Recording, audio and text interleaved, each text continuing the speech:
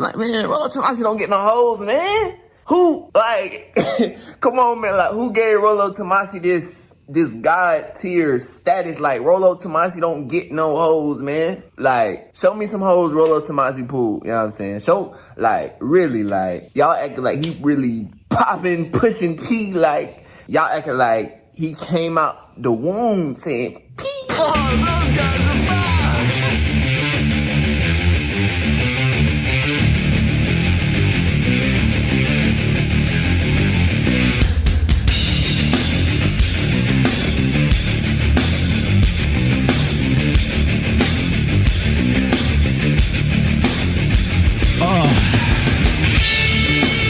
Back here in the secret bunker here in deep in the Nevada high desert. I have with me Mr. Rian Stone today. See if I can pop this down so you guys can hear me. There you go. Yeah. Oh yeah. I know. Bring it. This is gonna be one of those episodes. It's gonna be a high Q&A volume today. There we go. This is where things get fun.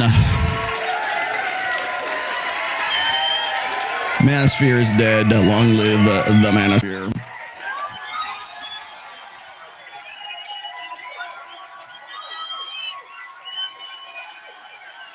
Okay, I'm not asking you like in terms of the debate. You call yourself the godfather of the red pill. I call myself the godfather of the Manosphere, okay? Other people have called me that. Okay, great. That's very. Do you understand? Okay, so as godfather or grandfather of the man, which one is it? Whatever it is, the old guy of the Manosphere. What is your definition of high value man? This is the #1 talked about topic on all of these shows. So I want to get a clear definition from you. What is it? You tell, again, it depends on the person. It depends on the culture. It depends on the 45 and have tried to make relationships with women work and failed. I can understand you saying that you're going MGTOW and that you're casting off relationships because you've been hurt too many times. If you're 19 and you've had your heart broken for the first time, how the fuck are you saying you're going your own way? Like, what is that? That's you just giving up. Everybody's got challenges. Everybody's got things that they're struggling with. Man up. The world is as easy and convenient as it's ever going to be, and you're complaining about the fact that, oh, the existential weight of fucking living. Everybody's got that. Everybody has to face this stuff. I don't think there's enough people saying man up. Yeah. And I don't mean ignore your emotions. I mean fucking integrate your emotions. Talk about them. Manning up also includes being mature about your emotions. It means crying in front of your friends and being vulnerable and open. This isn't like some ancient archetype of patriarchal toxic masculinity. This is me saying transcend and include your masculinity. Transcend and include the challenges that you've been through. Welcome to the new red pill, boys.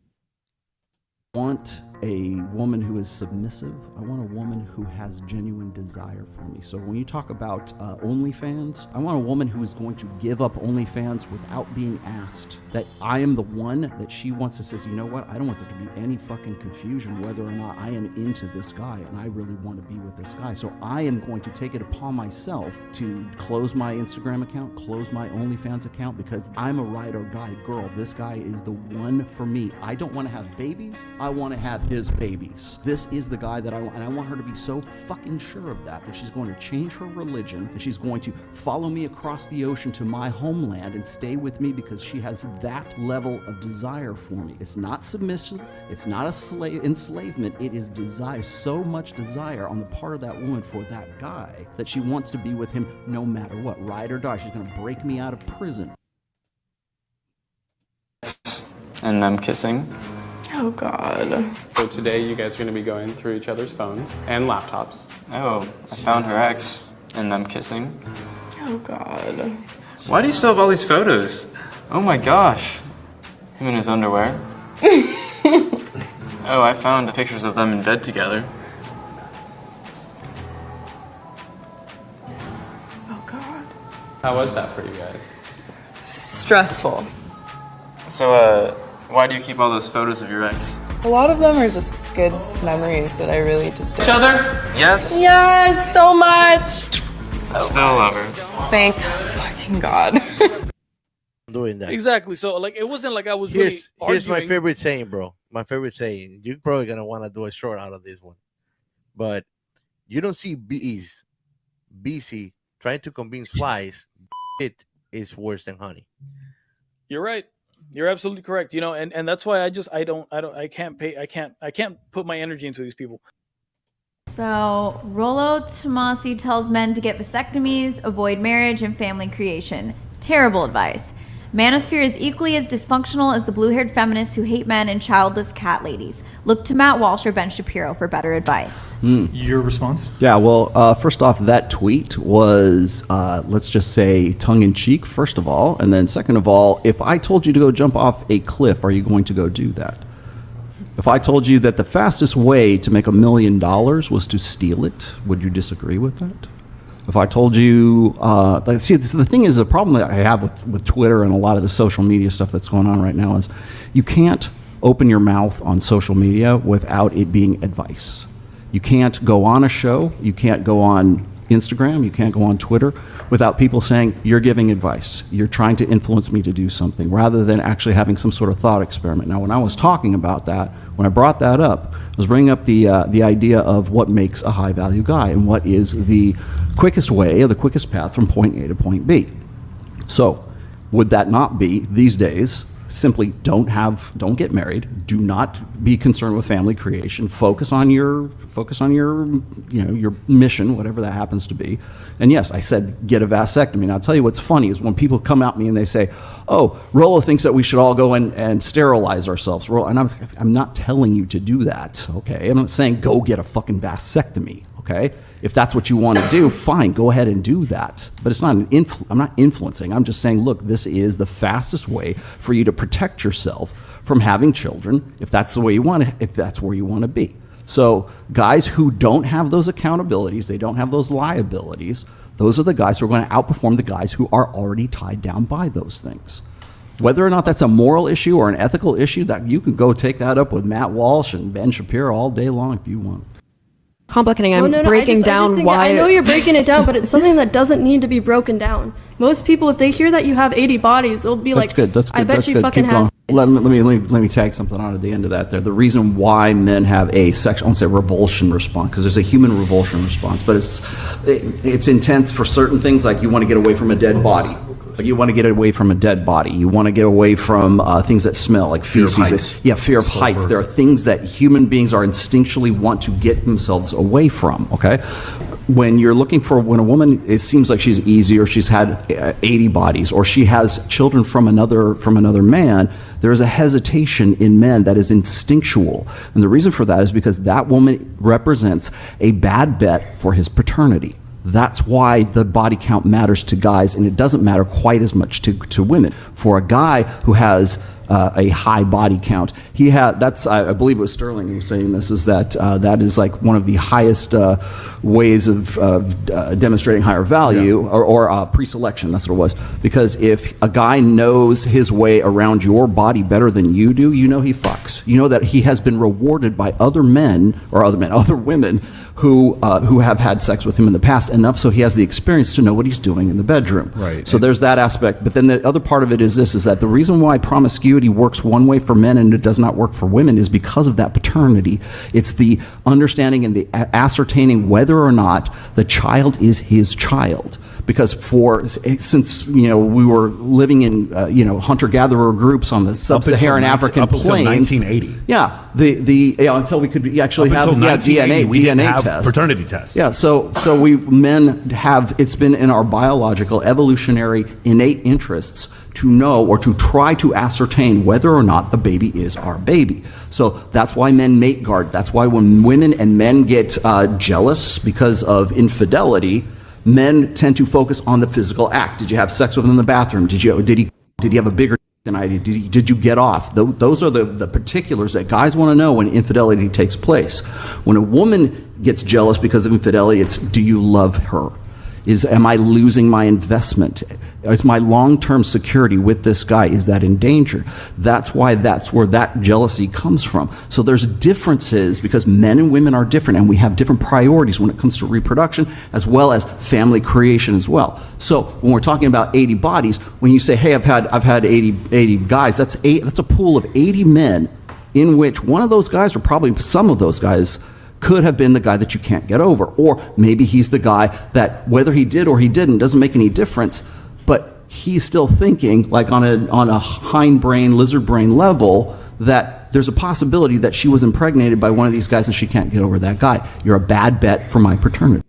Sexual constraints are lifted off women. They all migrate to a very small percentage of men, 5% maybe. And then those men have an almost unlimited field of sexual access. You could say that's a benefit to them, but it's not, because it trains them to be manipulative, Machiavellian, instrumental psychopaths, because all they're doing is pursuing a string of pleasure-based, hedonistic, short-term relationships. That's bad training if you want to be a reciprocal human being, if you want to learn how to participate in a real relationship. And then it's catastrophe for the women, because none of those men are incentivized to form anything that approximates a long-term relationship. And then the rest of the men are left with nothing. It's disastrous.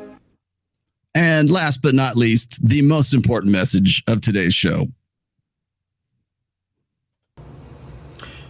Loosen up, relax. Except for life and death matters, nothing is as important as it first seems. Thank you, Henry. I have Mr. Rian Stone with me. That is Rian, R-A-R-I-A-N, not Ryan Stone, because we have to clarify that for the special needs children in the audience. Whatever. Yeah. Can you bring your volume up just a little bit more? I think I just got to speak up. The problem is not supposed to. Or that needs to be up. I know people are still a little bit up there. Is that good? Yeah, that's better. Much better. Much better. Oh, dude, I'm so. Who was the one that first brought on Smurf Boy? That was Myron, wasn't it? Oh yeah. Is he the harbinger of the apocalypse? Now, I think, I always have to keep going back to that one episode where I was on Fresh and Fit, and I think it was like March of 2021, and they were asking me, well, Rollo, do you think that the red pill or the master or whatever, do you think it's going to go mainstream? And my answer was, I hope not. I remember that. We've been saying that for years. I hope not. Here we are. This is why I said I hope not, because everything I said in that one particular episode right there has pretty much come to fruition at this point. So it's I don't know. The whole thing. Look, I'll start off with like the high value man thing. You guys have heard all the stuff. I get it. If you want to hear it, you hear it. If you don't, you don't. It's such an empty term. It's like me calling myself a best-selling author. Like best has zero meaning there, but you get to fill it with your hopes and dreams. So like, I see you in the chat. I was here like an hour early checking it out, and they're arguing, is Elon Musk high value man? Is like every person you see on TV. Jeffrey Epstein, was he a high value man? Just by me mentioning that, people are going to say, Rollo thinks that Jeffrey Epstein's a high value man. Probably, because they're retarded. But then it reminds me of like an 8-year-old. Remember, I don't know, 8-year-old, I used to come downstairs and my brother would be downstairs playing with his action figures, making explosion sounds. You start laughing at him. And that's what I get here, except for they're doing it with brands. What if Matt Walsh, could he beat Rollo Tomassi in a fight? Who's high value? Superman versus Tarzan. And I think about your essay on, what's it called? Delayed Adolescence, Bros Before Homes. Mm. And I think like this is one of those side effects of that, is that you get perpetual 13-year-old internet edge. That's why I've been posting goatsy at every guy who's giving you destiny grief in your things. I'm like, you want edge? Come to the 2000s. Let's show you what we used to do with edge. Yeah, Be grateful I don't have 2 girls, 1 cup on speed. I was gonna say, before we get, because we're already starting to roll here. Before we get rolling full scale, I want to put this out here because I think I owe some people an apology for yesterday's show. The reason why I pulled that show is I got a soft strike, and it wasn't actually for the word that you think I got it for. It was really? Actually for the Austrian painter. Oh yes, that was enough to see now why I like my euphemisms. Yeah. So I did in fact pull that, and primarily not because of the reason why everybody thinks it is, but yes, I used the word that no white guy is supposed to say. I should probably also clarify things a bit here. Actually, let me put myself. You were basically like a white girl singing rap lyrics. Well, and that's the thing. No hard R was used. I was talking to Hotep. Hotep like hit me up. He goes, is this legit? I go, yeah. I go, but no hard R was used. And he was laughing his ass off too. and he's like, nobody cares about that shit. And I go, I know. I said, all I was doing was I was talking with John Fitch before the show. We were having tweets back and forth because I was watching all these videos on the guy who, and I don't remember the dude's name. I apologize for not remembering the guy's name, but I was looking at the video where the guy who had been held in that military chokehold for like 15 minutes, right? And then he died as a result of that. And I wanted to know, because like, if you don't know who John Fitch is, he's part of Rule Zero, and he's actually an MMA fighter, a former MMA fighter. I think he was a champion or something like that. I don't know what his titles were. Oh, dude, he's got some like world records under his belt, like fastest knockouts, total kumite, like kickboxer level quality here. I figured of anybody I know, John Fitch is going to know, because I was like, can you really like put a guy to sleep that quick? Is that actually something that you just, I don't know, where it cuts off the blood flow to the brain? Yeah. So I was asking him about that. And I was watching these I actually watched probably 2 different videos on this because I was wanting to see. And then in one of those videos, the guy kept saying, choke a brother out. Only he didn't say brother. so I'm here and I get back because I was just talking to him about that. And then sorry, casual just dropped out. It's like singing rap lyrics, just like I said. It's now, Rollo's a race. As soon as I said that, I'm like, oh shit, here we go. And so anyways, if anybody took any kind of offense to that, I even said at the end of that episode, like, hey, like, sorry, that was just like us talking about a video where everything they said was exactly that same thing. So if that offended you in any way, that's why I pulled that video down. Oh, it's good. We got Flawed in the chat, so he can vouch for it. Yeah. Flawdzilla? Okay. Yeah, if he's cool with it, you guys have to be cool with it. That's the rule. Yeah. Well, I mean, and then I've got, I'll tell you what's funny is like, I was talking to Hotep because immediately I love it. Everybody goes, look at this. Let's tell Hotep. Right. I'm like, did you understand my relationship with Hotep? Because I don't think you do. And so, in fact, if anything, he was laughing at it, and it was kind of an inside joke between the two of us. So, so anyways, if that offended you, I thoroughly apologize, but it wasn't necessarily, and it was just because it was like fresh in my head, and we were talking about it before we came on. So, and that is why I removed that video, because and so you know what's funny though is everybody and their mother suddenly wants to become a Rule Zero fan, like immediately after that. Like, where did it go? Where is it? And it's like all in my comments, I noticed that. All my tweets, it's all in everything. Suddenly, everybody becomes this raging Rules because it's because the Fuentes groups are trying to make their little headway. Yeah, exactly. Like I remember that when JF Garapi was doing his thing, and I was like, no, I will make this. It's the red pill thing, because in Reddit, when we had the subreddit, you can't kick women out yet, can't make it a space. So our plan was to make it so inhospitable that no girl would want to join. And that's like the best approach. Treat these guys like chicks on Reddit. So, Lolita, I would, but actually, I'll tell you what's funny is, and maybe it's not so funny, but like I think at some point, like Jack Napier had used the Australian painter's name, and Austrian painter. Sorry, I got to clarify. He wasn't Australian painter. He didn't have an accent like Sterling Cooper. Not at all. So it was that, and then it was also the mention of the quote unquote elves, and we weren't like actually said, we were actually talking about like the Nick Fuentes crew, when we're in the middle of that. So that's how I got the soft strike. So I need a new euphemism for Groiper boy there. I don't know what to use. Maybe Groiper well, boy? I would rather pull it down and take the soft strike than have like a million people like mass report it and go, like fair, that. Fair. And I lose my channel for like 7 days or however long they dock you for. So I'm just like, I did notice Matt Walsh didn't have anything negative to say about that. Just saying.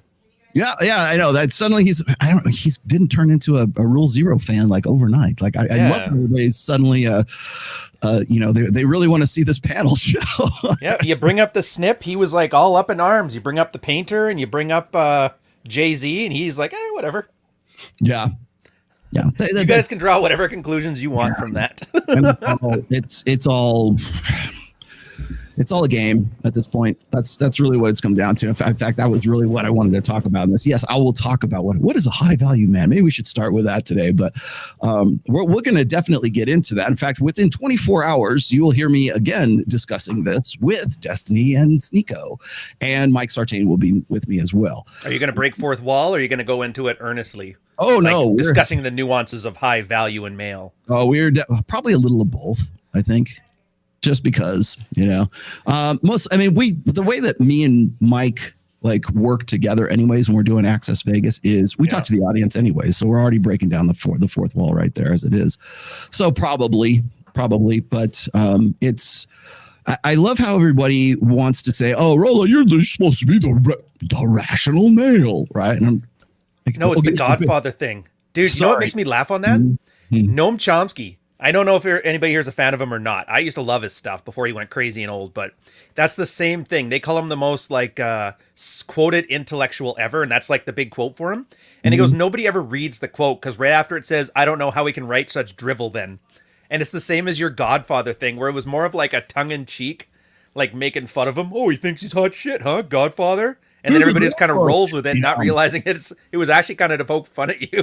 What I thought was funny is like the only part of that anybody remembered was when I called these guys douche nozzles, right? They didn't catch the Godfather, they didn't catch any of the bullshit that happened before that, but they remembered me saying douche nozzle. So there you go. In fact, I'm gonna make a T-shirt right now with a fucking douche that says douche nozzle, so you guys can all get a good yuck out of that, and I can make some money off of it because I'm all about the paper, man. It works. Yeah, and it's interesting to me right now, and maybe you're seeing this happen as well. Is we go through these cycles where people want to get on board with the manosphere. They want to, like Abba and Preach did this. Who was the roommates Hafiz? They went on Fresh and Fit. They were all about it back in the day. They were all about it. Like in May of 2021, Abba and Preach went on. Who else? I'm trying to think who else. Or hell, just even most recently, like Waka Flocka, whatever his name is. What the hell? Is that a real name? That's not making fun of him. He's a rapper. Waka Flocka. Yeah, and he castled himself recently because I think he wanted some of that clout. He wanted to be on the show, and then he realized, well, what are these guys really about? And he wasn't down with that, and now suddenly, instantly, he just castles himself off of the show, and I'm like. Well, at the very least, you owe it to yourself. Like, if you're going to go like clout jacking people, at least like do just a little bit of cursory homework on the guys that you're planning on going on their show and jacking their clout, right? Clearly, Waka Flocka hadn't figured that out. But the point I'm saying is like sort of on a lesser level, you saw guys like Abba and Preach, Mike Rashid, you saw. Who else was the roommates, Hafiz, all these guys who are absolutely anti-red pill right now. They all wanted some of that juice back in the day. Oh, Tater was doing that. Somebody called him red pill. He's like, don't call me that. They're autists. Yeah. And then it was like, the guy who ruined the space is now angry that the space is being associated with him. Right. I mean, like, I'm literally having to go on Dr. Phil to explain red pill principles that Andrew Tate has been like all about for how long now? Well, in fairness, have to. Yeah, I kind of do. I know. Well, I mean, at that level, I certainly do. Right? I don't have to do it for Pearl anymore because she's just still to this day is a hack. I learned my lesson. I was wrong. If you want me to say I was wrong about something and apologize for something, I apologize for like trying to reinstate Pearl. I've been saying that to you as long as I've known you. At this point, I'm just like over it. Yeah. Carl himself used to say that. Red pilling you to the state of men. You know what's funny? And here I will give you props right now because people don't know how long you and I have been at this for a while. When all the crap went down with Anthony Johnson, the first thing you said, you're like, Rollo, you're very red pill when it comes to women, but you need to still learn to be red pill when it comes to dudes. Man, culpa, man, you are absolutely 100% right about that. Oh, just that, and then the screenshots. As soon as Ivan and Bruno started doing their whole little like wrestling promo about honor and loyalty, I'm like, oh, okay, whatever's happening now, let's get some screenshots. Yeah. I still have those, but then they block me. So they don't want to run their mouth, which is fine. Actually, here, a good thing for the topic too is, so I was doing crowd work before you got here, and I asked guys if they were a fan of identity politics, and they all said no. And I told them to remember that because I was going to bring up high value man. And if they can draw the connection, how it's like an identity, high value male, alpha male. Right.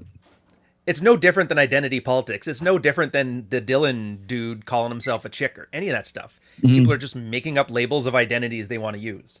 But nobody notices it here because it's one that we like. It's ours. It's nice. put a rainbow on it, they're like, oh, this is horrible. This is garbage. And I think a lot of guys are missing it, that Overton window is being drawn slowly feminine word. I don't know, left word, I guess, whatever. Everybody's turning into chicks, and they think they're being men, but they're still doing chick things. The fact that high value man is latched on as like a marketing buzzword right now.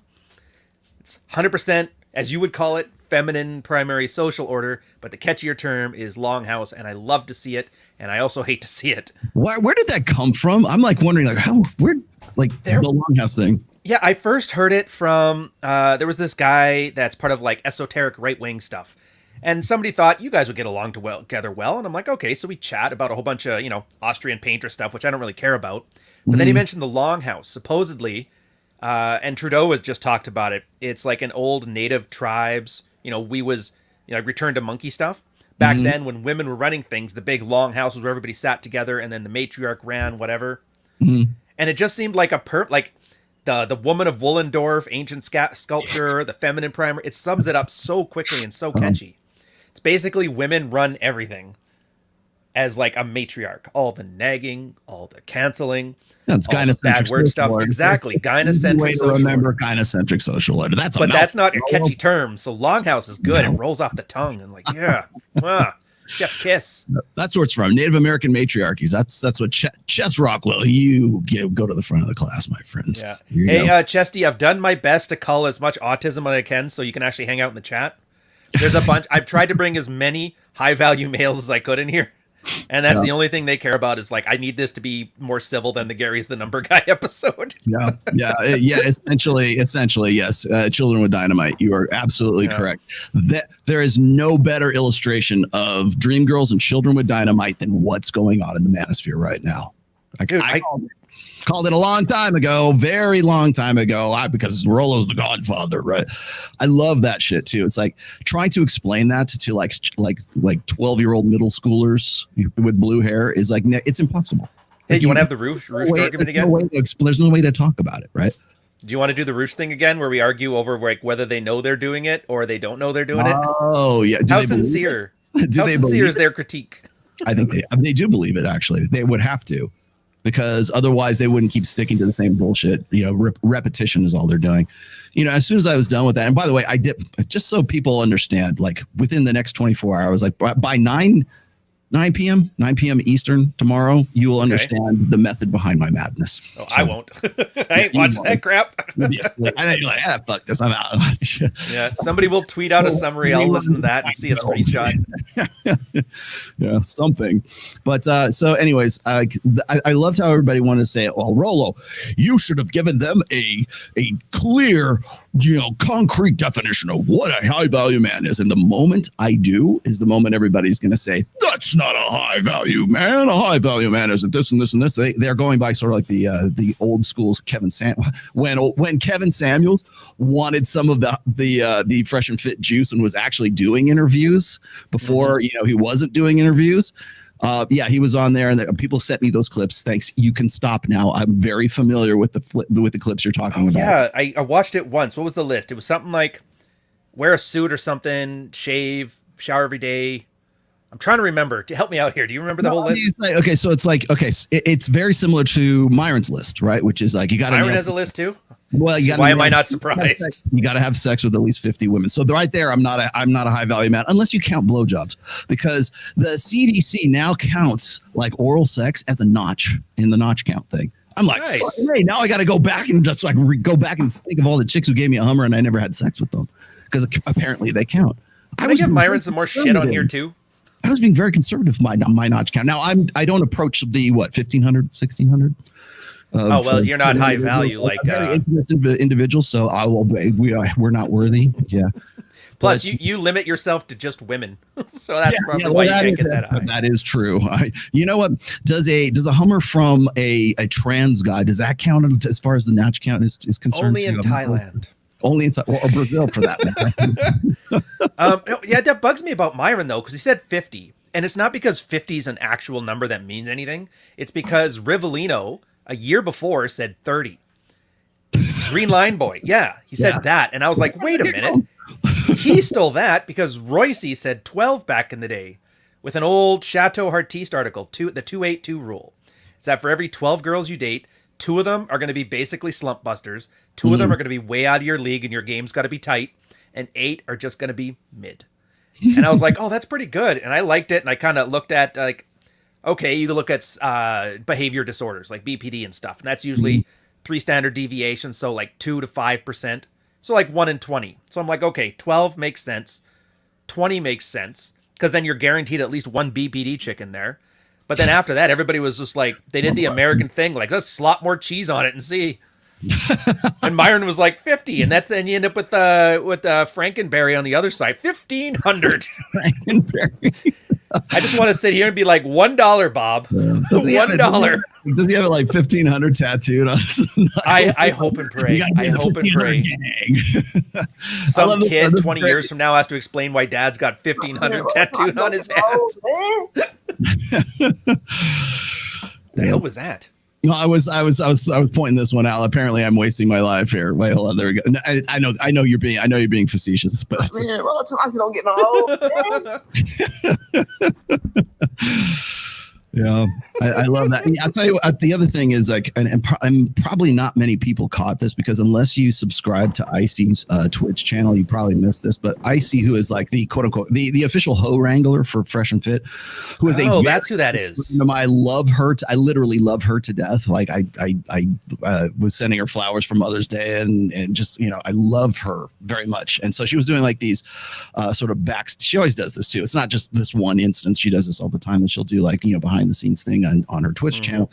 And it was her and Big Mo trying to explain to Sneeko how he is like completely wrong about my work and about me in general, right? And just trying I thank you guys for doing the Lord's work and trying to like at least unplug chumps from the Matrix. But some chumps don't want to be unplugged from the Matrix. They just simply they're there just to they just want to watch the world burn, right? And laugh about it at the same time.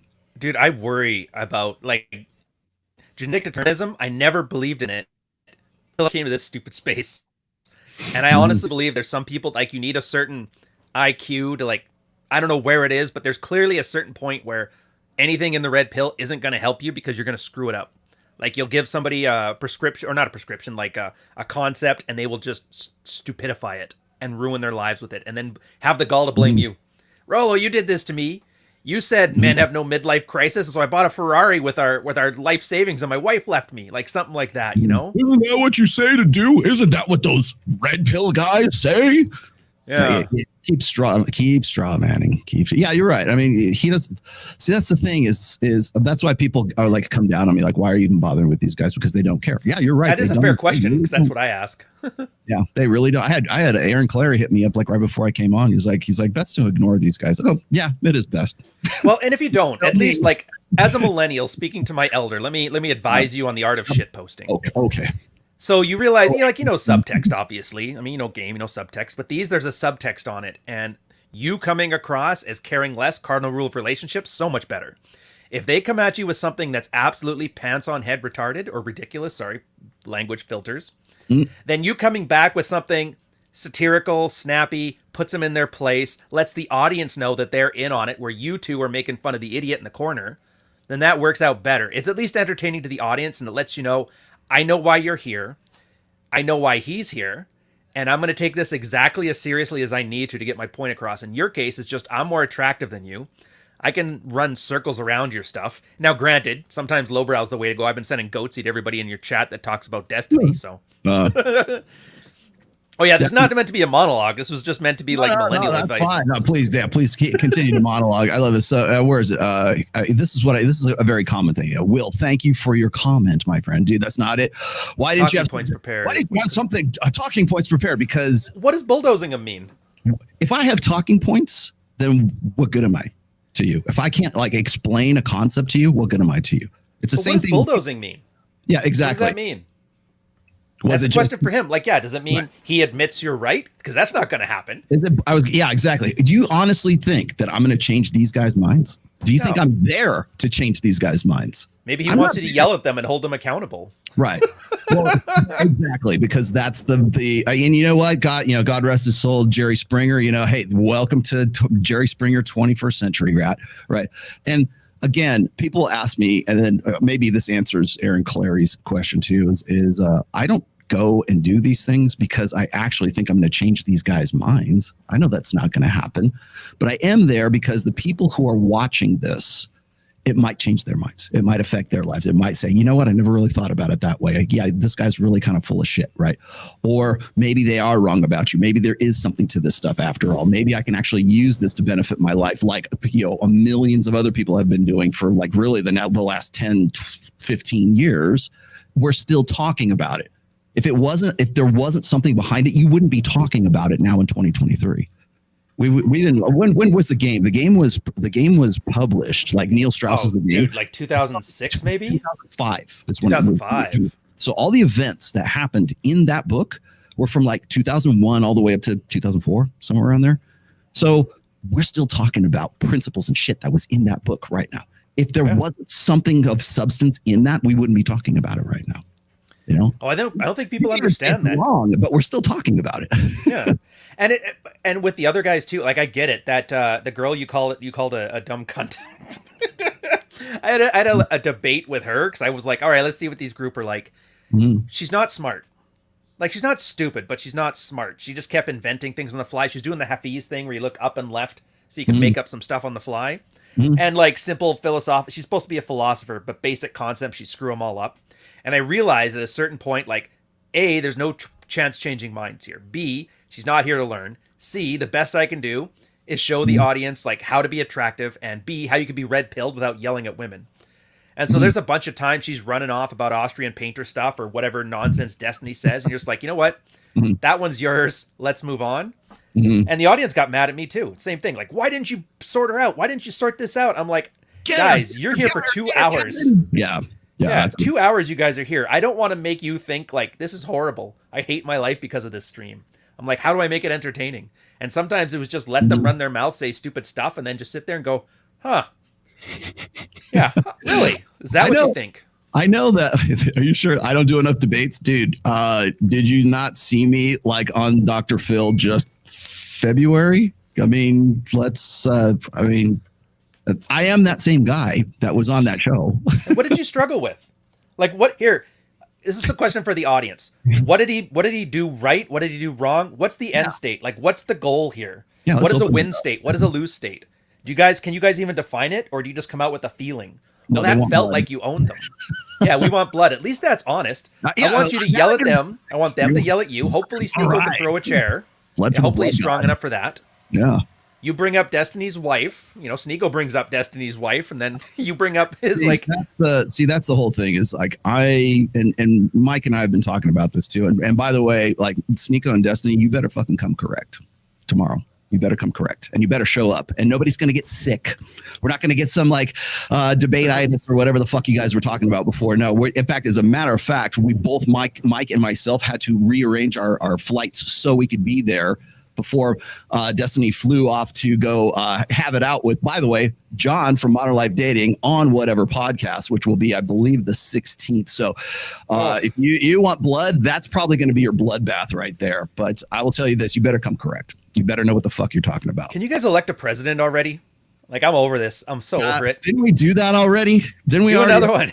I don't know. I can't wait for these guys to all get Andy Warsteed. It'd be so nice. I think we already had a.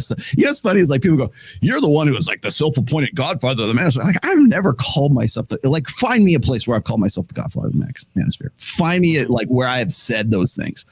Like even in the descriptions for my books, even in my writer's profile on Amazon, I go, you know, sometimes called the godfather of the manosphere, right? People don't understand this. I didn't give myself official statement. Okay. I did not give myself the name, the godfather of the manosphere. You know who did? Pat Campbell gave me that. He used to introduce me as the godfather of the manosphere on all of his terrestrial radio shows. And then when we started doing this podcast together, God rest his soul, he started introducing me and talking to me and referring to me as the Godfather. I miss those, man. Those were good. Myself, the Godfather of Mansfield, but there were plenty of other people who have. Even when the angry soccer moms called into that one, even that was like, okay, that's good. Like it wasn't autistic level anger. It was more like normal person anger, and then you kind of having a good joke about it and teaching them what's up. I like those. You guys should go back. Do they still have those up, or do you have to like, was it live and that's it? For what? For Pat Campbell? Yeah, the old Pat Campbell stuff. I don't know where the terrestrial radio like audio is. I know there's probably archives of it somewhere, but then because so it's up to them. The radio station, the syndicated, whatever the syndicate was, they got bought out, and I don't know where the URL is for those because they shifted. But you can go back and look at the earliest videos I did. I started this show with Pat Campbell. Yeah. Yeah. Well, I think I even introduced him to me in like was it 2018 or 2017? Yeah, he came to the 21 convention on the second year, I think. And then he was at the Patriarchs convention. That ill-fated, fuck. It was funny. Is like sometimes I have to like look at. I have a gift that was given to me by Pat postmortem. His girlfriend gave it to me at the memorial service. And every time people who know, if you know, you know. Every time I look at that, I hear his words in the back of my head. Like I remember when he was saying, "Stay away from Stefan Molyneux. Don't be in the same room as Mike Cernovich and Stefan Molyneux, because if there's even one picture of you with those guys together, that's what people will go to and use it to define your character." And he saw right through that shit like immediately. And, he was already kind of on his way out of the 21 convention by the time all the shit went down, but like very wise beyond his days. In fact, he was the one who told me this is that the first one to get emotional loses. And there was one time, and people know this story too. There's this one time I was on his terrestrial radio show. He brought on some feminists who was like basically wouldn't let you get a word in edgewise, big mouthy broad kind of thing. And so I was trying to like sort of talk over her and just sort of say, "Hey, look, look, bitch," that kind of shit. And I was like usually like Pat will call me after those shows, but like he'll call me like a day after, or he'll say, or maybe it's like he'll be done with the show because he still had like a few hours afterwards. That was the first time he ever called me immediately after the show was over. Oh, I'm picturing you looking down. Like, remember the end of Lawnmower Man where you look and the phone starts ringing? You're like, oh, damn. 80s reference for you guys. You'll love it. I had a very good mentor, and I miss him dearly. But yeah, I mean, so like every now and then I'll hear like Pat's words kind of ringing in my ear, and yeah, I am kind of hearing them right now, because it's not because I didn't intend to do what I did, right? I didn't. Right. It's not like I didn't. It's not like oh, sorry guys, it was just a goof. It wasn't a goof. That tweet wasn't a fucking goof. And I'd be like, oh, you should just apologize for the vasectomy part of it. And you know what Pat Campbell would say? Never apologize for jack shit, especially for an asshat. I don't care if you're conservative or you're leftist. You're still cut from the same fucking cloth. Never fucking apologize. And I have nothing to apologize for as it is. People don't even remember why you first started that thing there. I remember that because there was that Guardian article that came out about the chick that was freezing her eggs. And they did something at the lab and they fucked it up. So that was it. Eggs were gone. And then you put yours out like a day later. And I was like, it makes perfect sense. Nobody said nothing about this. Girls that were freezing their eggs to go to the workforce come back. You tell a guy to get a snip. Now, here's the funny part. I did some research after this. I've had a bunch of friends. They have like a kid or two and they're like, we're done. And they get the snip. Day surgery now, like the days of the frozen peas on your lap for a week, that's over. It basically feels as bad as like, getting a hickey on your neck, but on your balls. And then an afternoon later, you're good. That irreversibility thing of it, that's only for if you're like young enough that you haven't fully developed your gonads yet. So like guys who are 19, 20. Same as doing steroids for guys that are under 25. It doesn't work. It doesn't work very well because they're still growing. It fucks up your growth plates. Other than that, the odds are basically they're as good as if a girl gets an IUD. That she can get it removed later. So essentially 100%, but nobody wants to say 100% just in case. And the fact that everybody's sitting here saying you're basically cutting your nuts off. And I was like, Jesus. Like, did anybody even bother to check? Because that was the whole point of this. It's one of your iron rules. Be in control of the birth control, right? Right. Yeah, exactly. And I'll tell you the other thing is like the scary part of this is that now that all these guys who are on board with the manosphere don't want to be this. The point I was making with like saying, by August of 2021, you had Abba and Preach and all these guys who wanted some of the fresh and fit juice. Now suddenly they're like, oh, we're not part of that manosphere. We never knew ye. They want to like pull themselves away from it and dissociate and distance themselves. A lot of those guys that you still remember right now are the ones who are like the biggest critics who actually like hate on hate on the manosphere right now. But then Tate came in and everybody went, oh, well, Tate's about this and he's talking about the same kind of stuff and blah, blah, blah. And now it's in a bigger effect. Like that was like sort of the dry run for where we're at right now. So you see all these people who were like way on board with the manosphere, way on board with the red pill. And, by the way, I've, tightened things up with Adam Sosnick. I'm going to be on his show next week as well. Nice. But these are guys who built their current brands off of getting into the manosphere. Whatever podcast, Pearl, even Jedediah Bila, who I also like quite a bit. Adam Sosnick. There's a lot of people who just sort of came into this. But what I think you're going to see happen right now is because we're going into the 2024 election cycle, people are going to start leaning towards the culture war. And that's going to be the next narrative. And so they can't be associated with the manosphere if they're going to promote this idea that we're all in some sort of moral crisis right now. And so they're looking for a villain. I am happy to give you that villain. I will give you that fucking villain every fucking time, because you know what I will do? I will rub your fucking noses in it. You got some pretty good heel work. I'll give you that. You're not quite Ric Flair, but you're getting there. Yeah. Well, it's funny. Adam isn't red pill. Yeah. And I'll tell you what, he was red pill until he wasn't red pill, right? He was all about the material. Like when I met him back in 2022, like February 2022. And I hate when people say they're red pill too. It's like just another identity. It's like, really? They don't even know. I thought we just went through this. Yeah.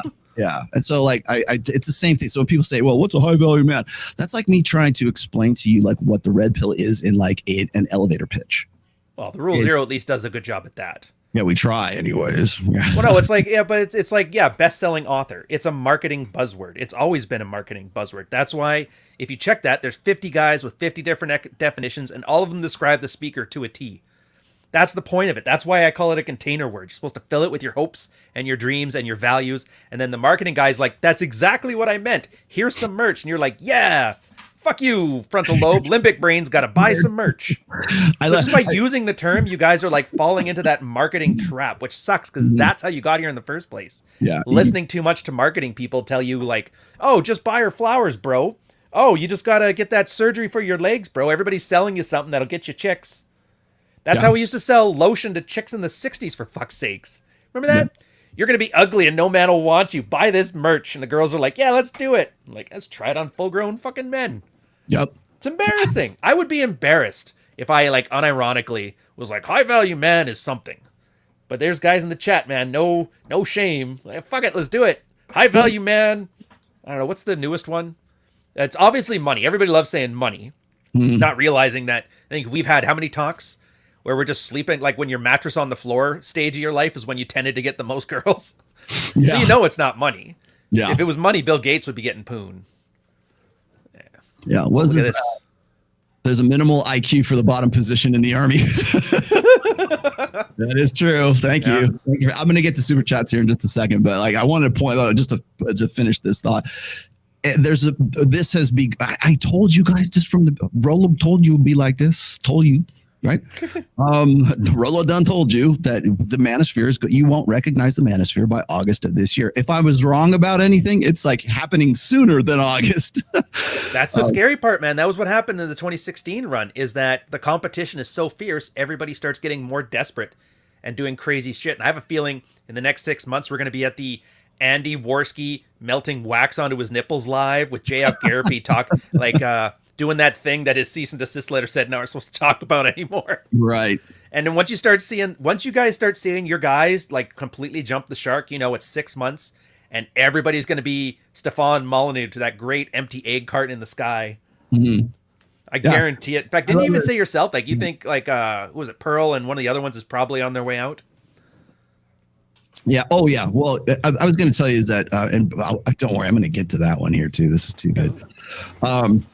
No, I mean, so if you're looking at Pearl, if you're looking at whatever podcast, and I'm actually going out there and meeting Brian, he's actually not a bad guy. I think he's sort of like flying by the seat of his pants, but which one's Brian? He's the guy that runs whatever podcast. I had a really good time there too. Oh, the Sex Doll podcast guy. Gotcha. Yeah, we had some really good conversations there. And of course, I knew for a fact, like the girl who was in there, by the way, the girl who was like in that video with the glasses on, like no lenses in your glasses. So, the one with the schoolgirl outfit? So you're gonna give me shit for wearing a beanie or a hat all the time, and you're not gonna give that bitch shit for wearing glasses with no fucking adorable. That's At least my glasses have lenses. I need these things. I'm wearing it as a gimmick to stay in character where I can be an asshole. That's the only reason I'm wearing these. I wonder, like, what's the logic behind it? Is there Is there any logic behind that? Like, is it like, Symbols. I think I'm an intellectual with no lenses in your glasses? Dude, that's the thing with identity, though. It's all about symbology. Like with identity, if you make your identity before you've done any work to achieve it, that's textbook definition narcissistic fantasy.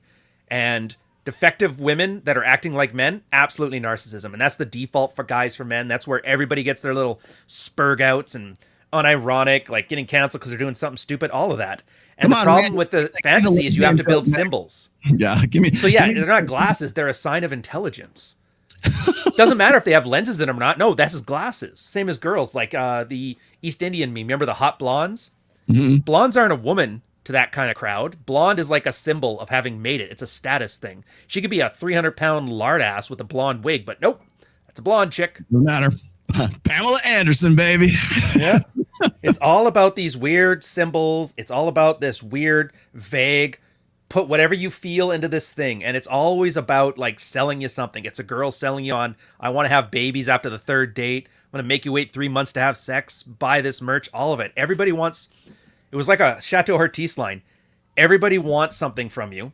And everybody wants to pay as little as possible to get it. And your job as a man is to make sure they're getting like market rates. His reference was something about stabbing you in the heart with the short end of the stick, but I don't want to steal it wholesale. I can't recall exactly how it went. Yeah, I'm going to do super. Actually, let's do super chats right now. I got to get these out of the way. Actually, there was a good one in there, even though they were kind of talking about the high value thing. You know what's funny is StreamYard is now auto starring the super chats, which is great. Good job. Thank you for that.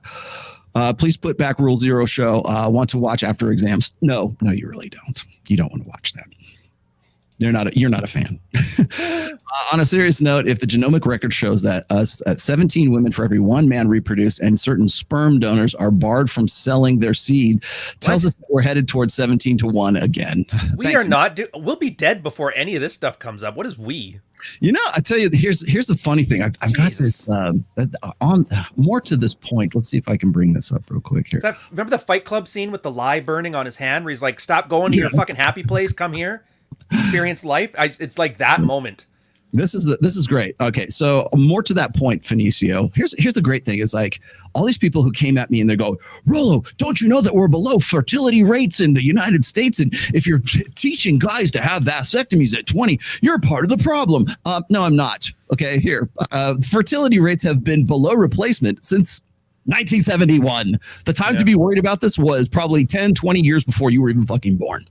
So don't come at me for a tweet that is clearly me trolling your dumb asses. Okay. Well, wasn't that when your trolls to one of the chicks that was talking about that? You're like, well, technically, if you wanted to fix that, you had to stop working on your career and go pop some out or something. I can't remember who it was. It was one of those suit ladies.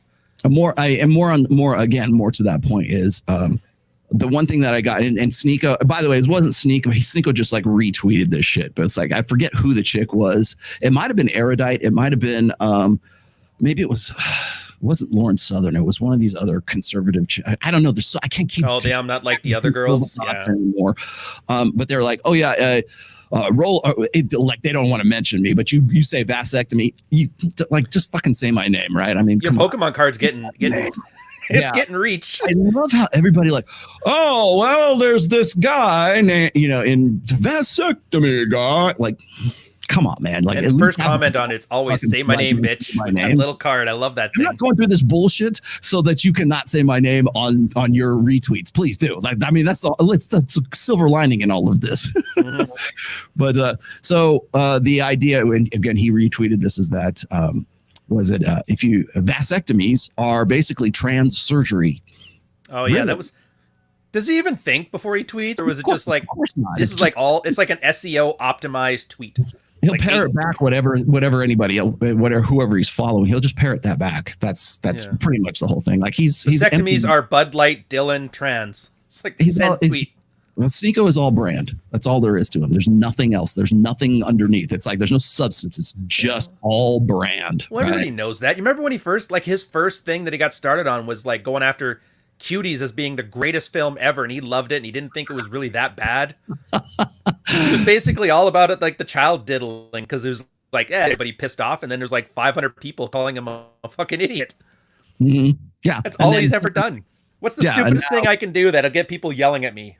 Yeah, but he wasn't a Muslim then, so like the cuties thing didn't hit the same way, I guess. Oh yeah, I'm sure he's devout Muslim now. Yeah, it's like, hey, I'm a Muslim now. Takes a swig of whiskey. You're like, all right. Is that how that works? I don't know. Oh, dude, it's not Mish. That's the greatest. He's Muslim, so he can point out. He's like, this guy just broke like 8 Quran commandments in the tweet saying he was Muslim alone. I know Abu American and what was it? A chat? Who's the guy in our other chat group? Chat of Arabia. Yeah. Yeah, Mish. Yeah, like me. She's like, what's going on here? Yeah. Why are you even hanging out with this guy? Because what is it? The destiny's a sodomite, right? Oh, don't get near that dude. So like the whole thing about like the trans or like, that's getting a vasectomy is like getting a trans, like that's the conflation. That's what you want people to associate with that, with all of that. Mm-hmm. And the answer is yes, that's what they want to do. And so of course my response to that is, well, in that case, by that logic, any woman who's had a tubal ligation gets her tubes tied. An IUD is trans surgery. Man, now birth control is transitioning drugs. Mm-hmm. Yeah, whatever.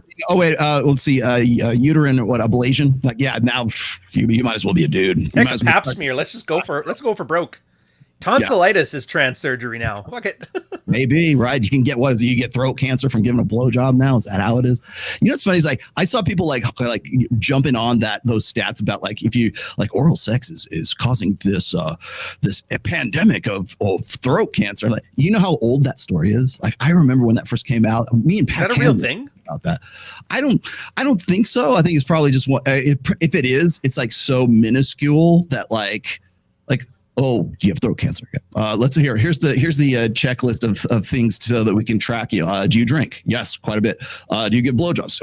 Well, yes, quite a bit. Like that's one of the item things that they make them fill out. It's statistics. Got it. That's all you had to say. Statistics, of course. And by the way, if anybody thinks like, oh well, Rollo, he's overreacting. He's a radical or he's a reactionary, whatever. Like, dude, it's only going to get worse. This is just the tip of the iceberg. This is the fun part. The scary part's coming right after August. The scary part for me is these are the same people that were like anti-vaccine for scientific reasons and science has to rule and they didn't do any science. And now they're ranting about this stuff. It's so annoying because I know a lot of people just buy into it hook, line, and sinker because they aren't paying attention. It's just background noise. It is serious. Stop giving Hummers. Okay, so if you're a guy and like you like to go down on your girl, does that give you throat cancer too? Because technically that's oral sex, right? If I see a guy talking about like blowjobs are bad on Twitter talking to men, I will go postal. Like of all the sabotaging things, the feminism, the don't go to college, like don't give men blowjobs. That's wrong. Don't ever take one. That is the worst. How could you do that to your fellow man? What kind of psychopath traitor does that to? I can't even fumble the words. I'm going to mumble this up. Guys, if anybody tells you never to get a Hummer, I want you to punch them in the neck. On Minecraft. On Minecraft. In Minecraft, yeah. Yeah, we can clarify that. Allegedly, yes. I don't care how much merch they're selling. Don't buy it. Thanks, ML. Yeah, you're the first $50 or 50 pounds or whatever the hell that is. Hi, Rollo. You always insisted on no prescriptions. If you see a dissonance between a tweet and no prescription, maybe it's time to ask yourself why and begin to think subtly and second degree. Subtlety and second degree. Yeah, subtext.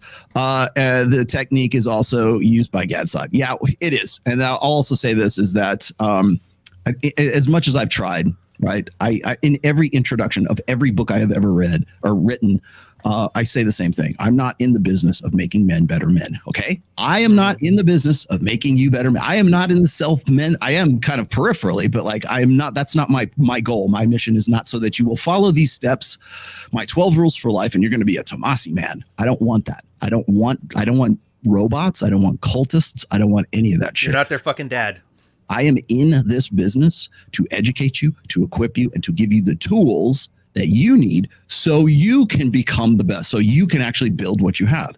If you're watching this show for the first time, and I know probably a lot of people are because they want to hear me talk shit about people, so let me disappoint you here really quickly, okay? when I'm talking about stuff, or I'm giving data and statistics, or Mike Sartain is quoting for the umpteenth time Dr. David Buss and the Evolution of Desire, or whatever the fuck the book is he's quoting from. We're not telling you what to fucking do. You are telling yourself to do that. And then, by the way, I'm stealing this quote from Rob Henderson, but you can't tell people anything like data-wise. You can't tell them information. You can't give people information without telling them how to feel about that information. That's what I did with that. If I committed one cardinal sin with that one troll tweet, it's because I didn't tell you how to feel about it. I could have put sarcasm at the bottom of it. I could have put you're being trolled. I could have put fuck you. I could have put it's not good satire if you have to say it's satire. Exactly. And that's where we're at right now in sort of like the social media sphere. And that's why I said things are only going to get worse once we get to the election cycle proper, because no one can take a fucking joke. Everything you see on Twitter is not self-help advice. It is not 12 rules for life or 7 rules to get to becoming a high value man. It's none, like, for fuck's sake, take Henry Cavill's advice, right? It's not that serious. Like, unless it's life or death, it's not that fucking serious. Well, this all ties into red pill stuff too, though. Like, you know, you're the one you love about how red pill and blue pill, the different ways of thinking about something, objective morality, objective that. It's kind of like that too. It's all about categorical versus hypothetical imperatives. And people are so used to the categorical ones. If you guys don't know the difference, imperative is like an order. A categorical one means this is good, this is bad, period. End of story. It's absolutely objective.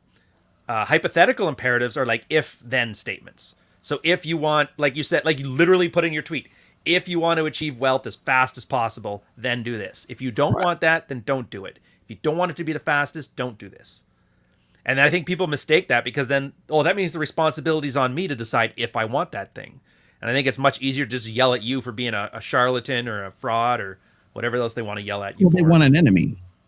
It's just easier than thinking. And it literally is just about thinking. Is that something that I value? And if not, then whatever. Yeah. That's all the red pill's ever been. Ever. You and I have, how many shows have you and I done where we did, they're sheep looking for a shepherd? Every chance we can, we bring that up. Moses to guide them to the promised land. That's, let my people go. That's what they want. Honestly, I would even be for it if you doing that. If I didn't see what they did to the last guy, Peterson, what the hell did you guys do? What did you guys do to him? That poor man. I legitimately think that, yes, that poor man. He came in, he was basically a free therapist for kids everywhere. And they turned him into that horrible tragic figure, and I'm so angry at the audience for that. He was a messiah for them. He was. Yeah, and then for a minute there, he believed it, and then he went to Russia, and then his daughter's like, I'm gonna scavenge this corpse. Oh. Yeah. People don't know, by the way, like if you read anything on Twitter from Dr. Jordan Peterson, it is Michaela Peterson sock puppeting her dad. Okay. She's very open about that. She says it all the fucking time. So when you see, man, he's really going ape shit, man. Jordan Peterson's based. No, that's Jorkayla behind the scenes, like typing for him. So just Peterson doesn't say totes going for a Starby today. Yeah, fair. Yeah, I'll admit when I was wrong. I'm surprised Jordan Peterson hasn't had a vasectomy tweet just yet. Yeah.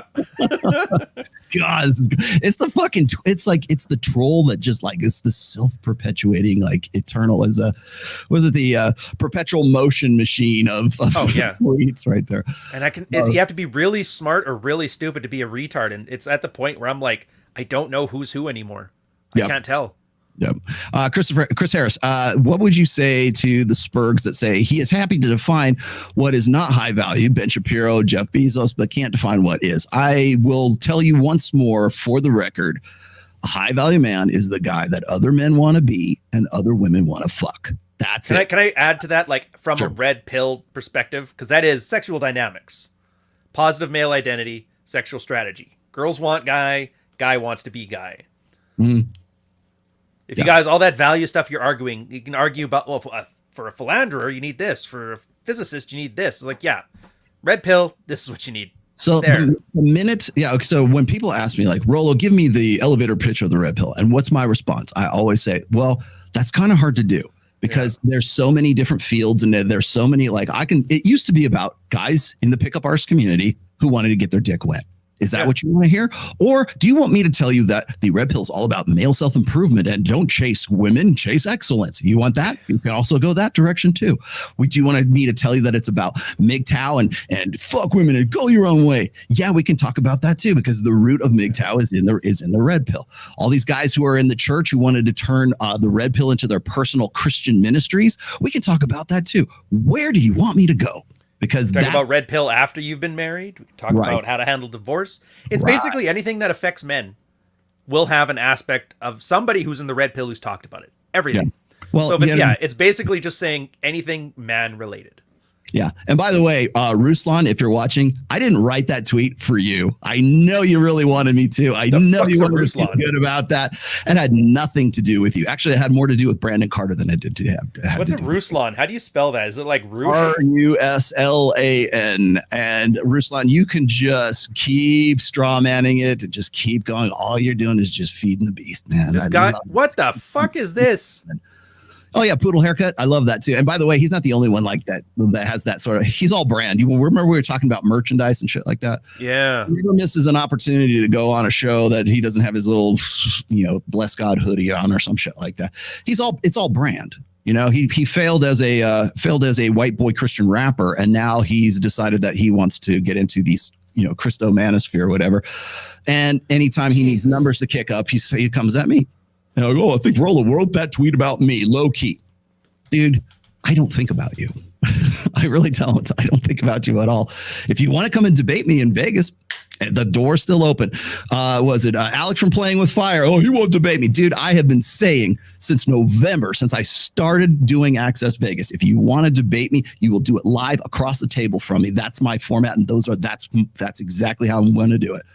Oh, why don't you come out and do Purple Pill podcast? Why don't you come out and do that? Like, no, you're going to come to here. You're going to come to Vegas. You're going to sit across the table from me, and you're going to tell me how I'm wrong. And I'm going to prove you wrong too. Simple as that. Because I know what you guys do, exactly what Sneeko and Destiny are doing right now, which is like, let's pull as many of these fucking quotes as they possibly can. And I hope you keep doing more of those. Please. Dude, that's funny. I went and checked him out. I see his Patreon here. He's got like a green screen behind him that's projecting the background of a city. I'm like, dude, that's my view. He's like projecting it on the back to look top. I was getting Paul Elam vibes from that. Jesus. Oh, he's got the Zoomer haircut. Mm-hmm. Oh man, dude, fuck this guy. His rap, is his rap any good? I have Tell no me idea. you can at least spit a bar. Well, my good friend Trey Little knows him and is basically like he's better off doing what he's doing right now. Oh, in other words, he's a rapper in the same way Ivan Throne was a fucking ninja. Yeah. And Trey, big shout out to Trey. Trey was with me last 2 weeks ago in Vegas. We were doing Access Vegas. It was great. See, this is what worries me, man, because everybody who's coming after the red pill and all this stuff, they're like tards, for lack of a better word, untalented tards. I think that's probably appropriate. But the problem is then, like, we are here first. So like talentless people are coming. Are we like talentless Messiah or something? Are you the godfather of the talentless people with the last chance at fame? What are we doing? Yeah. Do I need to start switching over to like Sawmill videos, or what did Joker do before he started doing the sad MGTOW guy? Didn't he buy a shed or something? I don't know. Yeah, he did. Well, I mean, it seems to me like there's this progression that guys go through when they can't like keep pace with what's going on in the manosphere. Like Roosh, for example. Roosh decided he wanted to be Ted Kaczynski, right? He wanted to go out and live in a hut somewhere, and you know, I mean, it's a choice. I mean, seriously, and hey, I have more respect for Roosh than a lot of these other guys because at least he stuck to it. Right. Yeah. He didn't try to pivot back out of it later. I mean, he does have his newsletter and he does his things and everything, but he's not like showing up at like Turning Point USA. Okay. Yeah. Hey, whatever happened to Goldman too? Didn't he want to go the Roosh route? He burned all of his books and did he? Goldman Unleashed? He might have, but like the last time I was talking to, and I still like Goldman quite a bit, but I don't know what's happened. I haven't heard from him in a long time. I haven't heard anything from Tanner Guzzi. I haven't heard anything from like the old guard guys or Christian. Well, I know he was smart. He just pulled like a Carl. He's like, I'm out. Fuck this place, and it was smart on him to do it. Yeah. I haven't heard from any of those guys, and maybe they're the smart ones, and I'm the idiot, right? Let me get this one real quick. Don't men value respect the most? Value depends. What? Yeah. Oh. And if so, is not high value man a highly respected man? Aren't there many different ways to earn respect? Yes, there are, and that's the problem. Is like what? Okay, let me just see if I can tag something on here. Okay. Mm-hmm. Men and women have different definitions of what respect is. So if you go and you ask a woman, she'll say everybody's deserving of respect. It's that egalitarian, communitarian bullshit. It's like this idea that like respect should be common courtesy, right? Everybody is that you give respect, you get respect. No, that's how women think of respect.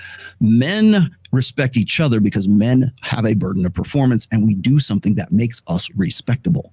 Yeah. So in those terms, I would agree. Yes, like what do you do that makes you respectable? What do you do that makes other men want to fucking be you? There it is right there. Other men want to be and other women want to fuck. So based on that hierarchy, they're willing to compete with you.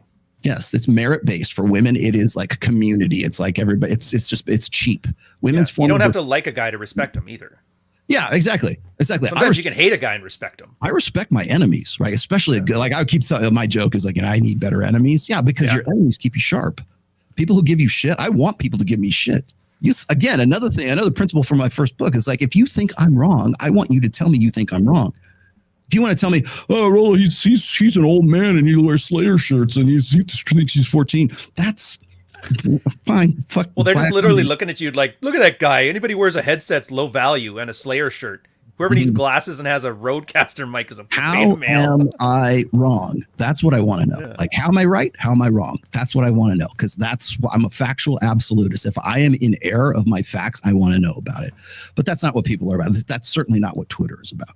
Twitter just wants red meat. They want to, like, to 90% of the people who give me shit on Twitter or on Instagram or in my comments or whatever, for 90% of those people, what makes them feel good, what their dopamine drug of choice is to do drive-by comments and say, hey, fuck you, Rollo, you're old. Like, that is a good use of the very finite amount of time that they have on planet Earth. Yeah. Will Smith, slap him again. You know what? You got this. If your life is that miserable, I'm happy that you got that dopamine hit because of me. You know, I'm happy that your existence is like more complete because you can give me shit about it. That's actually funny. Do you know there was somebody in my chat that was talking about that? Like, I didn't realize, like, I know now why you hate your audience. And I'm like, you see it now. But the good news is, they're like, the good part about this is I see how low the bar is to become attractive, to get laid, to have like a frame and a mental point of origin. So that's the one thing that I do like about the autism is at least people can go, well, I'm not that bad. Yeah. So thank you guys. Not like that guy. Yeah. Like that kid, a fat kid from the Simpsons. Oh yeah, Nelson. Nelson. That's all they want to be is fucking every kid on Twitter is Nelson right now. Ralph Wiggum wants to be Nelson. And then we got Ted Flanders. We got Doug Wilson and what's his name? Michael Foster right now. Or Ruslan, right? Ruslan is the Flanders of the manosphere. Oh, dude. Yep. Jeffrey Epstein was a high-value man to 8-year-olds who didn't want to start. Rob, fantastic. There you go. Did you get your dopamine hit? There you go. Yeah. There's your dopamine. Shoot in my heart. Well, you know, it's funny. The reason why he's bringing that up is because I was like, we were making shit posts. Yeah, our shit posts, right? Oh, and again, this is like this is like peak Twitter 2023. I post. Let's see. First, I started with Sam Bankman-Fried, who, by all respects, technically, I started with Epstein. Guy. Yeah, he meets the definition of a high-value guy. Why are we not holding this guy up as the apex predator of high-value men? Somebody put in Simon Leviev, the guy from the Tinder swindler, right? Yeah, he meets all the criteria of everything you guys say is a high-value man. Is he a high-value man? I put Chris Benoit in there and everybody freaked out. Then I'm like, he's an athlete. He's famous. He's a family man. He's high value. Then I put Jeffrey Epstein up there. And I knew that boy, you want to poke the bear, just use Jeffrey. because technically, well, how tall was he? I think he was like 6. He was a tall dude, right? I think he was like 6 feet or something like that. Anyway, so I went and listed all the criteria. This guy, he was worth like something like $577 million when he hung himself. Yeah. Political connections. Yeah. Political connections. Rubbed elbows with lots of celebrities, was very well liked in his circles and like all the shit. He checks off every box of a high value man. Was he a high value man? No, he worshipped Molech on the private island, and they were eating babies and barbecuing them over an open fire. Yeah, well, nobody mentioned barbecuing babies in the high value man list, so what am I supposed to know? Yeah, apparently maybe we should add that. Like eating babies should be added to the high value man list. There's your clip. Go use that one. Yeah, Rollo said eating babies was high value. Maybe I should make one of those. You need military time. I did 13 years. That makes me high value. You need to be raised on a ranch, man of the earth, raise cattle. Yes. Need to earn 6 figures a year. I've done all that stuff. Now I sit around here, write books, and play Minecraft. I'm like, dude, every high value man thing you've done, I've done it. I'm telling you, I've been on the other side of it, and it's no different. It's all the same shit. Yep. MLD breakdown of the FNF podcast was sad. I agree that Rollo broke frame, but a bit, but was logically sound. MLD should stick to inner game. Well. Okay. Well, I didn't see it. I'm not bothering with it. I hope MLD does good. I hope MLD can take whatever criticisms he has of me to whatever podcast, and I hope he can use them against Destiny. Have fun. I will be watching. Trust me. I will watch that from beginning to end. So and you know what? You know who else will be? Everybody who hates your guts and everybody who hates my guts too. I hope you win. I really do. They ever going to define what winning means? Everybody keeps talking about winning debates. I've never heard anybody said what that means. Waiting for Where's the finish line? Yeah, I'm still waiting for my prize money from taking out Dr. Phil, but it ain't. Check still hasn't come in. Oh yeah, the career ender. Yeah.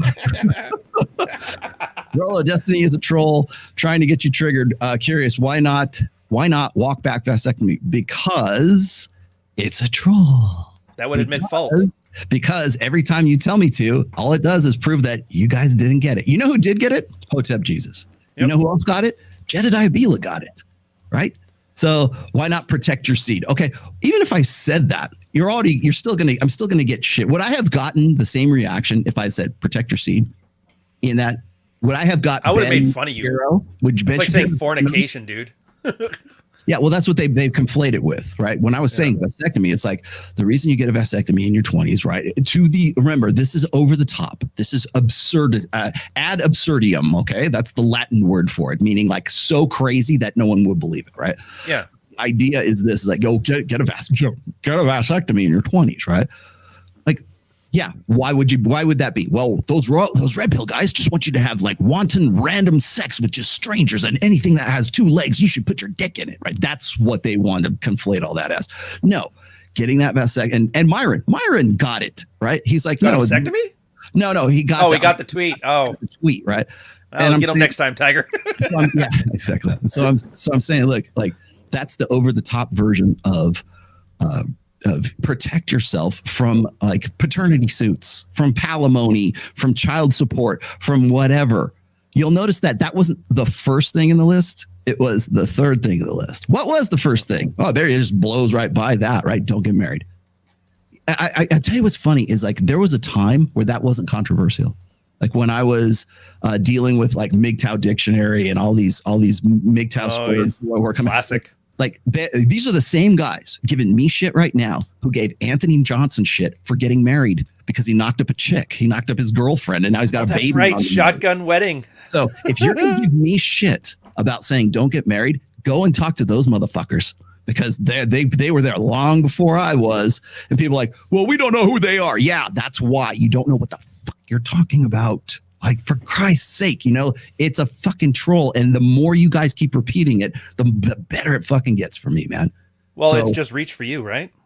Yeah, more or less. Well, it is, but having to ultimately it is. Like at some point, it's going to get like tedious just to keep explaining that. Hey, look, okay, it was a troll. I'm not going to apologize for jack shit. I don't apologize, not for shit certainly not for something I put on Twitter. Like, I'll apologize for dropping the N-bomb in the last show. Yes, okay. Good. Yeah. Mea culpa. Okay.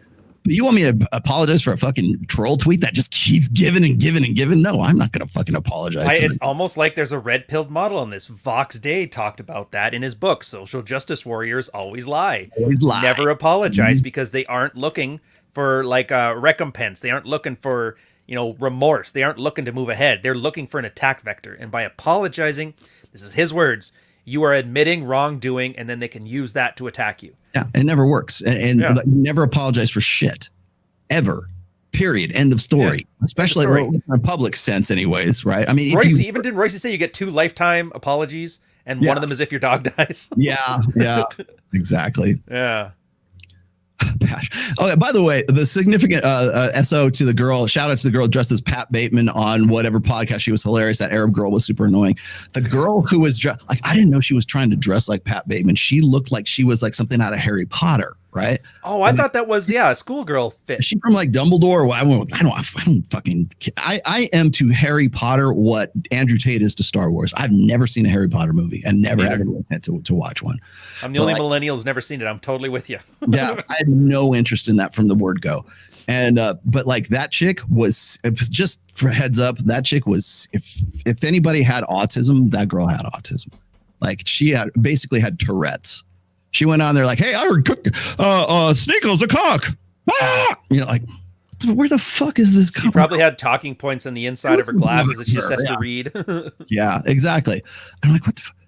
Oh, she's like, or so I've heard. I'm like, bitch, just. And I told her this too, because I was like towards the end of the show, and I'm getting to the point like I'm hitting my wall with this girl because I'm having this really intellectual conversation with Mia Khalifa, right? And she just blurts out, "Sniggle's a cock." Like that's, where the fuck? It's that TikTok Tourette's trend. Yeah, it is. Yeah, it might be. And she seemed like she was a little bit like on the spectrum. The half black girl also seemed like she was on the spectrum. And Mia Khalifa, I think she thinks she's more intelligent than she actually is because probably Destiny keeps patting her on the back and wants to turn her into a prodigy. Well, that's the same as erudite. Like Torsha kept sending me videos saying, roast this bitch. And I'm like, I'm over it. I don't care. But every single one of them was the same thing. Her sitting with like a Brady Bunch photo with her in the middle and like 9 orbiters surrounding her. Mm-hmm. Her running her mouth about some smart stuff. And the guy's all nodding. I'm like, oh, wow. That's why she thinks she's smart. Every guy that's ever podcast with her has wanted to fuck her. And they keep saying, yeah, that's great. Tell me more. She's in a polycule with all the guys that are all around her. They're not getting sex, but they think they're in a polycule with this chick right here. Good old orbiters, right? She's the version of the gamer girl who all her gamer friends, like I've got more guy friends than I have girlfriends. Yeah, I'm sure you do. It's that gamer girl dynamic where it's like she's the gamer girl who got a husband, but all the gamer guys didn't get the memo. Which is crazy because Mac, like I love Mac. She's awesome. Oh, yeah. Does her cosplay thing, but then she got married and she doesn't put any vibes out at all. Not a whiff for anybody. No thirst posting, none of that stuff. She even said on the last stream I did on Saturday, like my husband didn't have to tell me not to do any bikini cosplays. And I was like, that's an adorable thing. Mm-hmm. Yeah. Financial independence, physical fitness, sexual abundance. That's a high value according to Ryan. Muscles and game. MLD. Why is it subjective then? Because how you do money, muscles, and game is different in the fishing village on the coast of Chile than it is for the guys who are like, draped over a Lambo in Brickell in Miami. Yeah. That's why. Financial independence in somewhere in buttfuck Africa is a lot lower than Southeast Asia. That's a lot lower than New York City. Financial independence in New York City is basically unattainable. So maybe you're going to have to be working for a hedge fund. That's not independent, but I guarantee you it's still valuable. Yeah, well, the guy who's sitting on a tractor, like who owns his own farm in the Midwest, that guy might be the apex high value guy where he's at, right? Yeah. Does he have money, muscles, and game? He might, right? Maybe he still has that criteria, but he doesn't have it in the same way that the guy, like I said, the guys who are on the yacht parties in Biscayne Bay have high value. And what is he doing with it? A guy who wants to have a family, for him, the things that get him that goal are going to be different than somebody else who, like you said, just wants the thing there with the pool parties or whatever. Mm-hmm. So these guys are trying to get like a maximum amount of value towards their goals, but nobody's defining that goal either. High value is supposed to be a universal thing. Again, with those categorical imperatives. High value, do what everybody else is doing the exact same way. It's a bunch of dudes pretending to be individualists, but they're really conformists. Yeah. Again, what gender was it, Rollo? David Buss had some stuff on that. Who's the conformists between men and women? The collaborative ones. Oh yeah. Right, the sneaky. Is that a male quality? The cuttlefish, cuttle with T, cuttlefish. Go look it up. Cuttlefish, sexual strategy, sneaky fucker game is what it is. I'm a female. I'm a male feminist. Yeah. Yeah. Guys, don't worry. I'm not a hunter. I'm a gatherer. I'm a good, loyal gatherer. Yeah, whatever, buddy. Yeah. Sure you are. Rollo, the other guy, I don't know your name. My name is Ryan. Ryan Stone, not Ryan Stone. I might do like a proper intro after this. Maybe you missed that part. Right. I don't know your name. Do you think Jason Capital has a point about the stuff he makes in his book Higher Status? Sometimes I feel like it's a bit hit and miss. I don't know who. I've never heard of him before. Here, can I do an intro then? Because it's like... Please do. You know what? Here you go. You have the floor. Hi, guys. Okay. My name is Rian Stone. I was originally a rancher, became a graphic designer, joined the military, did some corporate work, eventually found my way into the Red Pill by accident, and met Rollo in 2017 when he was starting a convention. I did a speech based on the Married Red Pill, which is the place that I was like a moderator for, as long as like the old Red Pill stuff. Back in like 2011, 2012. We've been talking sexual dynamics for about a decade together. And then since then, I've released 2 books, one called Fuck Files, one called Frame. I'm essentially Rollo 10 years prior, doing my own thing, taking his 10,000 foot view of sexual dynamics and trying to apply it on a ground level. That's who I am. That's what I do. My channel is a lot less like clownish stuff than Rollo, where like with, no shade on him at all, but I try to mostly stick to the facts, C-SPAN level boring. I've been in a common law marriage for about 14 years almost, and I do mostly relationships. I used to do pickup back in my 20s when I was in the military because I thought it was a blast, and I thought it was fun. And now I'm just here because I don't know how it happened, but I left my 6-figure corporate income to sit here and write books and hear autists call me a beta male. So now you guys are caught up. Welcome to the show. There you go. Thanks. Welcome to the party, pal. Yeah, welcome to the party. Have you read Hartiste's take on getting snipped? If not, go read his old post. He states that it is beta. Do you disagree with that? No, I don't. As a matter of fact, I have several. Let's see. I've got at least 2 shows that I did that were dedicated to vasectomies. One, by the way, which was with Pat Campbell. And then I've probably at least 3 different essays on the rational male. But that would require you to actually read, to actually go and educate your fucking selves. Like, well, speaking of which, is that at all what Athel K and then we're talking about beta? Or relationship comfort, oxytocin and serotonin? Did you even know what beta meant? Or did you just think beta meant bad and alpha meant good? Yeah, beta bad, alpha good. Yes. Yeah, no. Beta is great. If you have a pregnant wife, beta is probably one of the best things you can do to keep her from becoming a blubbering, neurotic mess. Yeah. Like, it's a time and a place. Looking up, like, let me see if I can pull this up. And you even admit it. Remember your book 2 chart, the timeline, girl's timeline one? Yeah. Preventive medicine. You flat out show it. Girl in her party years, predominantly attracted to alpha qualities, alpha behaviors. That epiphany phase, 27 to 33 or whatever, predominantly beta behaviors, and then the resurgence at 35, again, predominantly alpha behaviors. There's a time and a place for all of this stuff. But unfortunately, people have just, I don't like Jesus anymore, so I'm just going to replace all references to Jesus to Rollo, any references to God to alpha. What the fuck is that? No, this was my vasectomy post, right? I even criticized the living bejesus out of this, right? I mean, this is when was this? What's the date on this? What's the publication date? No, I'm sorry. It was only November 2019. Okay. Because these tweets were going around, had a vasectomy. Well, my wife thought it was funny. And essentially, she's not actually calling this funny. She's like, this is unconscious contempt. That's why I named it this unconscious contempt, right? And so they're saying like, where'd it go? I had some other shit in it. I actually quoted this not too long ago, but people don't read. They don't care. They don't care to read. So I'm not going to get through this. I had another post called Selective Breeding, which I also talked about vasectomies in that as well. So you want to know how come Rollo won't apologize? I don't fucking need to. I've been covering this since 2019, for fuck's sake. It's not on me if you're a dumbass. You got to go and read shit. You got to take the time. Don't let me spoon feed shit to you. Don't let anyone spoon feed shit to you. And the other thing is and maybe you've noticed this. I made a post about this before I went on. It's like, people are asking in the chat, they're like, what does TLDR mean? Are you fucking kidding me? Your fucking generation came up with the acronym. You don't know. Like, you're so lazy that you don't know that it means too long didn't read. What the fuck? Yeah. I laugh. People didn't know what goatsy was until I started spamming it into your Twitter feed. Everybody was an edgelord until you see the goatsy. I'm just saying. It's the acronym for Zoomers is what it is. It's like ain't nobody got time for that meme. Ain't nobody got time for that. That's TLDR. Okay, like you don't care. Yeah, Cold Steel beta does not mean following the woman's lead. Beta means comfort, relationship comfort, push pull. You guys have heard the term before. Push pull. Be attractive, don't be unattractive. Alpha was stuff that builds sexual desire.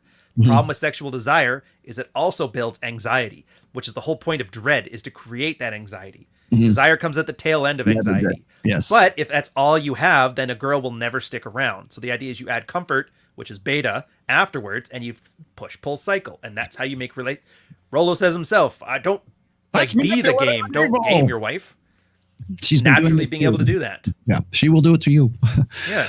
To your point regarding many people screw it up, IQ studies have shown that 95% of people with an IQ of less than 90 can't understand hypotheticals and the concept of per capita. Even at 100, the majority will screw it up. Yeah. Well, and you know what? If I need the green text on this, Rollo? If I need to, no, I haven't. But if I need to apologize for anything, it's for overestimating the collective intelligence of the people who are reading that tweet. That's my bad. Sorry. Yeah, so like, there's a green text on this where some guy was working in prison, and he asked like one of the inmates who was like sub 90 IQ. It's like, well, if you didn't have breakfast this morning, and the guy just like, but I did have breakfast. Yeah, but if you didn't, and the guy couldn't get past that mark. And that's the big joke that goes around with these 90 IQ hypotheticals. So whenever you hear somebody asking about, did you eat breakfast this morning? They're basically calling somebody a mongoloid. Yeah, well, see, the thing is like most of these guys, that's the whole thing. Like when Destiny and Sneeko are trying to say, well, just give us a definition. Tell us what it is. What is it? What is it? Like, because what they're looking for is what their definition is, not what mine is. Yeah. Like, I can tell you what my definition of a high value guy is, or I can tell you a high value guy is the guy that other men want to be and other women want to fuck. And the reason why I phrase it like that is because it's individual to the person that's there. What do? They go and say, oh, that's you just being obtuse. You're just trying to misdirect. You're trying to trick us, Rollo. You don't have any information. Like, people ask me, like, how come you didn't just say that at the time? Because I also was trying to explain the tweet at the same time, right? So what's a high value man? They wanted to hear a high value man looks like Andrew Tate, is a kickboxer, has X amount of money, fucks a lot of bitches, but then he's also a family man and he has fun with his kids and he's a good Muslim, Christian, Jew, whatever it is, whatever your religion happens to be, right? Wasn't there some chick who tweeted that where it was all contradictory? I need a man who's loving but dangerous. So you talked about it was like Bila or something like that, where it was I need a man who's A and B and X and the opposite of X at the same time, and you're like, what the fuck is this? Yeah. Stop. The real reason the issue is that you got emotional. Did you? I never watched it, so did you? If you get pissed off, like I love this. I think I said this wasn't even a super chat. I just saved this. The reason why, and the reason I save this is because there's this, if you watch Dr. Jordan Peterson, you've probably seen these clips where he says, you need to be a dangerous man. You need to have a capacity for violence, right?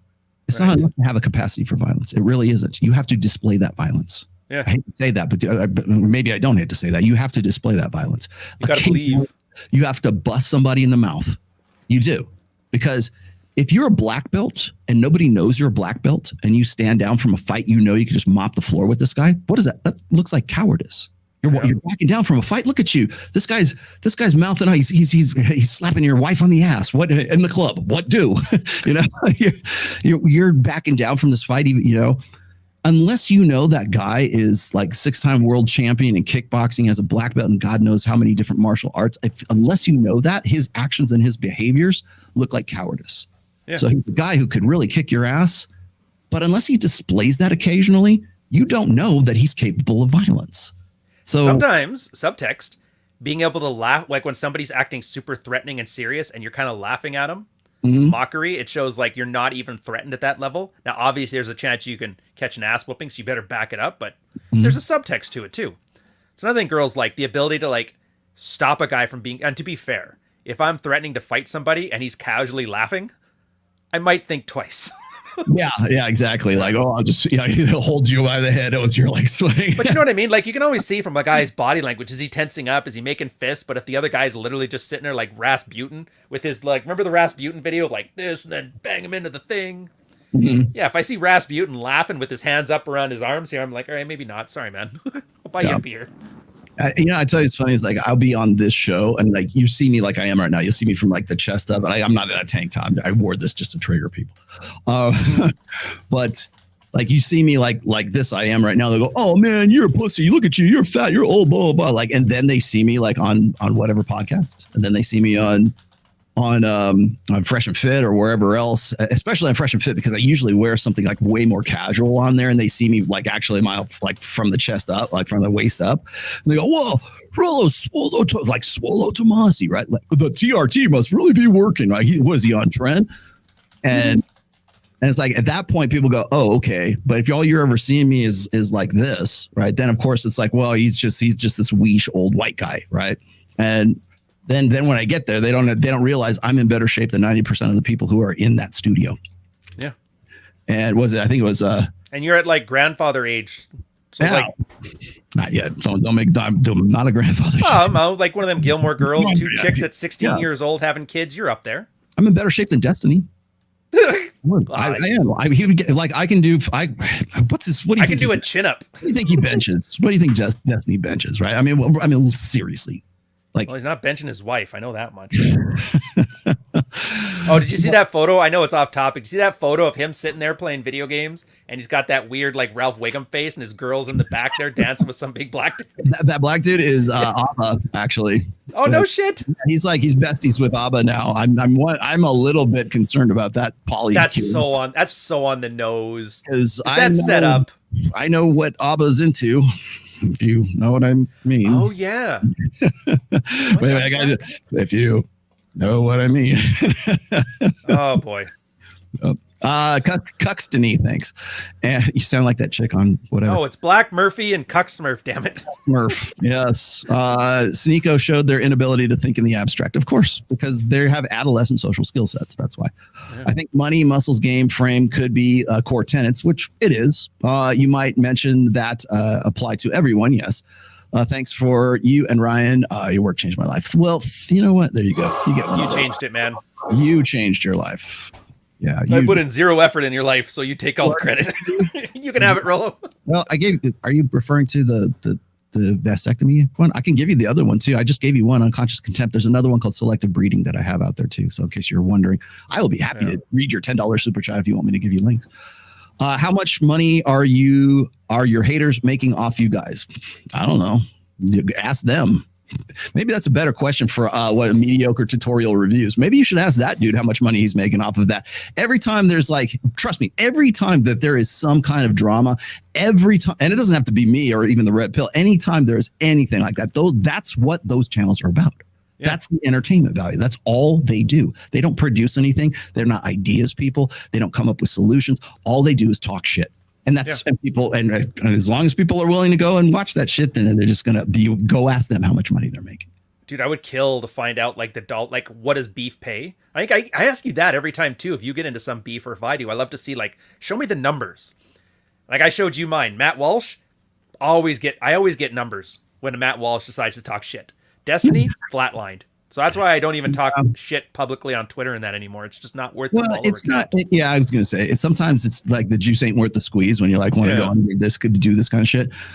Again, I'll just reiterate right now is the reason why I was sort of prompted to type that tweet out was because I had been watching Brandon Carter and Derek Moneyberg on Money Mondays on Fresh and Fit about a week ago, maybe 2 weeks ago now.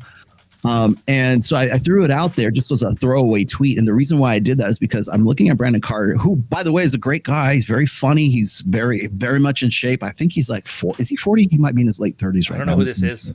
Yeah, you probably don't because he's in the sort of positivity, success, sphere, right? Like motivational sphere, right? Gotcha. Lambos and bookshelves. Yeah, exactly. But in this case, likable. I like to the point where I want to watch because I like to listen to his jokes, right? I think he'd be a really good stand-up comedian. But his whole kind of outlook on life, and I'm not going to call it a philosophy, but his outlook on life is like, why do anything for myself that I can't outsource to somebody else?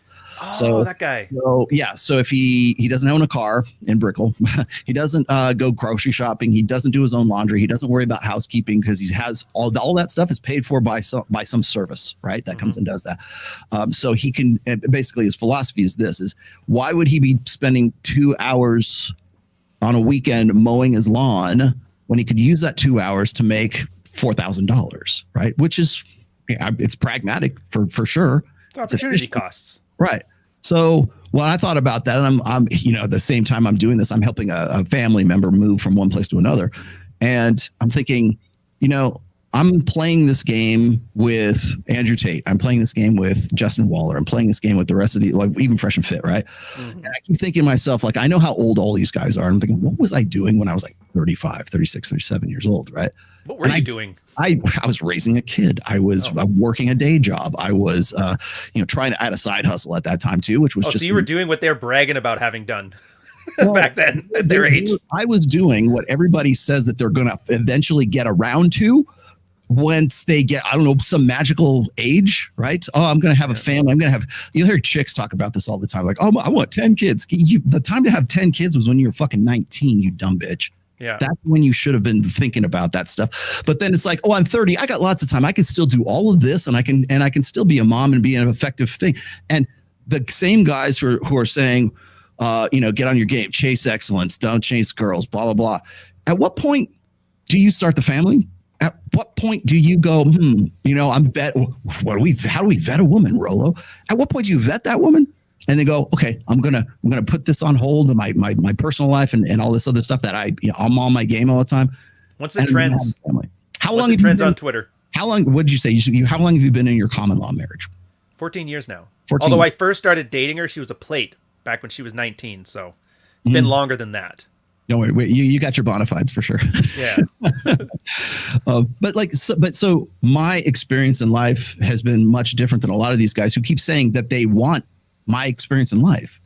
Yeah. And it's never going to happen because by the time I was 36, my daughter was 6 years old. Yep. When I was 40, she was 10. And I was dealing with 10-year-old things for having a 10-year-old daughter. These things take time, man. Going to school. We're working in the casinos and in the liquor industry. I'm doing all this. And again, me just saying this sounds like it's a big flex, but it's not because it's a comparison. So what I was saying really with the tweet in the most like obnoxious way possible is that what are you willing to sacrifice to become a high value man? Are you willing to go the Brandon Carter route and say, you know what? Nothing outside of what I'm doing right now everything else is a distraction. Yeah. Is that what you're willing to sacrifice? Family creation, getting married, get a vasectomy so you don't get a paternity suit, and then lift consistently and all that other stuff. What are you willing to sacrifice? What does it take to go from ordinary to extraordinary? If you don't have to sacrifice, Rollo, you just got to believe. Max it out. That's the part that scares me too. When you're saying and they're thinking I'm doing a flex. That's not a flex. Like all of my friends that I've grown up with, the ones I've served with in that, I think the oldest out of all my friends' kids are like 13, 14 now. And everybody was starting like early on. It's not even a flex. This is what normal people are doing. They make good money because, they get a good job and they work hard at it and they sacrifice and whatever. And you're watching a lot of these guys. And I know you love Justin Waller. I like him. He seems nice enough. I don't know him well enough yet, but he's from family money, right? No, he made his. He made his own money. He's definitely continued to be wealthy over time, is what you mean? Yeah. But you see what I mean? It's like that. He's also like 6'10" or whatever, and 270. He's jacked. Yeah. He's a natural, which not holding it against him. He's had his great tools. He's done really well with it. But I always worry, like a natural person telling you how to start from nothing. I don't know. It just gets to me. But I don't want to badmouth him because I actually do kind of like him too. He is entertaining. Well, if I have one, plus it's funny. You look like such a manlet next to him. I do. Well, every time I take pictures next to him or Robert Kiyosaki or God forbid George Gammon, who's taller than all of those dudes, people go, "Oh, see, Rollo's actually 4'1". I don't know what, like, if you know how tall Myron Gaines is, like Myron's like 6'2", I think. Is he? So every time, like, I have to, like, if I'm giving him a hug, you know, when I first get there, it's like I got to reach up to get, feel like it's, oh, hey, Dad, you know, kind of thing. And it's not that I am 5'11". It's just that these guys are that fucking tall, and it's for whatever reason, a lot of these guys tend to be like on the tall side. But if I have, like, I love Justin like a brother. He knows my wife. He has been up to Tahoe. I've been there with Sterling. You know, we hang out. He almost seems too kind, because when I see you guys on podcasts together, he always looks like he's like, why the fuck am I here? Yeah, well, especially on the Whatever podcast, because that's not his element. Yeah. He's out of his element, and not to take anything away from him, because he does have an element, but like he's like, he has the patience of Job. Let me just tell you that, because going through that, I knew every hour that was ticking by, it's just like, Jesus Christ, when I get out of here, you know. And I can understand, because that's not his forte. Like when he speaks, when he talks about stuff, it's right on point. It's like a punch in the face, but like you can tell he's like, what the fuck am I doing at the kids' table, kind of thing. Yeah. And so, but like, if I have a critique about that, it's like and it's not just him, because a lot of other guys do this, is they say, well, no one's coming to save you. You know, the best time I ever had was when I realized that I was on my own and I had to pull myself up by my bootstraps, and no one's coming to save you. And then, like, in 2 sentences later, but join this group of masculine power men who will help you and will save you. It's like the cargo cult. There it is. So you're no one's coming to save me, but these dudes that I pay $50 a month for, they're gonna save me. Is that the message I'm getting? And it's, you know, it's the advertising for the whole thing. Now, not to say that the group's not good or whatever. I'm just saying, like, you guys probably should be a little more careful about how you're pitching that group. It would be much better to say, hey, look, you know, times are tough. You know, masculinity is what it is right now. You know, not necessarily that nobody's coming to save you, but like, if you're looking for a change in your life, this is the group to do it. I work with the Men of Action group. Well, that is, it's the only one I will endorse, which is Mike Sartain's. It's not just because I'm working for him, because I think it's a really good grounds up group. They're not trying to save the world, right? It's like, here, each one tell one, and let's work up from the ground up rather than the top down. And so when I'm talking about that, I'm not saying, hey, we're going to help you save your life, you know, because no one's coming to save you except for the Men of Action. I'm like, that's not part of the message. That's not the advertising. So over promising, under delivering. That's like standard like vendor. Shit, I would vendor pitching. If I was selling a widget, I would sure as shit do that, right? Yeah, but that's the problem, is you're taking that same thing you're using to sell something to Deloitte, and you're using that to try to sell to guys who need hopes and dreams. Heck, even my Patreon. Like, I don't promise anything results. I just, like, because, you know, the Red Pill, there's a lot of work. There's your books, there's Athol K's books, there's Chateau Artiste stuff. There's a ton of it. And for a lot of guys, it can take them like a year or two to get through it. So I'm like, here, I will send you all the references. We'll sort out, like, what is it you're trying to do? Here's everything that's applicable to it. Save you a bunch of time. But, like, you know what I mean? I'm not promising an outcome. I'm just promising guys who are already interested in the Red Pill and maybe not have the time to invest in going autistic on the books like I did. It's like, here, I'll reference everything. And even in there, if it's something that's my opinion versus like red pilled stuff, I make sure to make that hard separation. I don't think a lot of guys do. Like you say, they're all brand. And so I think they go in there and they're like, this is the place where the people come to love me. You know, that cargo cult demagogue shit. Mm-hmm. Yeah. I was going to say, this was pretty good here, real quick. The definition of Godfather is an influential pioneer. Go watch the Godfather movie from the 70s and see if you have that same estimate. If that's not you, then who came before you? Let me finish the rest of this. And did you hear Pearl on Hotep's show? Yes, I did. Yeah. Oh, yes. Oh, I know what you're bringing up. I know what you're going to bring up. It was an embarrassment. She doesn't know anything on how to grift off of men like you. Do you have a comment on that trying to grift off of you thing, Rollo? Anything Pearl may have tried to do in the past? I got a few things. Well, look, maybe, and that's rather than go there, because I know you want me to go. Yeah. I am like, I want people to understand that, like, people want to say, oh, Rollo is just this white boy budge or Walmart version of Kevin Samuels. Like, my third book actually was out when Kevin Samuels was wearing a bow tie and selling men's fragrances on YouTube. So wasn't he like the best one out of the 33 Secrets guys, the ones that used to just read Rollo Tomassi Yeah, I mean, off on the camera and passing off as their own. More over the top. And by the way, I like Kevin. I liked him to the day he died, right? And he would often say, you know, well, if that's what you want to do, go follow Rollo. He would talk about alpha widows. He would talk about a lot of the stuff that he would literally use the terminology that was in my book that was published in 2013. I'm okay with that. The red pill's supposed to be open source. I hope you guys will use that. But you got to understand, the red pill, the manosphere, doesn't begin and end with Kevin Samuels, Andrew Tate, Fresh and Fit, Fresh and Fit, the FNF, the podcast has only been open, or it's only been in business for 2 years and 4 months, 5 months now. God, it feels like forever. Yeah, I mean, right. It feels like it's always been there. Pearl only hit a million in million subs, which is in December, I think. Mm-hmm. She hasn't even been around for a year. Even whatever podcast, they're only like 8 or 9 months into their run. It doesn't begin and end with those people. It doesn't even begin and end with me, right? There are people that came before me, and people will say, "Oh, that's where you're lifting your material from." I don't know, lifting material, but I will say it was inspired by certain people. Standing on the shoulders of giants. Just like, here's one right here. Dump that bitch. Tom Likas. I used to listen to Tom Likas back when he had a terrestrial radio show, right? Patrice O'Neill, Mystery. Sure, Mystery. RSD. Strauss was with the shit, yeah. Krauser. How far back do we need to go? Who were the 3 R's of the manosphere? Not many people know. Me, Royce, Rollo, Royce, and Roosh. That was the 3 R's of the manosphere. And I would throw Dalrock in there too, because I think he was significant. People go, what's a Dalrock? Yeah, what's Dalrock? Who's Athel K? Who's Ian Ironwood? You don't know. You don't have the fucking background. And so whenever I try to explain the background, or I try to give a detailed explanation, okay, what's a high value man? Well, let's, what context are we talking about? When I'm trying to clarify it and I don't give you this, I don't give you the elevator pitch, then it's like, oh, you're being evasive. No, I'm being comprehensive. I'm trying to say, well, what's your, are we talking about tradcons? Are we talking about, because I'll tell you, the tradcon definition of a high value man is way different than the wokesy version, like the don't be so toxic and be in touch with a lot more diaper changing in Matt Walsh version. That's a high value man to the wokesies. So where are we going with this? That's why I say. Until he told his wife to put on the gloves and walk the dog, Steven Crowder was a high value man, according to them. I'm just saying. Oh man, he was very self-righteous and proper about that, to the point where he's writing articles for Fox News about how he did it right. He had cigars. He had a gun bra on stage. He's like, what else do you need? Got married early in life. Flannel, beard. 22, yes.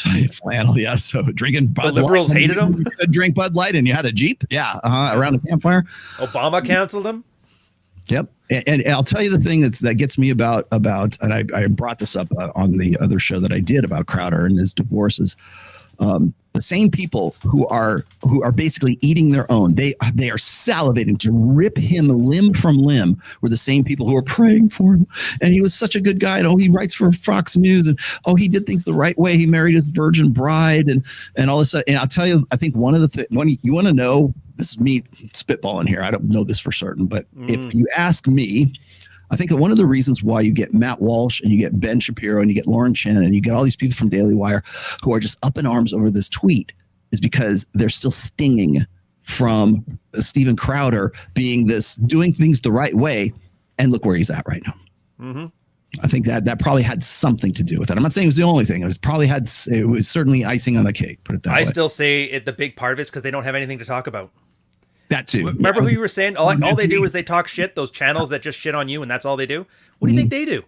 I've watched the Daily Wire. 90% of the stuff they do is like, hey, these trans chicks, am I right, fellas? That's all they say. And then when they finally have a chance, this guy's an ass. This guy's an ass. Ryan has no father. It's like, when have they ever said anything that had any substance to it that wasn't directly sniping on somebody else? And I get it. I've been sniping on a lot of people now. I'm not saying I'm better than anybody, but the difference is I will admit it. Yeah. Rollo, you said Shapiro isn't high value. He's not. He's blue pill, of course, but so he's blue pill, but he's high value. But you described him and Elon Musk as low value. Why? Was this just to provoke? Well, yes and yes.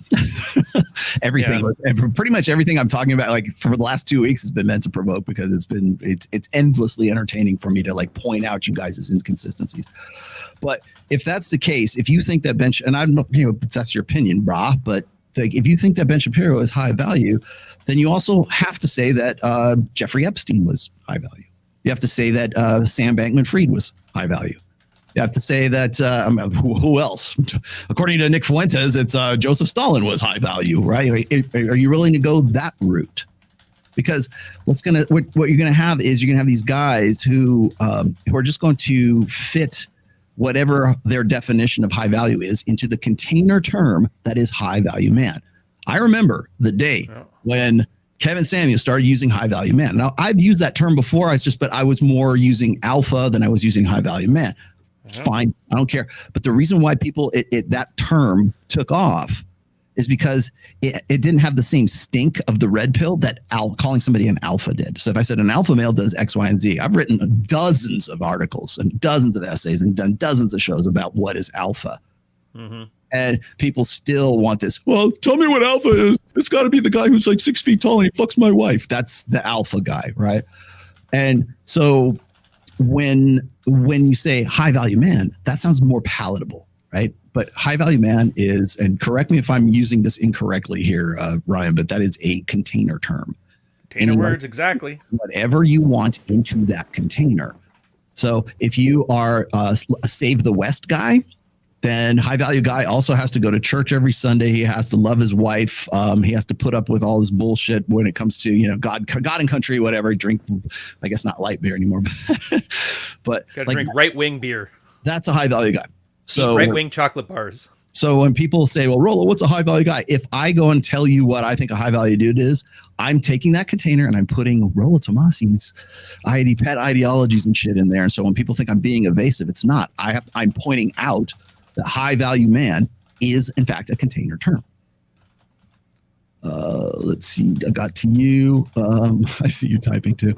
My super chat. A little bit of trolling. About replacement or fertility. It was about modern women finding the vast majority of men unworthy of reproduction. It might be a 17-to-1 ratio, but it's not good. The 17-to-1 ratio actually goes back as far as 8,000 years, like pre-agrarian or just post-agrarian, I think. And that wasn't because girls didn't want to sleep with guys. That's because we had a lot of things that killed a lot of people. The Black Plague, huge buttonhole. Warfare kills a lot of dudes. Yeah. Some guys, most guys died like before they were 5 years old because of diphtheria or some disease in that. It's just most of the time societies like treated women better and women tended to survive. They didn't send women to war. And so more women were available for it. It's not that women decided like, these 16 guys can go suck a dick. I'll sleep with this guy. It's not that. It's not because of female choice, by the way. Yeah, I was gonna say. So like it's and I've heard like Destiny's just gonna butcher this because I the video I want to kind of dig into here with hopefully have a little more time. He's gonna butcher this like ABBA butchered his wife. God, here we go. All right. See, this is why I bring you on. This is the material we wait for. Like here we are. 0 fucks left to give. I'm like, yes, got him. No, I was going to say is that the 17-to-1 ratio is actually from genomic records. Okay. Does that mean that 17 women were choosing that one guy? Probably not. Certainly not in, ancient Mongolia. And Genghis Khan was Russian. He was probably on a lot of people's shit lists. And I don't think a lot of women said, man, I really got to get with that Genghis guy. Yeah. He was probably, forced sexual copulating with, because we're not allowed to say the other word. He was literally the last man on earth after he burned the village down. Yeah. There's the only option in town. Yeah. So when I the other point or the other illustration I like to use is women's human female ovum will select between differing men's sperm at the site of conception, meaning that adaptation had to have become useful because there were multiple men's sperm at the site of either through promiscuity or forced sexual copulation. That adaptation was in some way evolutionarily beneficial to human females at some point. Okay. Is it because of a hidden estrus? Could be. Could it be because of, ancient conditions where like men would just simply force themselves on women? Yeah, it could be that too. It could also be that woman is like knocking it out with the guys who she thinks she's going to have the best chance with. Yeah, that could be too.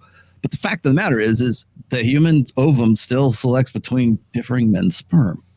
So that's, if you can take that and go wherever you want to with it. Do you know the best part about that though? I don't know. Is that women aren't the smartest. You've seen what they date.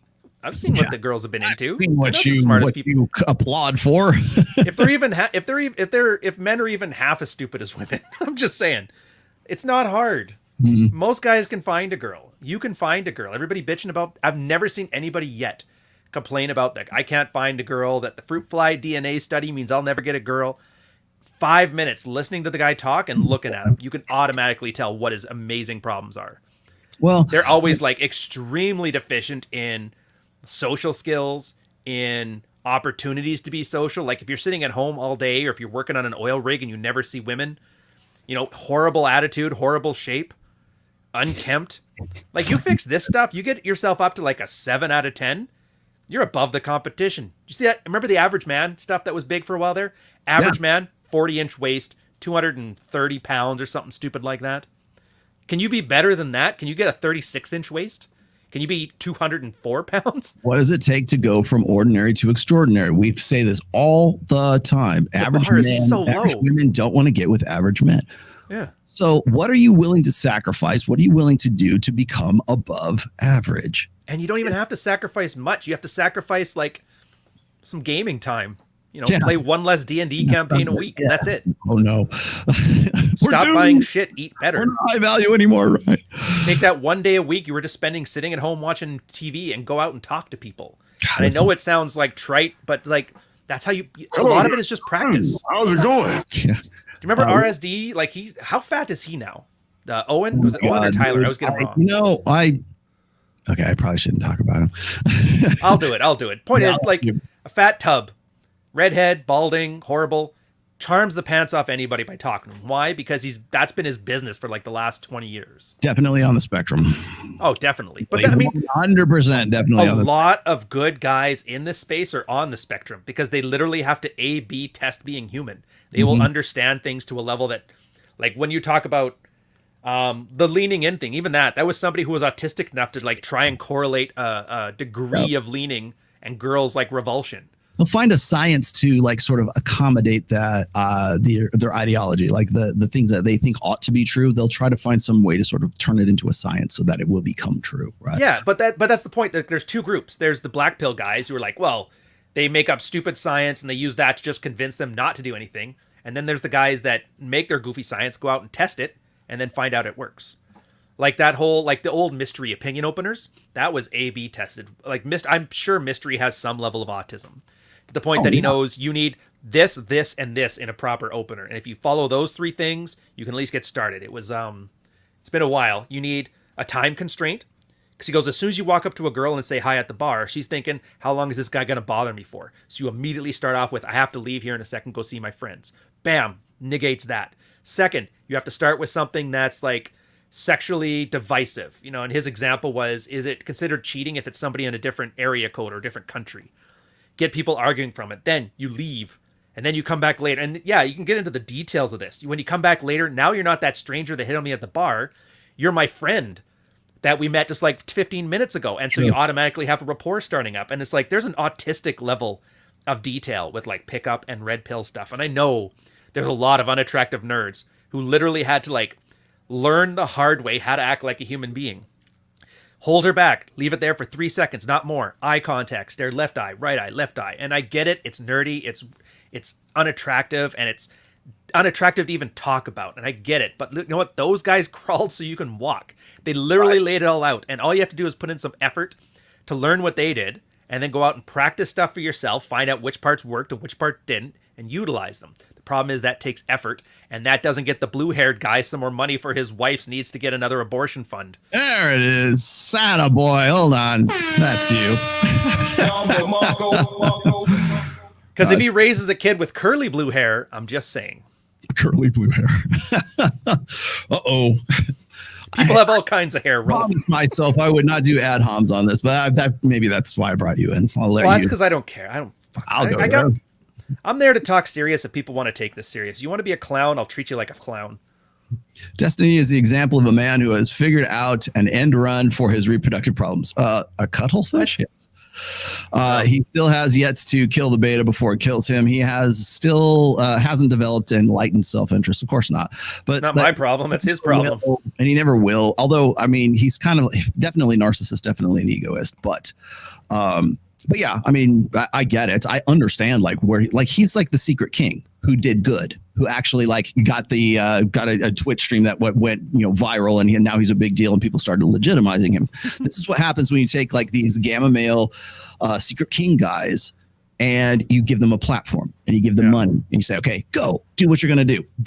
This is who you get, right? These are the list makers. These are the guys who have Excel spreadsheets that will track and chart every rejection they ever got from a girl. Although he doesn't do that. He does it like in sense of like, in terms of, to an autistic level, to terms of like trying to track out why guys are just these horrible people and why women are the way they are. But he's the list keeper. He's the Excel spreadsheet guy. Yeah. I get that reference. I want to throw this one on here. This isn't a super. He says, why would anybody take advice from an old man who doesn't practice what he preaches? Don't. What do you think I'm preaching? Yeah. I don't preach. You're not required to take anything. You don't have to do fucking anything. You don't have to do jack shit, right? Here's the thing. My point is not to get you to do what I do.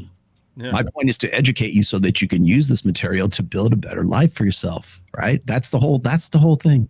Really, it's really that simple. But you know what?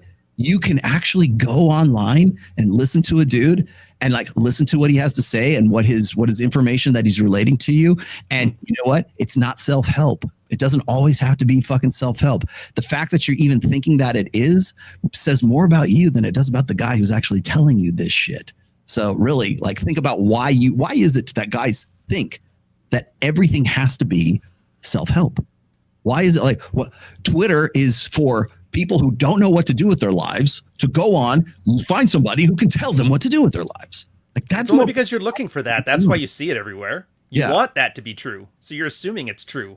Yeah. It's kind of telling on yourself. Show me Why is how to everything live. self-help. Show me how to live, Rollo. Show me how to live. Yeah, I'm the last person you want to show you how to live, but I'll tell you this is like he doesn't practice what he preaches. Okay, what am I practicing? I've been married for 27 years. I have a great wife. I still fuck her on a regular basis. I have a great daughter who like has a master's degree with honors, with Magna honors.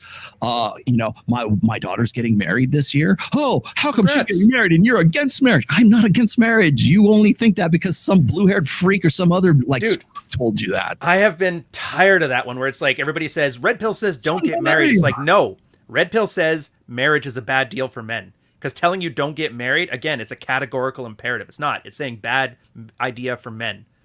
Doesn't mean don't get married. You can still opt into the bad idea if you want to, but at least you're doing it willingly and you know what the risks are. There's a difference, and it's huge. And I hate how people screw that one up.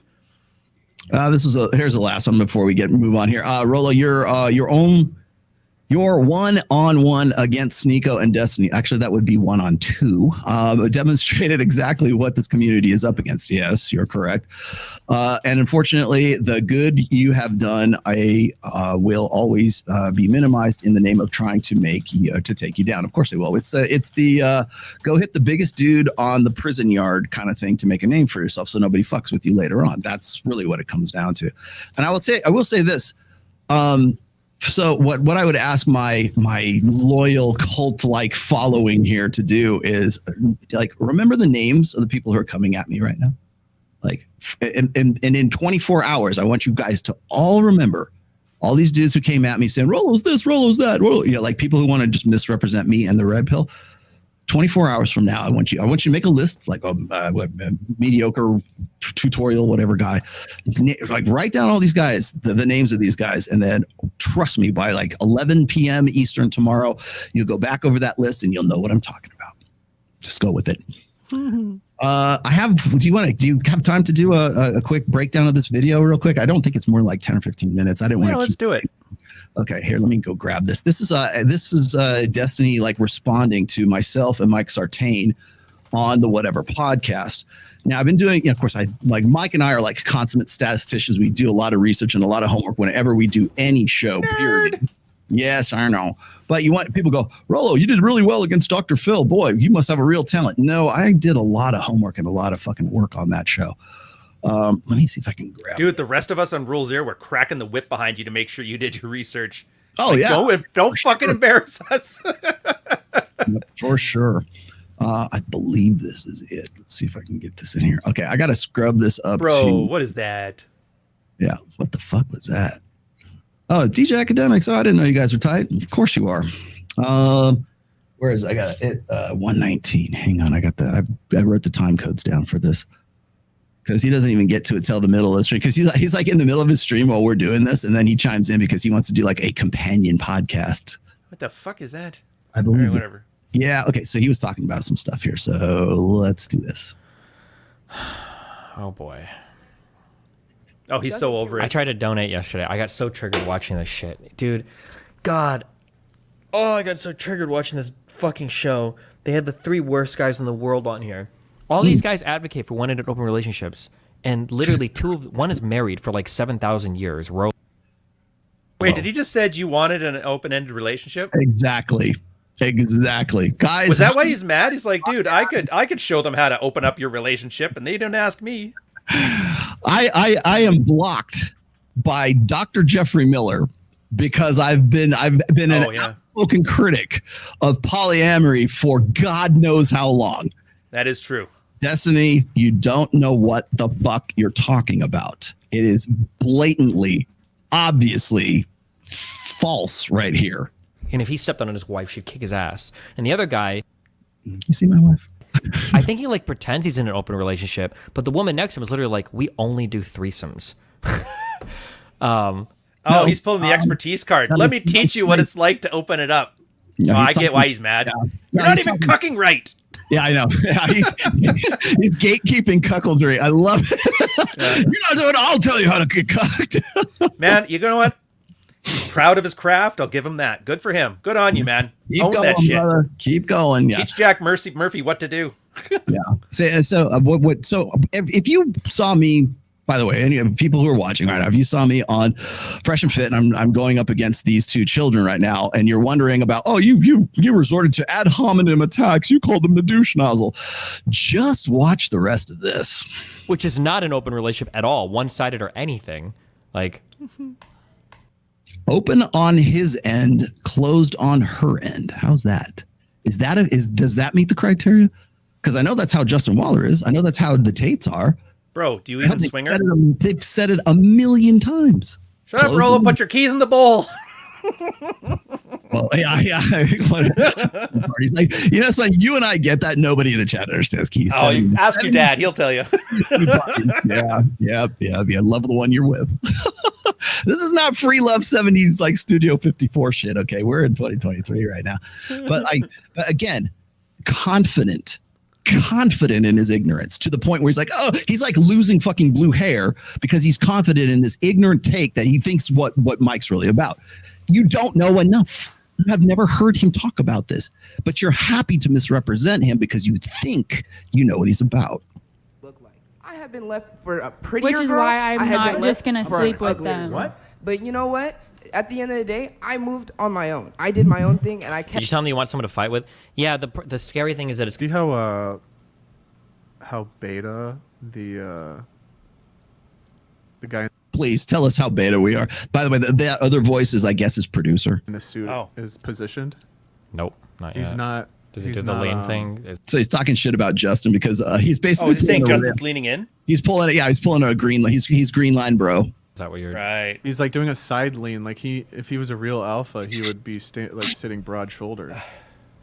See, it's like every Is he fucking with him, or is that like a real? No, I mean he is, but he's trying to ineffectively try to make a goof on Justin. Okay. Because this is the guy who follows dumbasses like Riv, who's done the green line, mafia. People don't realize do you know what his deal is, guys?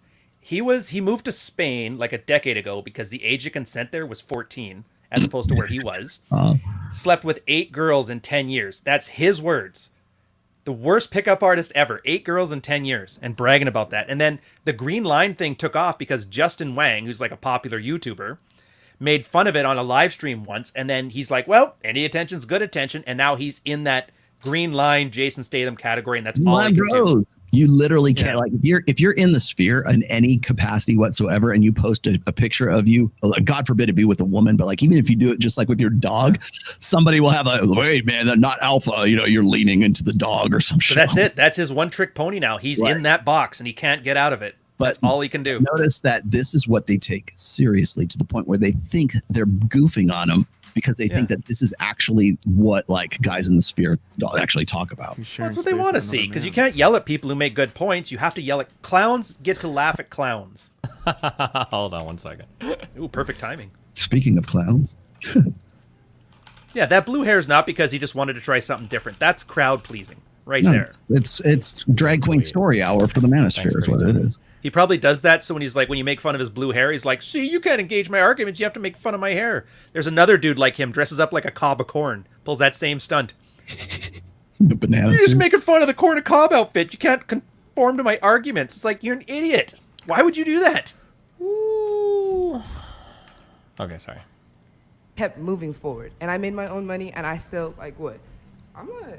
Like I make my own money, and they always come back to me. That girl was like, she was at least smarter than Tourette's girl, but like I could tell she had some issues that she just wanted to air. Going back to what you were saying, or one of you said, how does money make you attractive, right? So if you're a successful person, right, are you really gonna date somebody who is like, I'm not saying below you. Are you talking about a man? Yes, a man would date a woman who makes no money. Yes. You guys would. A man all three of us in unison. be a and sandwich you can go look in the artist at chat. Subway, All of us, and we do not doesn't care matter. because I want to fight these points so bad. So, Oh, you'll get your chance. You'll get your chance in just 24 hours, so Destiny. here's a question. You're saying a man would date a woman with no money, okay? Fine. Men don't care about women's money at all. That's your red pill philosophy, whatever bullshit. That's fine. See that? See that dismissive shit? Yeah, Like, the part where you started and ended the point and he agreed with it. But, and then he'll say whatever the fuck he wants to argue about. I get it. Yes, it's a reframe, and it's by the way, he does this constantly. So, like, I was watching the I don't know if you saw this, but who's that chick? Not so erudite. Is she like Kayla or something like? Or Yeah, Kayla? yeah. Whatever her name is, Carla, whoever. Kayla. The reason why they get along so well together is they both pull the same shit. Like it's everything is. I know. It's what ad absurdum, right? Like it's agree and amplify is what it is. It's like, what you're saying is that like you should kill babies. So let's just keep moving on. Like they straw man you, but they move on as quick as they possibly can because it's a form of agree and amplify. Yeah. However, on the flip side of that, don't you say constantly that one of the biggest worries you have to worry about as a man who gets married is that, like, if a woman divorces you, she's going to steal all your shit? If a woman divorces you, she's going to get big alimony? If a woman divorces you, she's going to get huge child support checks, she's going to steal everything from you? Wouldn't it make sense to be with somebody roughly in the same class as you? Which, by the way, is how all of our dating standards throughout all of human history have roughly worked. People in the same classes. No, that's not how it worked. But I will let's see if I can hit on part one first here. Good, because I'll do part two. Okay, not all, like, whether or not you have a lot of money or she has a lot of money or whatever, wouldn't you want to have them all be the same? Because when you finally do get divorced, wow, that's a real glowing endorsement for fucking marriage, right? Yeah. When you do get divorced, then then the financial hit won't be so bad. So you should be looking for a woman who actually makes the same amount of money as you do. It doesn't matter. You like what Destiny really needs to watch is Divorce Incorporated, which is the documentary on that, dude. Women are by and large are going, irrespective of like how much you make or how much she makes, she's still walking away with better. And in fact, he got really bent out of shape later on he'll get bent out of shape about the idea that men actually do worse off after divorce than women do. He absolutely will not accept that. I've got so much data and so much shit that completely contradicts that. But well, worse and better. Worse and better. That's the part two. Again, praxeology, the dominant male. Like, guys accept right now, was it 40% of women are the primary breadwinners? So guys accept that we don't want to go back to like barefoot and pregnant with girls not working. Most households are 2-income households. The issue wasn't then saving yourself from like divorce grape or whatever, right? The issue was, how do you build dominance in a relationship, which is like historically that's the one that works the best. How do you do that without financial contribution as being the way of doing it? And from a red pill perspective, you abandon economic input as your means to establish dominance. Basically game. Have her want you even though she doesn't need you. Yeah. As far as the financial thing there, that's the problem, is he makes up the wrong solution too. So if you don't want to end up getting taken to court, there's choices you make, but that's what the red pill's about. What choices do you make to make this mess likely? And that's, make sure your wife gets a job. Arch Winger talks about that one too. This is like 2014, so it's not new. Get your wife to get a job. Don't make decisions that will look to the court as if you're ceding her ability to future earn. So that's the problem. If she, like, every guy gets that conversation from their wife, hey, you know what? We could save so much money if I just stopped working and take care of the kids. And as a guy, You hear that and think, wow, that's going to save me money. No, you're telling the courts, I'm going to sacrifice her future earning power to raise these kids. So when you divorce, the courts go, well, you can continue that then for the sake of the child. Yeah. And as a guy, red-pilled guy, you're telling them that is a bad idea. No, I get it. Right now, it's probably costing just as much for you to work full-time to barely pay for childcare, but when that kid turns 5, goes to school, you now have better earning power in the future. And then, yes, of course, if you guys separate, the division of income ends up being a lot better. And then as far as this other thing there about the divorce being worse off for men, it's bad. Like net worth, take a huge hit. But guys find disposable income actually goes up after divorce. So cheaper to keep her is a lie. Yeah. But you know what I mean? Like these are great. We could talk about this for 4 hours. Instead, we got to talk about Cuck Smurf who can't even, and he's triggered because guys are saying something and then he makes up an argument about it. Yeah. Oh, it gets better. Tend to date the same people. That tends to be the wealthy people tend to date wealthy people. Middle class people tend to date middle class people. And poor people tend. Okay, this is the fallacy of assortative mating. Like, by the way, Destiny, the Red Pills covered that a long ass time ago. Date poor people. That's always how it's worked. The idea that rich people run around and date a bunch of poor girls is a fucking fantasy. That is not true. People date who they have available to them. Yeah, it's what. That's why girls are going to college, because they want a guy who's above them socioeconomically. So they try to get the MRS degree. Yeah. Well, not all of them, but the ones that do. Well, first of all, we're living in an age where we're in a post-marriage society. That's number one. He's never going to accept like the premise of what he's talking about. Well, we did this way in the past. Yeah, but that's not how we're doing it now. So when people like hit me up and say, Rollo, how can you be against marriage? You've been married for 27 years. I'm not against marriage. I am against the way we do it now. He's making these presumptions based on, well, we always did this in Elizabethan England during the Renaissance period, and we've always done it since medieval times. And and what cavemen did it in Japan, and they did it there. And it's like no one culture has a monopoly on marriage, but you're also looking at it from the perspective of like people socioeconomic status. So did peasants tend to marry other peasants? Yeah, they did. That's why Cinderella is a fucking story, right? That's why it's such a big deal, right?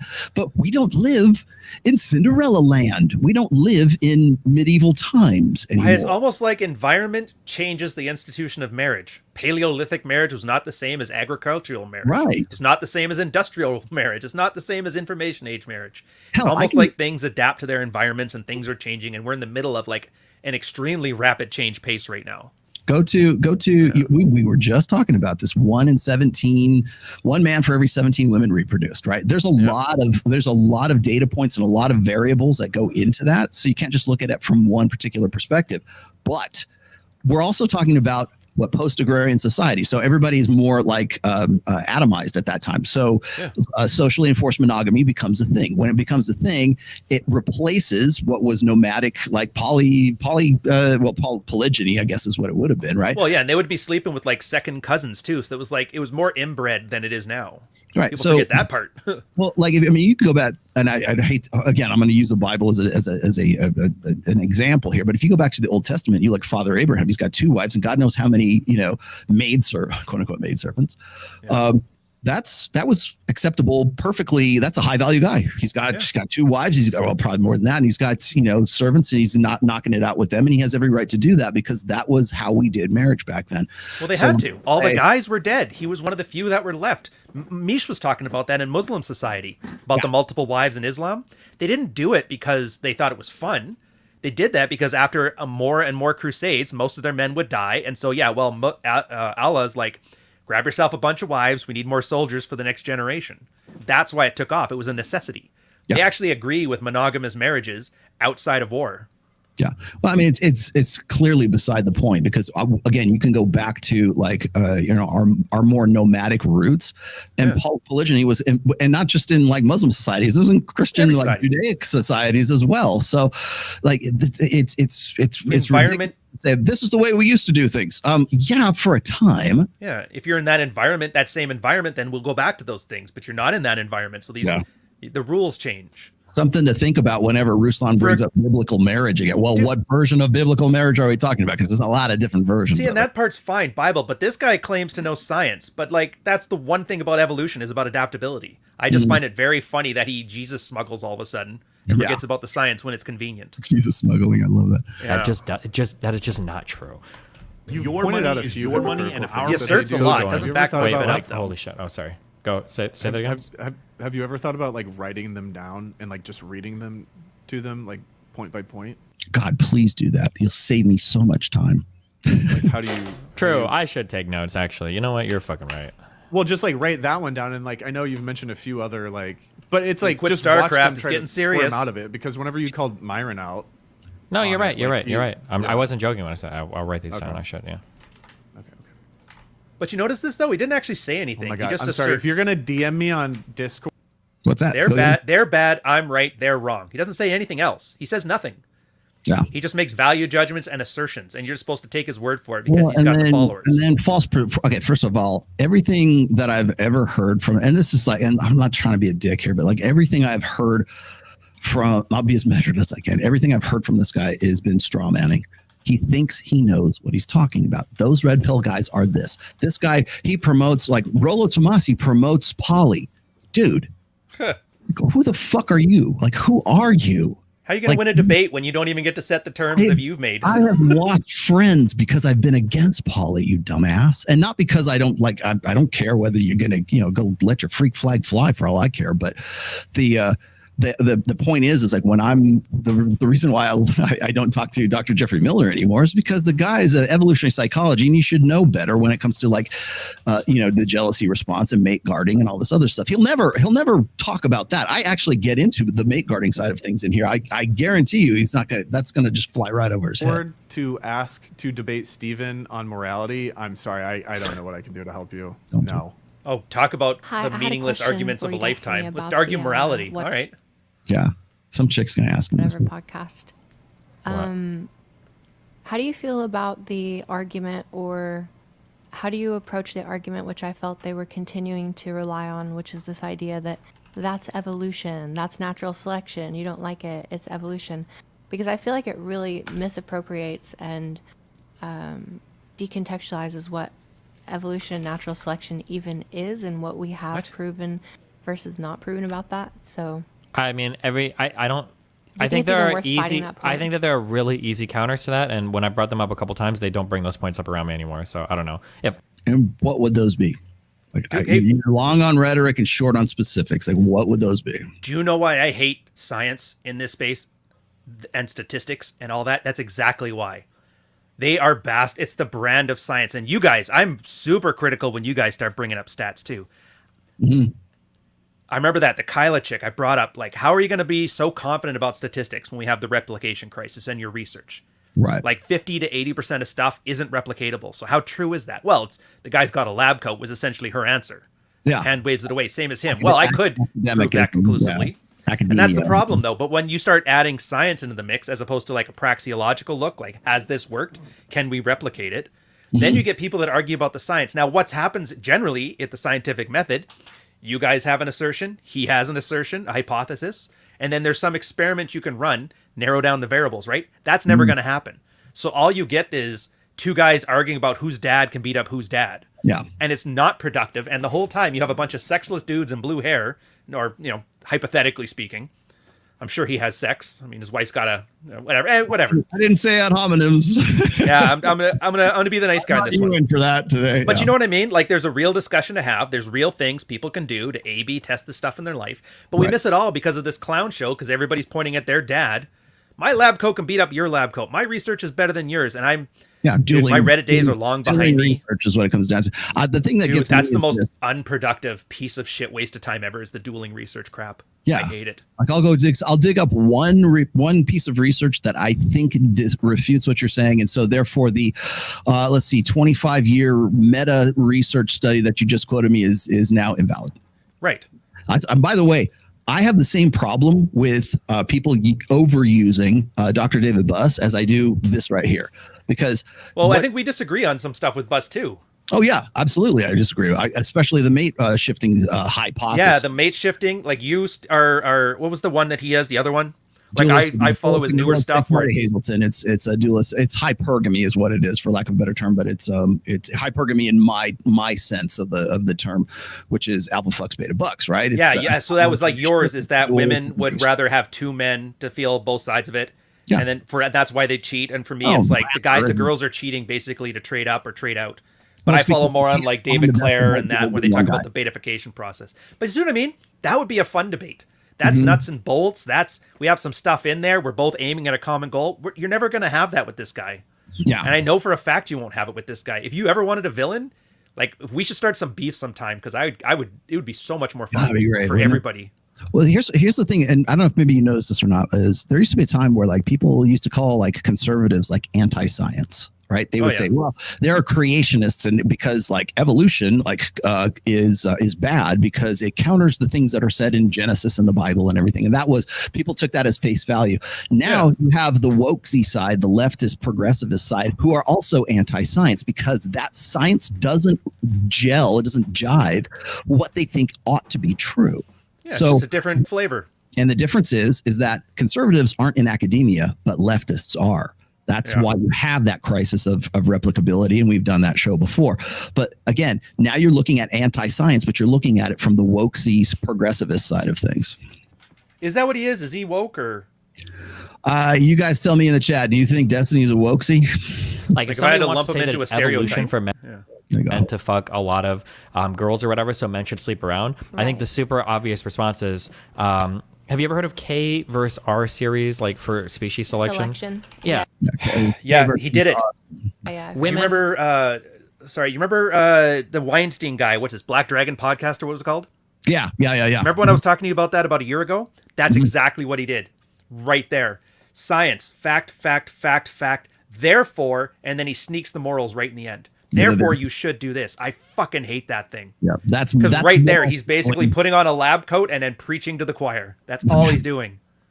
Humans have very high investment in offspring. So it is in a woman's evolutionary strategy to stay as far the fuck away from a guy that's sleeping around as humanly fucking possible. A woman ought to opt for a beta fuck every time over an Catch that? Ought to opt for a beta male. They're not fucking me. They're not fucking guys who look like me. They're not fucking guys who are smart like me, who if they knew how perfect I was or how perfect guys, I want to say him, but like guys like this really were, those would be the decisions, and those would be the people that they're actually forming long-term relationships with. That's what they want to aspire to. Yeah, nail it. Unfortunately, deserve and should got nothing to do with it. Well, that's why your argument's never going to go anywhere, because you're arguing is and he's arguing ought. Yep. Cheat on her, and you're both wearing science as a cloak to hopefully win it. Yeah, but let me. Oh, is there more? All right. I fucked up. Hang on. Sorry, it's so fucked up. I could ramble on this whole 400 thing. women. You want to be with a loyal man that's going to help you with the large investment you're making into your offspring, because humans are high investment creatures. Yeah, it's the stupidest fucking point in the world.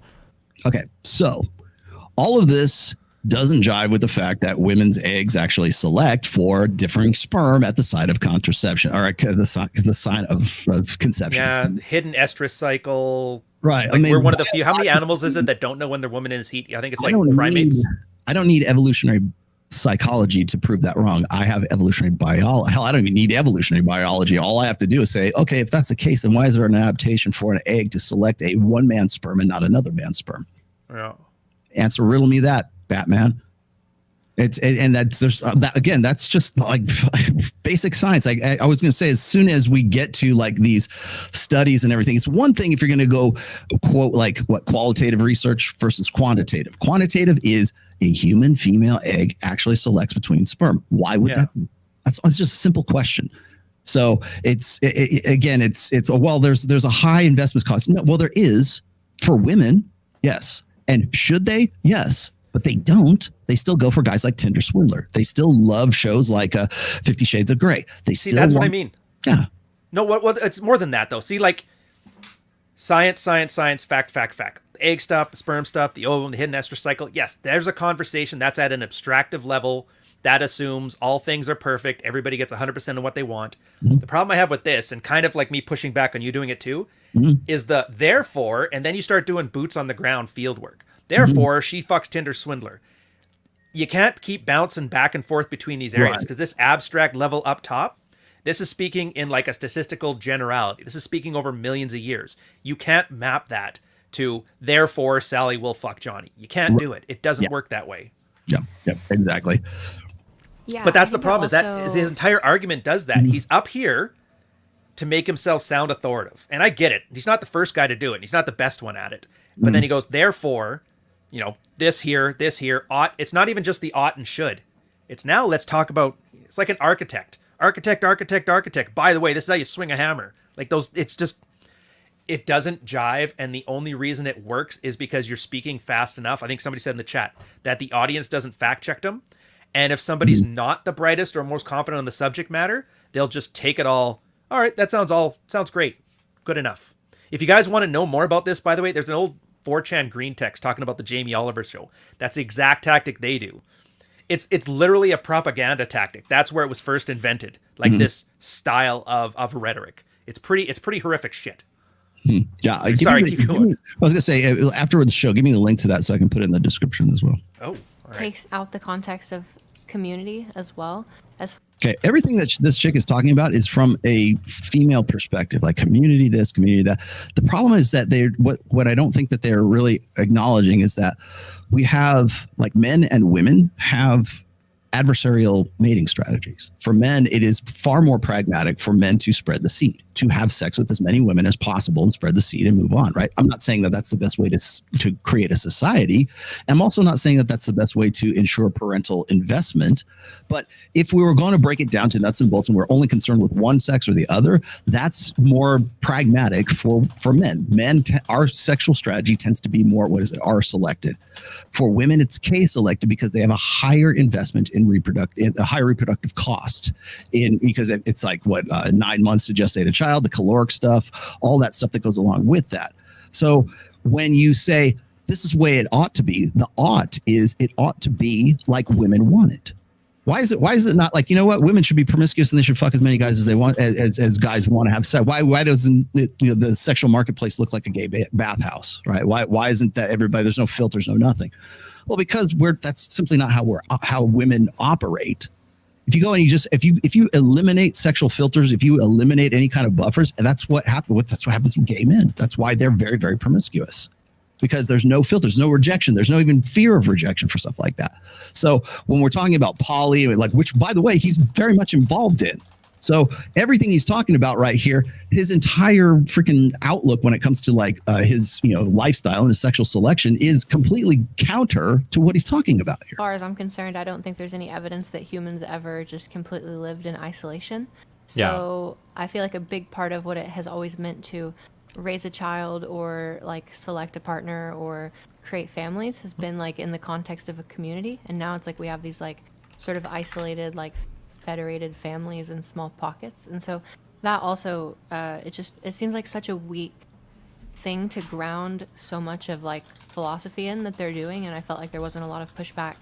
Okay, so they're already presuming that the red pill is a philosophy and not a praxeology. So you're never gonna get around that aspect of it because they can't see it outside of anything but a belief set. There's no pushback because these people don't have much experience dating and their fans have no experience dating. Right. So they can. Okay, so we have no experience dating. You're looking at Justin fucking Waller, dude. You're looking at Mike Sartain, right?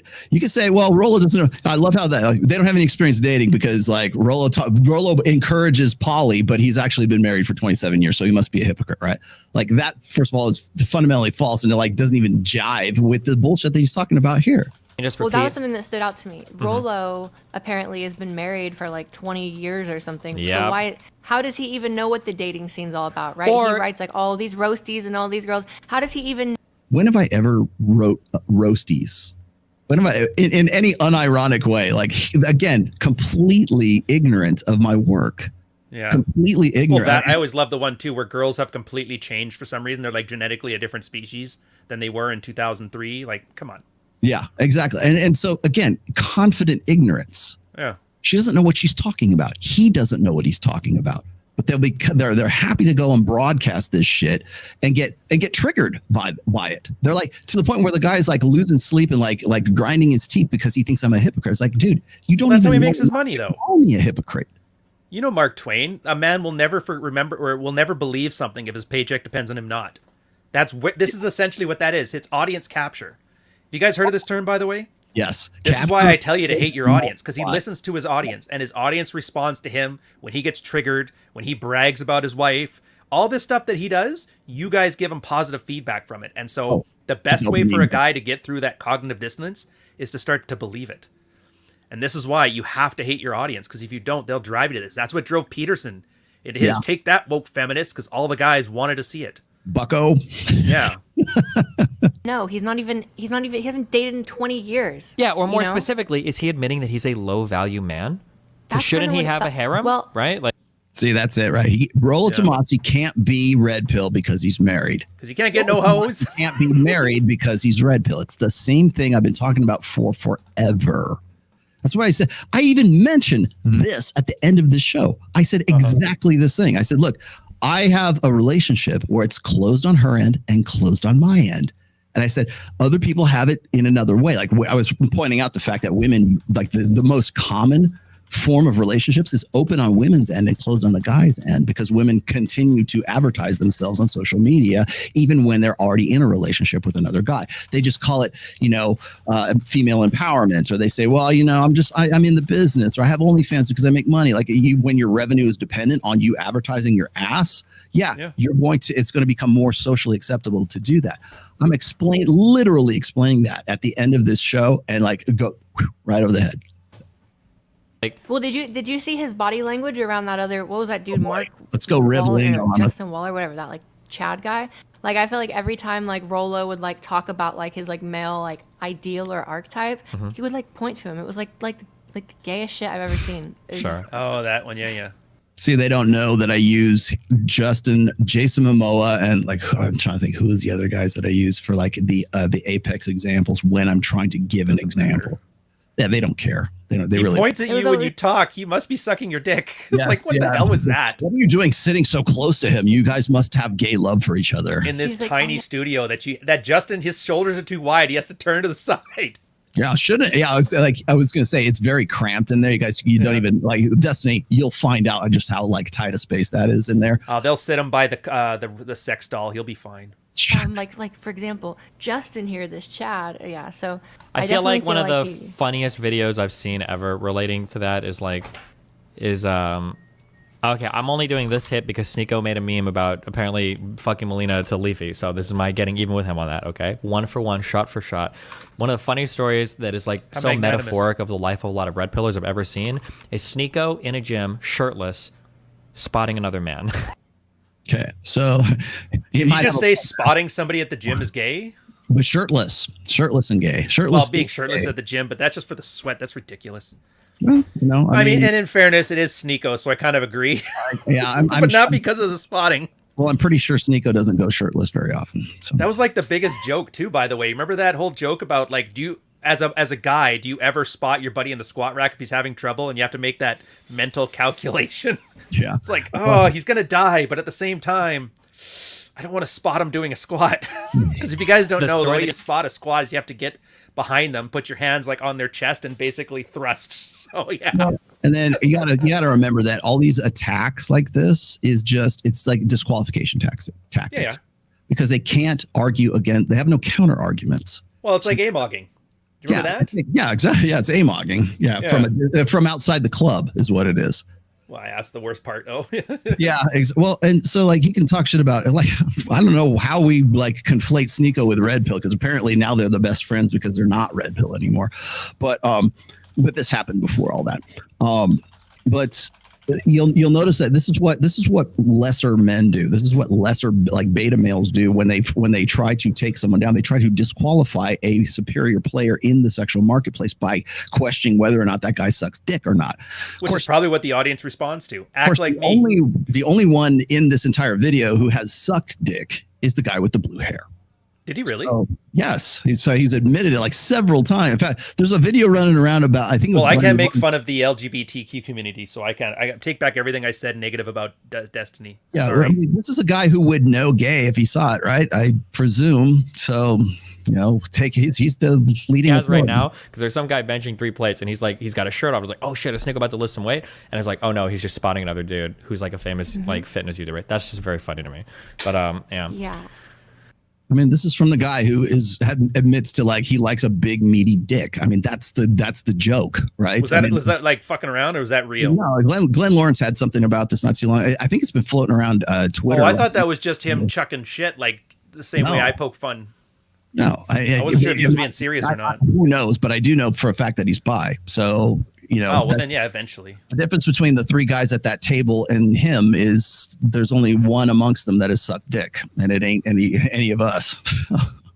So I don't know, that was just an interesting sort of display. Yeah, I just want to get your thoughts on the evolution thing and the Rollo not in the dating scene thing. Yeah. He's the person that told people to cash or to kind of, sterilize themselves, right? Yeah.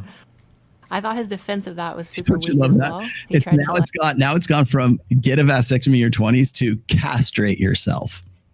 Like, where can we go next? Rollo said to like put a noose around your neck and just hang yourself because it's all over. Like, where do we go from here? Like, what's the next absurdity that they can come up with?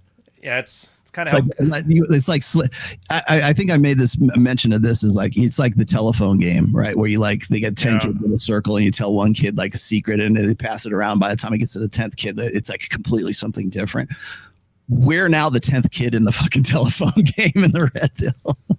I honestly, like, kudos to you. I would have zero desire to be on that show. Basically talking to these walk guys it all the about way back and be like, well, no, that's not what I was saying is even a good path. It's just technically the fastest path, which I don't think makes any sense anyways. Yeah. But yeah, that's all I wanted Boy, to bring. she at least Take understood care, it. Have a great day, okay? Yeah, Good luck with your she got it. Yeah. Not necessarily the best, but the See, fastest. that's for you guys. People Okay. my age, I have. And then, So go ahead. What'd you say? no, just fastest. She understood what the word fastest meant. Yeah. Like, yeah, this is also true of people that have like been in these environments, right? Like, wealthy people just aren't going to date a whole bunch of poor people. It just doesn't happen. You don't even run in the same social circles, right? They all go to the same private schools together. They all are family friends with each other. They all live in the same areas together. Like, culturally, it makes sense that poor people tend to date poor people. Middle class people tend to date middle class people. Wealthy people tend to date wealthy people, right? And by date we mean fucking, right? Well, I don't think he does, because settling down, maybe, arguable. But he's not talking about, because, I mean, come on. I've known a lot of guys that kind of, let's go slumming it. I've slummed it. Yeah, of course. I mean, everybody slums it. Yeah, you go slump busting, whatever. But the fact that, like, again, this is the assortative mating shit. I've been dealing with this since like the fucking Susan Walsh days in 2012 or some shit, like where it's like, well, these people get with these people and these people get with these people. And the fact of the matter is, it's like, are we talking about fucking?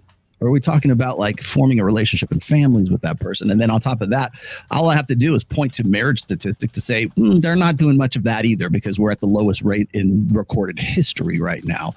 So, but the problem is it's not about what's actually happening. It's what people want to be happening. Most guys do not care whether or not that girl is like, it's icing on the cake if the girl makes a shit ton of money. Great. But if she's a hot girl, she just has to pass the fucking boner test. Yeah. That's like, I'm using Roosh 101. Pass the boner test. That's not even me. That's Roosh. I'll give him props for that. She just has to pass the boner test. Right? And it's like, how many of the chicks that he's getting with make the same amount of money as Destiny? How many of the chicks that he's like, because he's in this, polyamorous relationship, how many of the girls that he's fucking, like, I would argue probably that girl on maybe the OnlyFans girl with the glasses with no lens in them right there. I think she might be making close to what Destiny's making, right? If they're fucking, then maybe you have a case. But how many chicks is he fucking that make the same amount of money as he does? Like, he's literally the worst illustration of the example that he's trying to make. I've met guys that they don't want to do that. They want to date girls. If you find a guy that cares about how much money you make, you should leave the date immediately. Exactly. Like, these people are they're so stupid. Like, their whole worldview is informed by this insane red pill shit, and it's like so out of whack. Like, I don't think they don't know real men that make money. They don't know that. They just know crypto bros and like YouTube retards like me. That's all they know. They don't actually know like wealthy people that come from wealthy families that have built wealth over long periods of time. Steel it's all industry, this like wasn't it? online get rich quick bullshit. Okay. Justin's thing was the steel industry, wasn't it? Yeah, well, Justin makes money it has a steel building company. He was a multimillionaire before he even came into all this bullshit. He will probably be so when he leaves, because I don't think he has the patience for this anymore. Mike is a millionaire many times over. I make a good chunk of change. I ain't gonna tell you how much I make, but I'm good. Thanks. I can buy the things that I want, put it that way. And but I will point this out. Oh, they don't hang out with people with real money. Robert Kiyosaki, Jason Hartman, Ken McElroy, George Gammon, Miguel Munoz. Technically, from Canadian inflation, I'm a millionaire.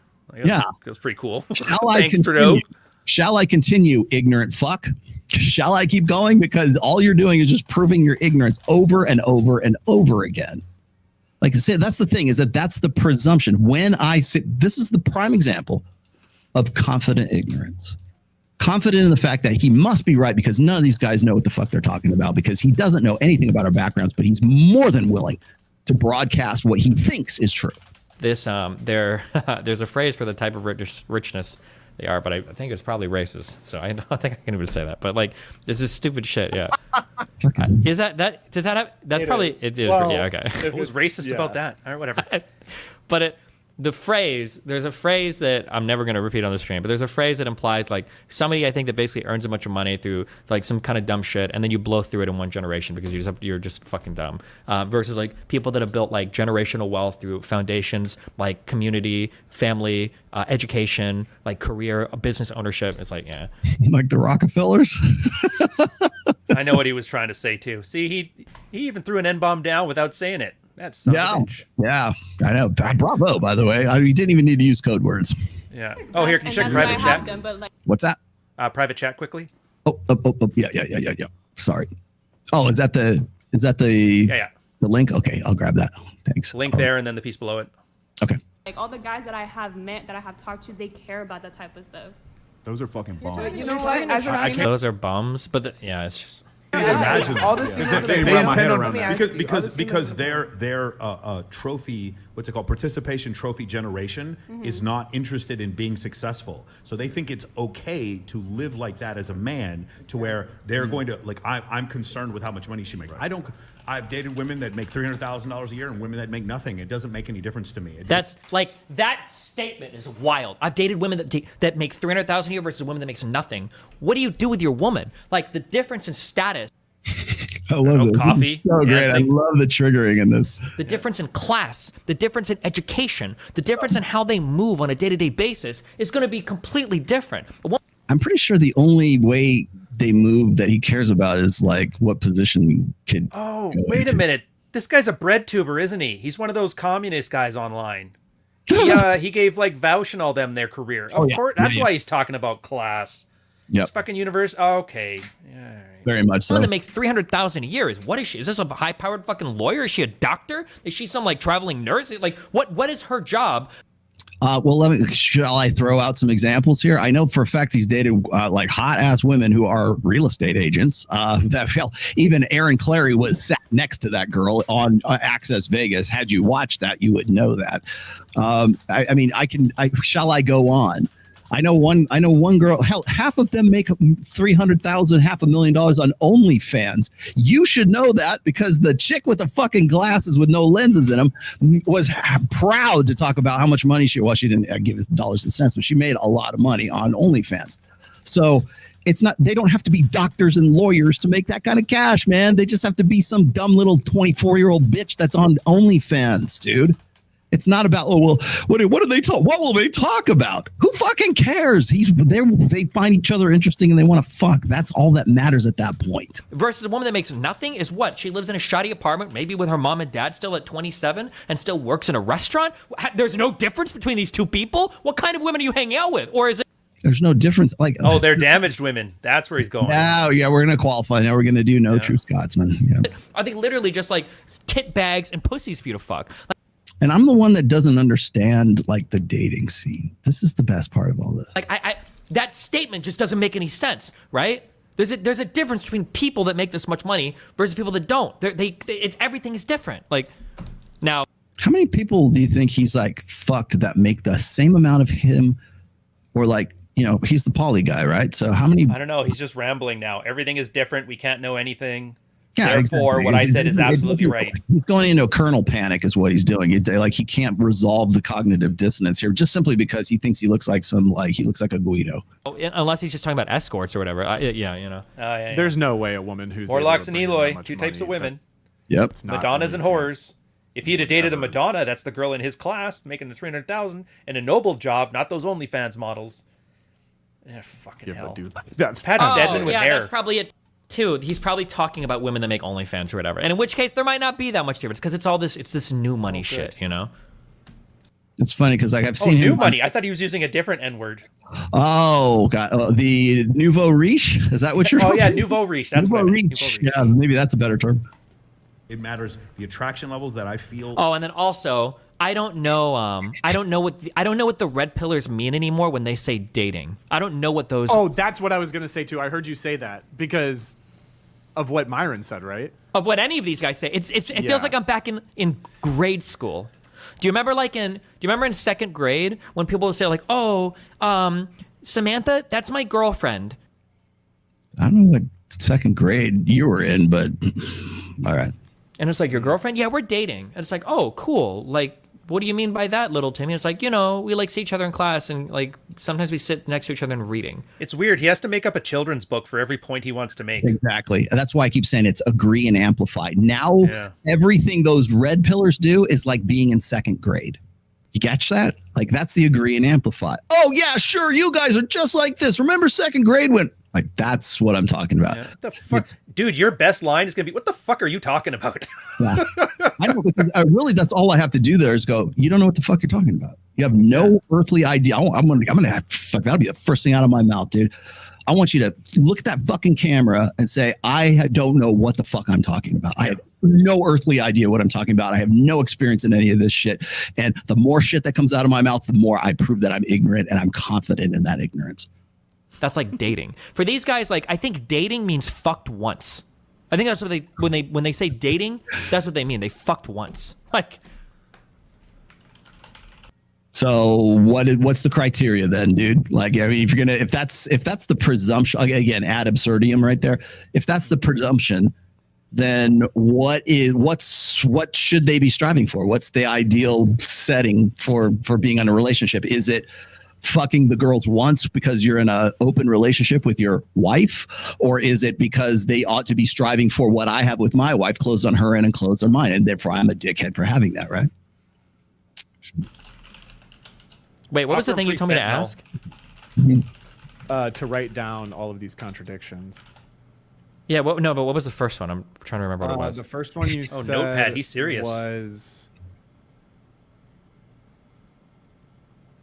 hope you save these notes. Hold on. What was the first contradiction that he just said like 10 minutes ago? I don't remember. Fuck, that's why we should have written it down. Yeah, seriously. Maybe it's because you don't care to know enough. I don't know. Oh, how much money they make?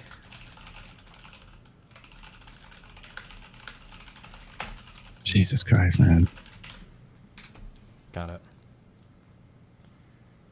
Dude, I'm out. I can't. That I get in the loyal. All right, I'll let you go. I'll pull out of here. I know you got to roll. Anyways, thank you much for having me. I did my best. Yeah. I held on as best I could. I threw a lot of shit. Worries, no worries. It's okay. It's just more. I could keep going and everything, but go ahead. I'm like, fuck. Let's just kill it. What do you got going for us this week? You man? know what? You're gonna be in rapt attention watching me. No offense, but the people that are here for this Destiny Sneeko thing, I kind of rather they wouldn't follow me. So I don't think I'm going to pitch anything. Yeah, it's all good. Thanks, man. Yeah. For the rest of you guys, you know where to find me. You know what I'm about. You know my channels. I guess the only new thing is the Substack. I won't put a link into here. Just find me on Twitter. I'll talk about it there. Thank you so much, Rollo. Again, it's appreciative. I hope I offered value. It's for being my counterbalance. Yeah. You're my candle in the wind. Good luck. Good luck tomorrow. Let me know how it goes. No offense. I probably won't be watching it. That's okay. You can catch it. I wouldn't wish that on you. I'll just give you the highlights when we get to it. But I hope you destroy him. Destroyed. I'm the one that likes Slayer. Remember, like destroyed. Yeah, Rollo, Slayer on your shirt. You don't play in Slayer. What kind of contradiction is that? You're such a hypocrite. Where's your experience? Yeah. But yeah, I'll be back to talking about relationships and sexual strategy and all the stuff that he doesn't understand. So whatever. Yeah, we'll do it again. Thanks, man. Much appreciated. Thank you. All right, brother. Bye-bye. Now it's all about me. So if you guys have any get John and MLD on the stream, John's already going to be doing whatever podcast on the 16th. So I'll give you the props. Go ahead, man. That's coming up soon. Let me kill that off. I got to get to the rest of these real quick while I have the chance. Hey, Rollo, I just want to say that so don't like. I want to say that so don't like Destiny. That you don't like Destiny. Never have. I remember when he started the beef with Stefan Molyneux many years ago.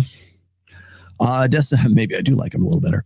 Destiny is a gamma. Yes, most definitely. And I think that you should have known how to deal with that. Just saying, I do know how to deal with that. That's the problem is that a lot of people, when I'm going out there and I'm trying to make a case, and then when I'm putting something out there, the argument ends up becoming like reframed. And it's usually reframed as whatever's going to get the yucks, right? Whatever's going to be the middle school schoolyard jibes. That's what it's going to come down to. So here's people keep asking me like, why are you even doing this, Rollo? What's the bother? Why even bother? Well, first of all, Mike wants to do it too. So both myself and Mike are too. We actually rebooked our flights so that we could actually go out and do this before everybody like bailed. Jeez, I guess there's some thunder outside. And so we actually changed up our flights so that we could do this. And because, well, first of all, I know Myron and Fresh really want a hot show, so you're going to get it.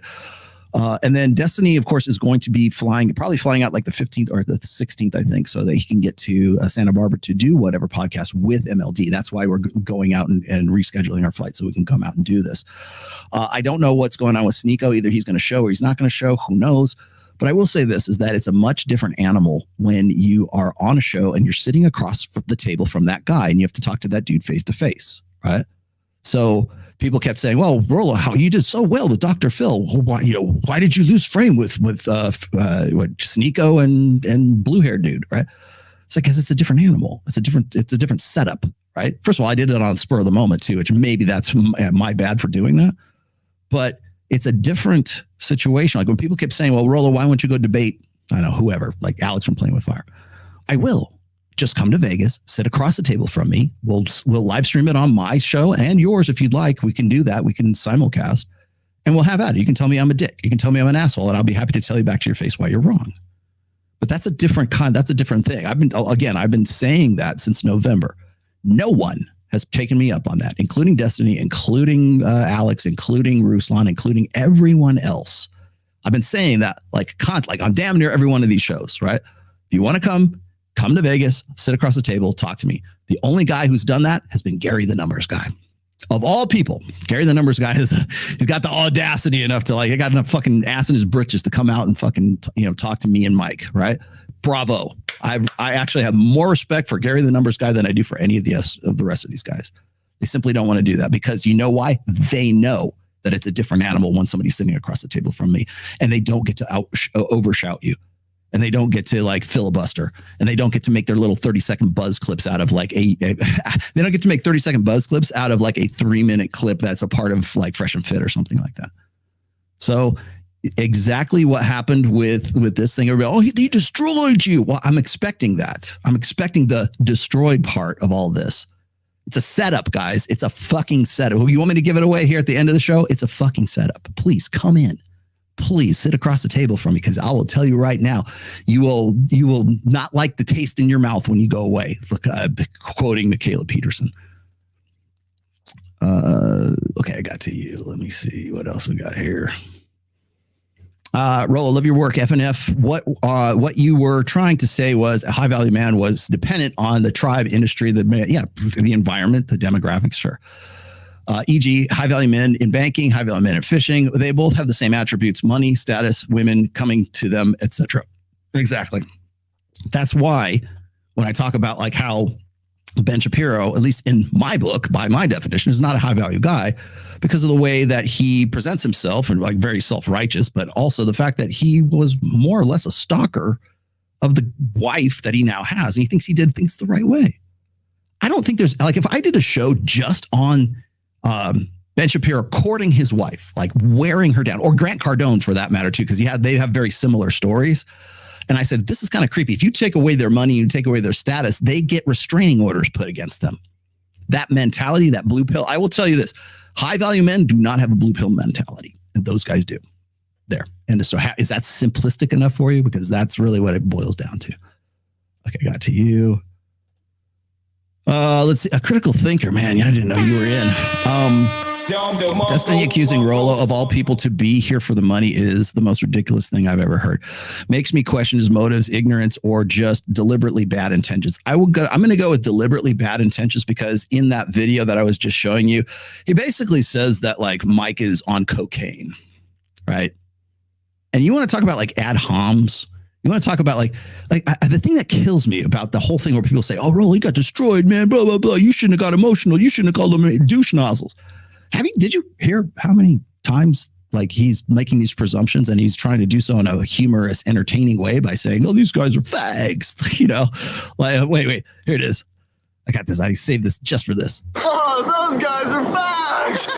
That's basically what he's saying about Justin Waller. But he's the one who sucked guys' dicks. So I don't have to use an ad hom to point the fact out that he's the one who's admitted to actually having homosexual sex with guys. But, Justin Waller and Mike Sartain. Oh, those guys are fags. Yeah. I don't need to resort to that, man. It's like, you just use your, it's like Twitter jujitsu or judo, right? You use your opponent's energy against them. Maybe that's what I ought to look at. Rollo, off topic. Okay. As far as songwriting goes, okay. Good timing, my friend. I've got a story for you. What would be a good theme song album that would resonate with the current state of our culture? That would resonate. I'm gonna go on a limb here because I think a lot of people are sick of this nihilistic, depresso, despondent, stare at the floor and strum your guitar shit right now. Everything, I think so many people are like really upset with the fact that everything is so down and so downbeat and so negative. And I think one of the reasons why like metal, like I gravitate towards metal is because it's something that is universal.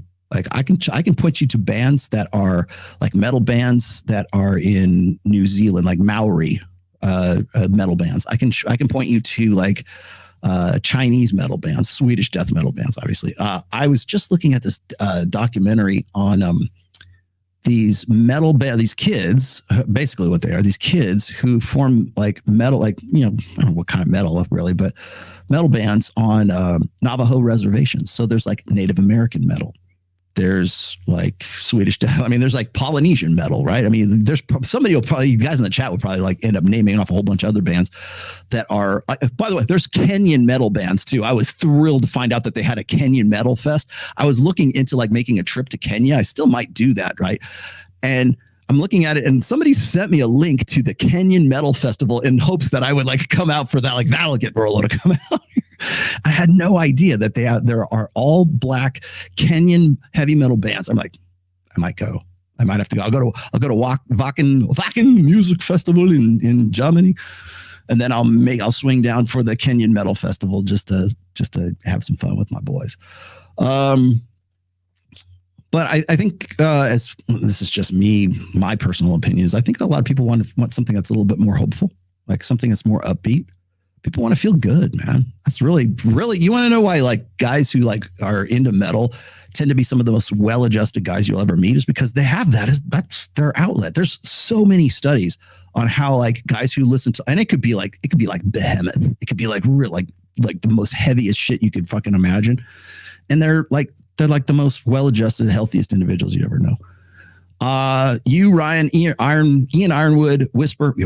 I don't know this dude. Ultima Cad, and Rule Zero RC Span. Thank you. Argue in good faith with people like Richard Reeves, not blue-haired dummies. Thank you. I promise. Here's my promise. I'll get Scout's honor. Yeah, I'll do my best. I'll do my best to give you some see, the thing is like, who do you think gets more eyes on the screen? Me going head to head with fucking Sneeko and Destiny, or me and Steve, or me and Mike Sartain talking to Dr. Richard Reeves, or getting like if I guarantee you, and I still want to do this, and if Gad Saad wants to do this, I'm all about it. But I really want to get Gad Saad into Las Vegas and have like a 2-hour, 3-hour interview with him, because I just want to pick his brain for that long, because I just think he's that interesting an individual.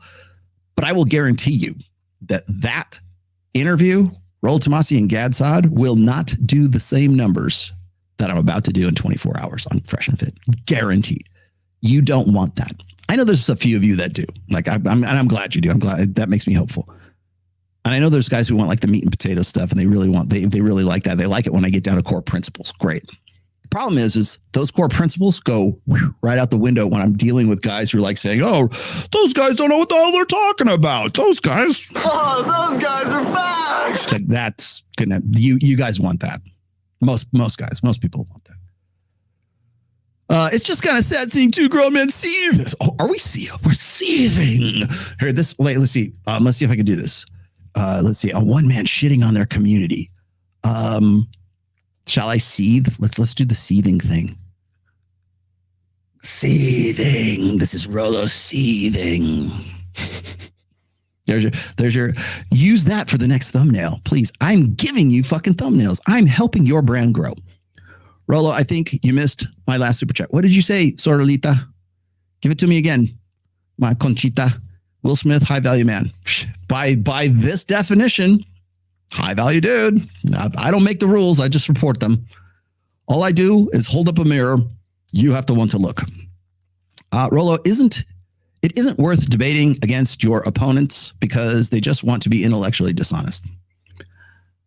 And as often as I've said that, when I don't, then it's like, you're afraid to debate Alex from Playing with Fire. Like, I don't win. I don't win either way. If I do it, I lose. If I don't do it, I lose. See how that works?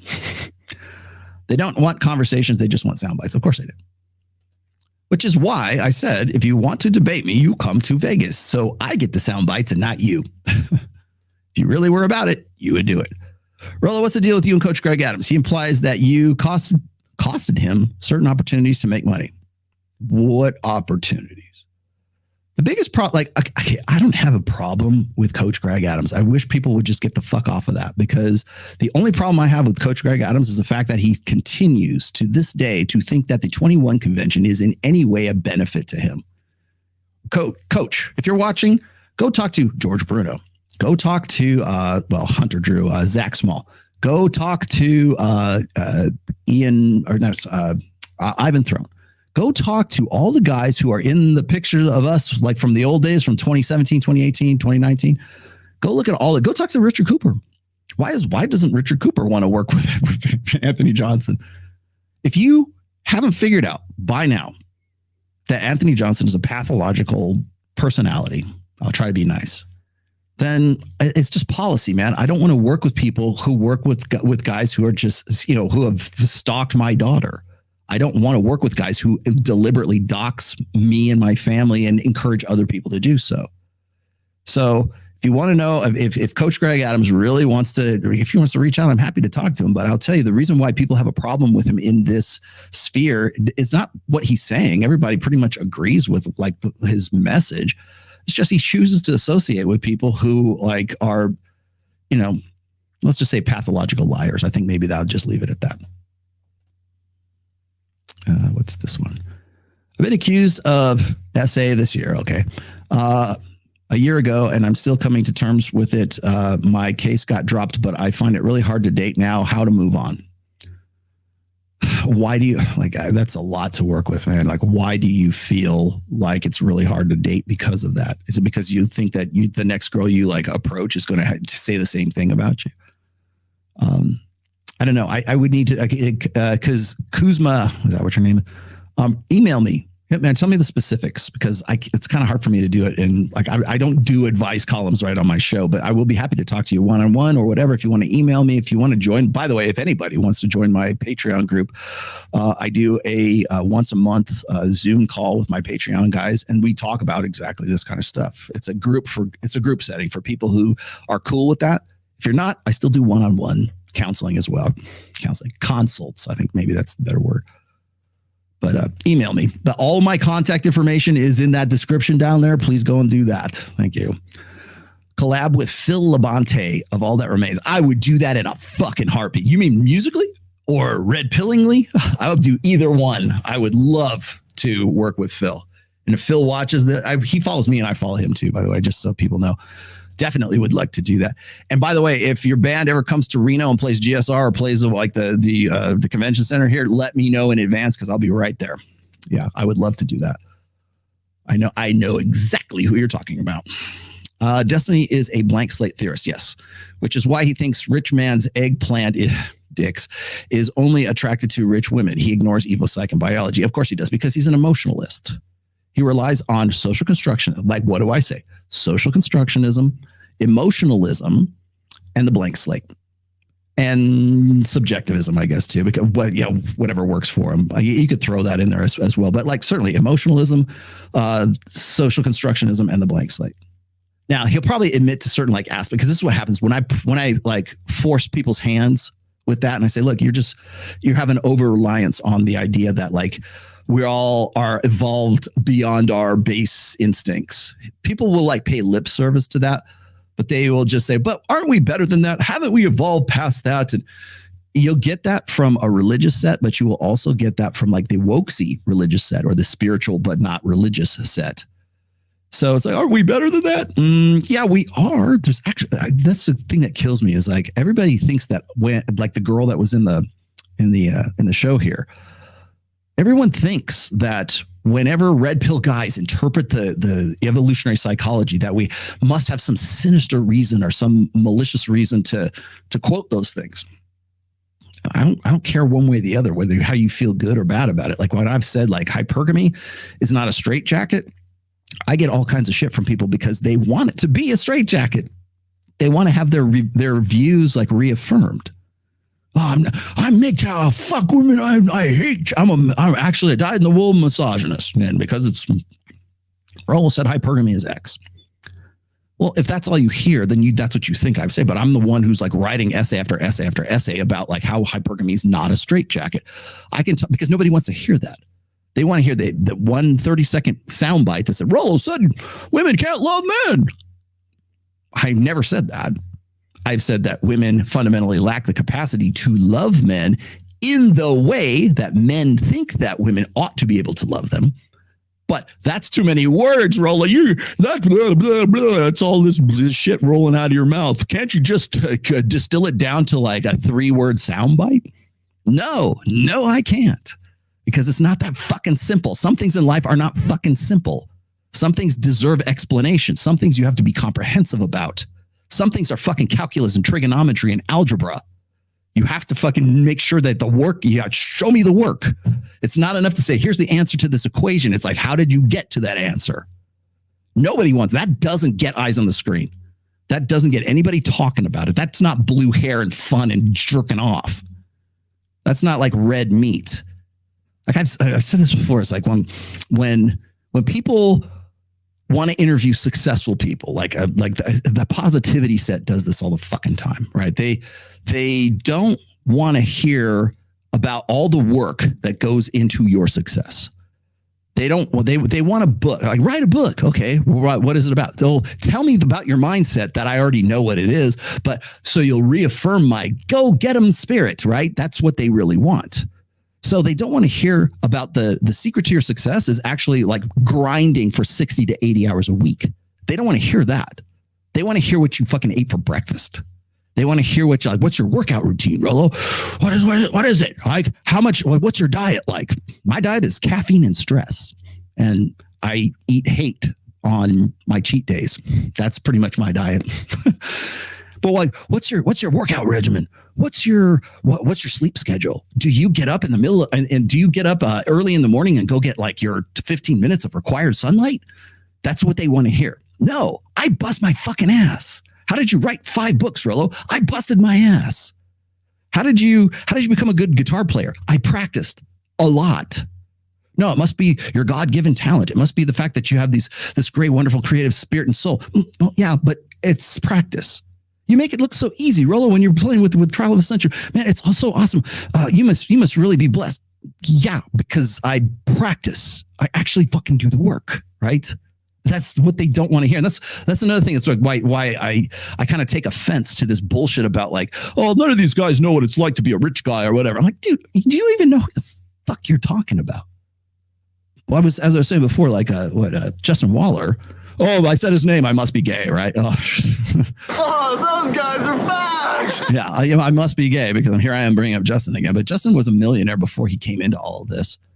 He had his own, steel building company, which he started from scratch. You felt just go to his site. All it would take is like 5 minutes on his Instagram, and you would have picked up on that. But no, even that is too much. Like headspace to deliver to super Giga Chad, Justin Waller, right? And so like it diminishes, it debases the work that all these guys have put in, all the reason why they're even on that show. Like, why would they be on the show in the first place if they hadn't done something significant? I don't know why these guys are here. You're going on the same fucking show. What have you done? Suck dick and played League of Legends while you talk shit on Twitch? Yeah, go back to Twitch. What the fucking manosphere will be better off without you. But you're not going to see that. But nobody wants to hear about the work. Nobody wants to hear about the grind. Nobody wants to, because that ain't sexy. That doesn't sell books. That doesn't get click through rate. What do you eat for breakfast? Egg bites, protein shake. Oh man! Oh, those guys are facts. I got this one. Oh, gnarly. Yeah, I don't eat liver. I'm not like Liver King level yet. Destiny is a blank slate. Yeah, he is. Well, a lot of these guys are. Pretty much, if you kind of align with the wokesy ideology, right? If you will align with that sort of thing, I would definitely put him in that camp. And I would also put Sneeko in that camp. He doesn't know he is, but I would definitely put him in the wokesy side of things because he just wants to yuck it up. He's all brand. But again, it's based on, you want to talk about like here, let's quote Coach Greg Adams, hope is not a strategy. That's what these guys all align with. Hope should be a strategy. That's what I hope we can evolve past our innate biological evolution, our 200,000 years of human evolution and just like rise above all of this. I hope we can do that. Well, what a great strategy that would be. What's this? Is tomorrow a debate or discussion? There's no such thing as debate anymore, Soralita, my fine Conchita. There's no such thing as debate. Would you like me to read you why there's no such thing as debate? I wrote a Substack about that just today. By the way, I was riffing on an earlier article by Whisper, who was talking about the death of debate. Right? There used to be formal debate. You still maybe you find a little bit of that in college campuses, probably like in logic courses or debate course. Like if you're on a debate team, you're probably going to do. You're probably going to learn something about formal debate. Nobody does formal. Trust me, no one on social media even knows what formal debate is like. Then there was like modern debate. Modern debate is how can I make this how can I persuade people? How can I persuade people to buy this product? How can I persuade people to buy a car or vote for me? Or it's like this. It's like Robert Greene's Art of Seduction. How can I persuade? That's modern debate. Postmodern debate is how can I make this guy look like a really bad, evil dude? How can I make him look like that? That's what postmodern debate is all about. And that, so debate right now is dead. If you want to talk about a discussion or an argument or I don't know, whatever else you want to call it, it's not debate. That's why whenever somebody says, oh, Rollo got destroyed, the whole reason you're doing this 3-hour video right now is because you got destroyed and you're seething with anger. Like, you don't win. There's no such thing as a debate anymore. I mean, for as much as I'd like people to come to Vegas and debate me, right? Nobody does. You know what debate consists of on the U.S. Senate and the U.S. House of the Congress? You know what that consists of? You have, 3 minutes, 5 minutes to present your case.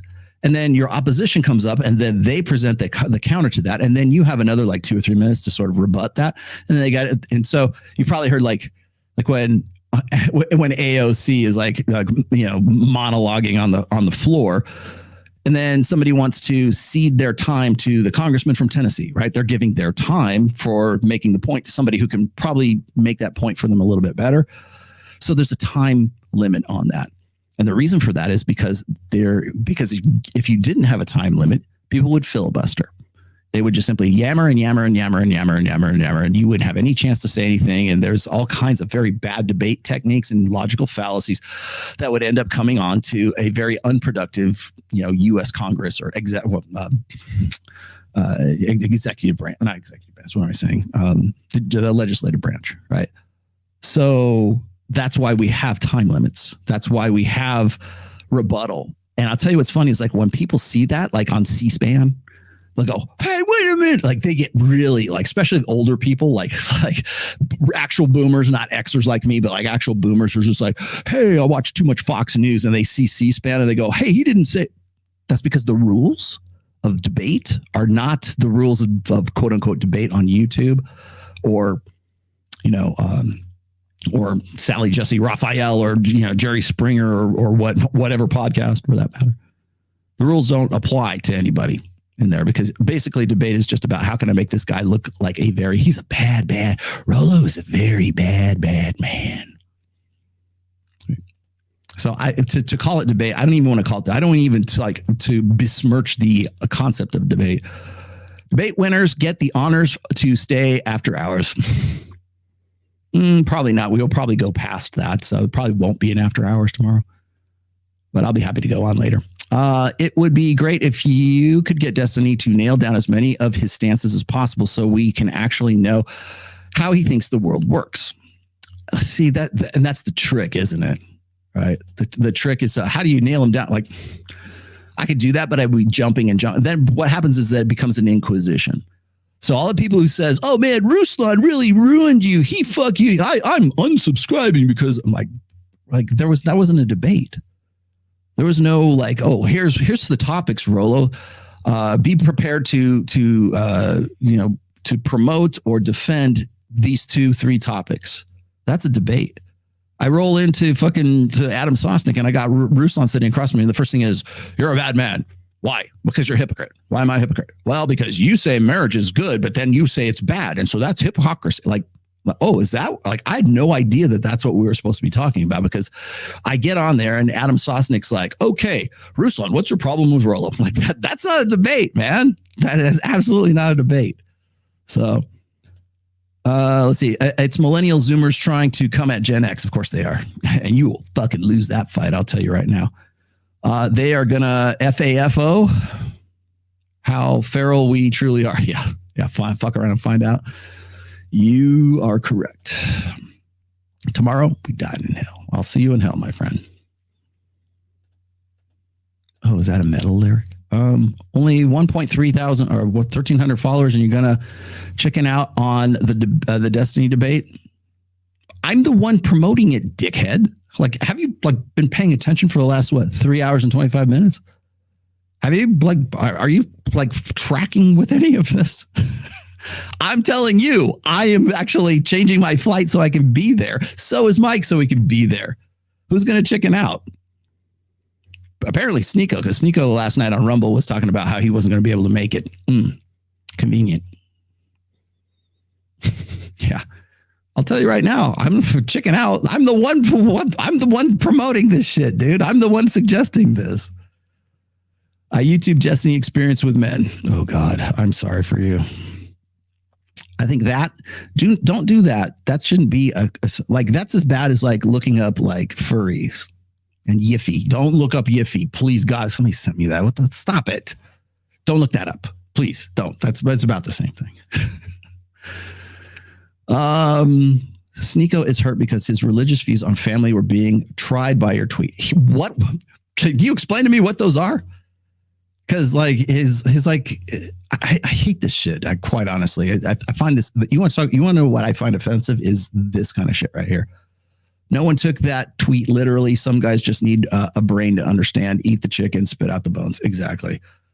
But he has no religious views. That's just it. It's whatever the religion of convenience happens to be. oh, I went to a mosque. Like I've seen video of him like talking about how he went to a mosque, and the guy who was actually there with him said, "You didn't go to fucking mosque. There was nobody. It wasn't standing room only. I was there with you after hours. What are you fucking talking about?" Right? Ratting him out. That to me is like I wrote the 4th book, which is The Rational Male Religion, which I suggest like you go read. It's on Amazon. All of my books are on Amazon, by the way, in case you didn't know. And they're on Audible. So if you like are dyslexic or you can't read, like you're illiterate, you can actually listen to the books too. So it's like you got no fucking excuse. But I wrote Religion over the course of 3 years. It is my most well-cited book. There's actually a index in the back of it of sources cited. So and I realized I had to be bulletproof on that book. But you know, people don't care. But but in that book, I've said this is that like your religion and your faith, whatever that is, should be a personal thing. It's not something you wear on your sleeve. It's not something that you're going to just go out there and like, you shouldn't be part of your fucking brand, I think.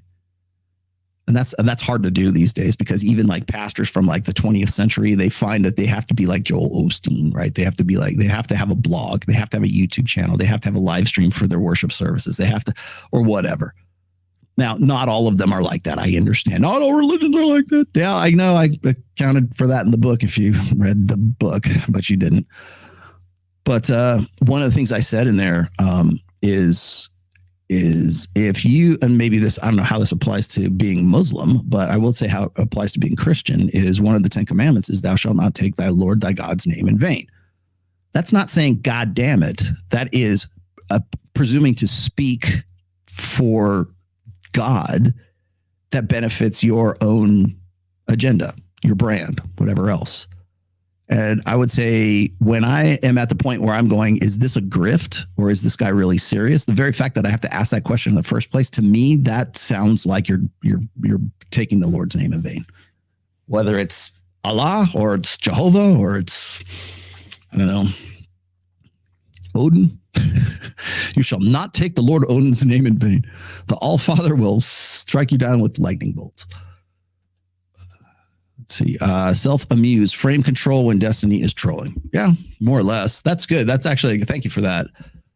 Yeah, amused mastery, right? Now you're going to say this. Yes, I know. Pat on the head. But he relies on a lot of agree and amplify. And I think what's funny is like a lot of people don't realize that some of the quote unquote, pickup artist techniques, that's not like they just made those up in the PUA communities of the early 2000s. Like those are psychological principles. Agree and amplify is not a game tactic. It's a psychological like perspective or psychological mechanism. Sure. Where you stand, where those two kids stand is key. Okay. Time has already told us who you are. So for those two, I even wish them good luck. Well, thank you. Good luck to you, my friend. Where is it? There you go. You chose poorly. Off topic. I remember you saying on one stream, don't hate women for what they cannot be to you. Yeah, that's, I forgot the proper saying. I can't find it on the stream. Yeah. That's in, I want to say it's in Preventive Medicine. It's my second book is the red pill doesn't exist. So you will hate women. It exists so you won't hate women for what they can never be to you. Because too many okay, so what does that mean? Explain it to me, Rollo. Tell me. What that means is that the red pill is like fire, okay? You can use it to cook your food and heat your house, or you can use it to burn down your neighbor's house and set him on fire, right? It's all in the usage of it. It's not good. It's not bad. It's all in the usage of it. So when I say, the red pill is not so you'll hate women, it's so that you won't hate them for what they can't be to you. The problem is like too many guys are stuck in this idea, like freaking destiny here, stuck in this ideal or this land of ideals that they think is true. But I'm the one who's not in the game, but I'm the one who's explaining this and asking the tough questions that you don't have answers for. So must be doing something right over the past. I doubt he even knows I've been doing this for 20 some odd years, right? Well, he hasn't been in the game in a long time. He hasn't seen a new vagina in 50 years. Do you even know anything about me? No, you don't. So why are you making presumptions? Do you know that for a fact? Because I'll be happy to school you on the fact on how you are, on the myriad ways of why you are wrong. Hell, even Mike will probably, I'm hoping I'll be able to get a word in edgewise because I know Mike's like ready to go. So that's where that comes from. Too many guys have this idealistic notion of like how women ought to be for them. And you want to know where like real misogyny comes from. You want to know where like guys really get frustrated and they're just like, you want to know where the real seething, angst comes from. It comes from expectations, right? Who hurt you? My expectations hurt me. That's what, essentially, I would love to hear some guy say that at some point when some girl on like whatever or Fresh and Fit says, "Oh, who hurt you?" My expectations of women, that's what hurt me. I expected you to be better. I expected you to be different. I expected you to actually have some sort of like some value added, and I'm not seeing it. So that's what hurt me. It still does to this day. Wouldn't surprise me in the least if neither of them showed up. If Sneeko doesn't show up, that'll be one thing. If Destiny doesn't show up, that'll be another. I think Destiny's ego is too big not to show up, but I could be wrong. I hope they do, man. It cost me an extra like $600 to change my goddamn ticket. You better the fuck be there. Sneaky has a cuck party to attend.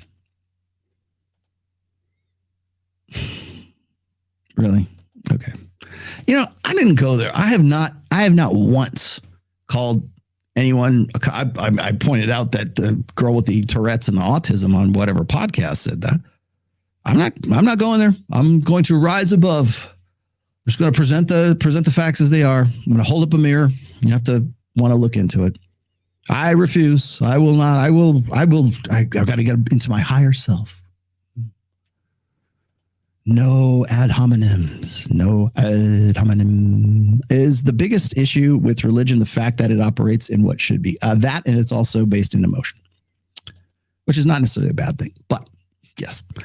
I still thank you, Rollo, for changing my life. Well, thank you, Blake. I still love you for saying that. I would have been stuck in a 3-year toxic relationship. Your books are the truth. Still trying to stay wrong, baby. Yes, thank you, Blake. See, that's what I want. Don't cite me as a source. Just tell me what you did with all this. Thank you. You're welcome, Wet Beaver looking for wood. I learned formal debate through Christian apologetics. Wow. Specifically, the debate between Dr. Craig and Hitchens on God's existence. Would be nice to see it on YouTube, but modern attention spans forbid it. Yeah. Too long, didn't read. I have to explain to you what TLDR means these days because it's too long to actually bother to understand. I love the dynamic between you and Mike. Thank you. I think now, is anybody else picking up on this? But I kind of like, in some ways, I get a lot of like Pat Campbell vibes from Mike. That's why we work so well together. A lot of the strengths that both Pat and I had together, I'm not saying all of them, but like I find a lot of them, the same dynamic exists between me and Mike. Okay. If high value mountain equals alpha, I didn't say it did, but that's the terminology we'd like. But in the Rational Male, Volume 1, page 27 to 33, defining alpha. Alpha is contextualized, learned, natural, and societal. Yes. ALS. Well, alpha is as alpha does, also mindset. So concretely, what is alpha? Again, alpha is something that's like, for instance, in that, I know which one you're talking about. Would you like me to read that? I can go and read that whole thing for you so you have a more concrete answer. Alpha is a mindset. It's not a demographic. So when you look at like, you know what? Oh, fuck it. Let's just go do this because it's too good not to do this. Because I know exactly where it is. I was just looking at it. Now I'm going to pull this. I've got it already loaded up from the website here. Let's see. Alpha is a mindset, not a demographic. Alpha is as alpha does. It isn't what we say it is. Now, all of this can apply to high value men as well. High value male, right? There's a tendency to approach every alpha argument from what a guy thinks is righteousness. Ergo, his personal definition of alpha is what appeals to his best to his sense of virtue. He earned his alpha cred, played by the rules, and by God, people, women in general, should respect that. However, the sad truth is that prisons are full of alpha males who simply channeled their drive towards destructive and antisocial endeavors. This is where you're right here is where you are like lacking the concreteness of what is an alpha and what is not. Okay. As I said, there are pro-social alphas and there are scoundrel, drug dealing, murderous alphas as well. So it all depends on the context. Okay. Also, by the way, I have several essays about what is alpha.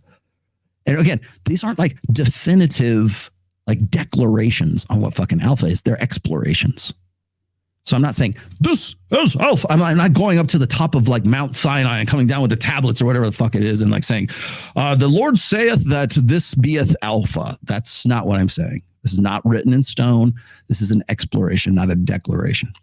There are plenty of examples of indifferent asshole alphas who you wouldn't say are upstanding moral leaders at all.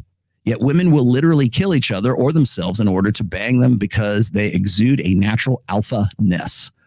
Now, I made mention of Corey Worthington. If you don't know who Corey Worthington is, go look him up. He's the kid from Australia who had the big rager party. Now, I know he's changed his stripes since then. Don't send me those fucking tweets and DMs. I know. I got it. Thanks. All done.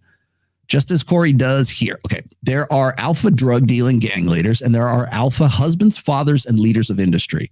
It's all in the application. Genghis Khan was alpha as fuck and a leader of men, but he probably would be on most people's douchebag list for that era. Okay. Guys like Corey Worthington infuriate men who have invested their self-worth in accomplishments of what they think ought to be universally appreciated and rewarded. Just as a perfect example, Destiny was saying exactly the same thing.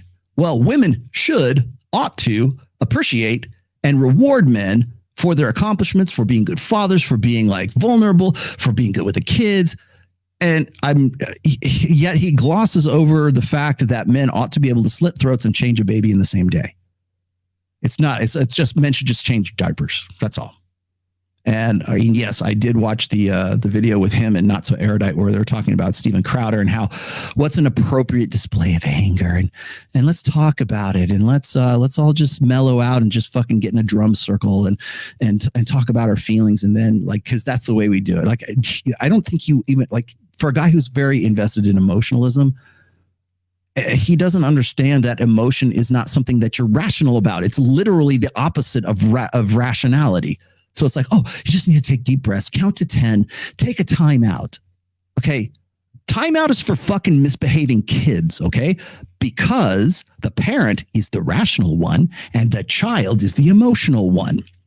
So when you're in the moment, what is and what isn't a proper or, an accepted way of expressing emotion all depends on what your fucking outlook is.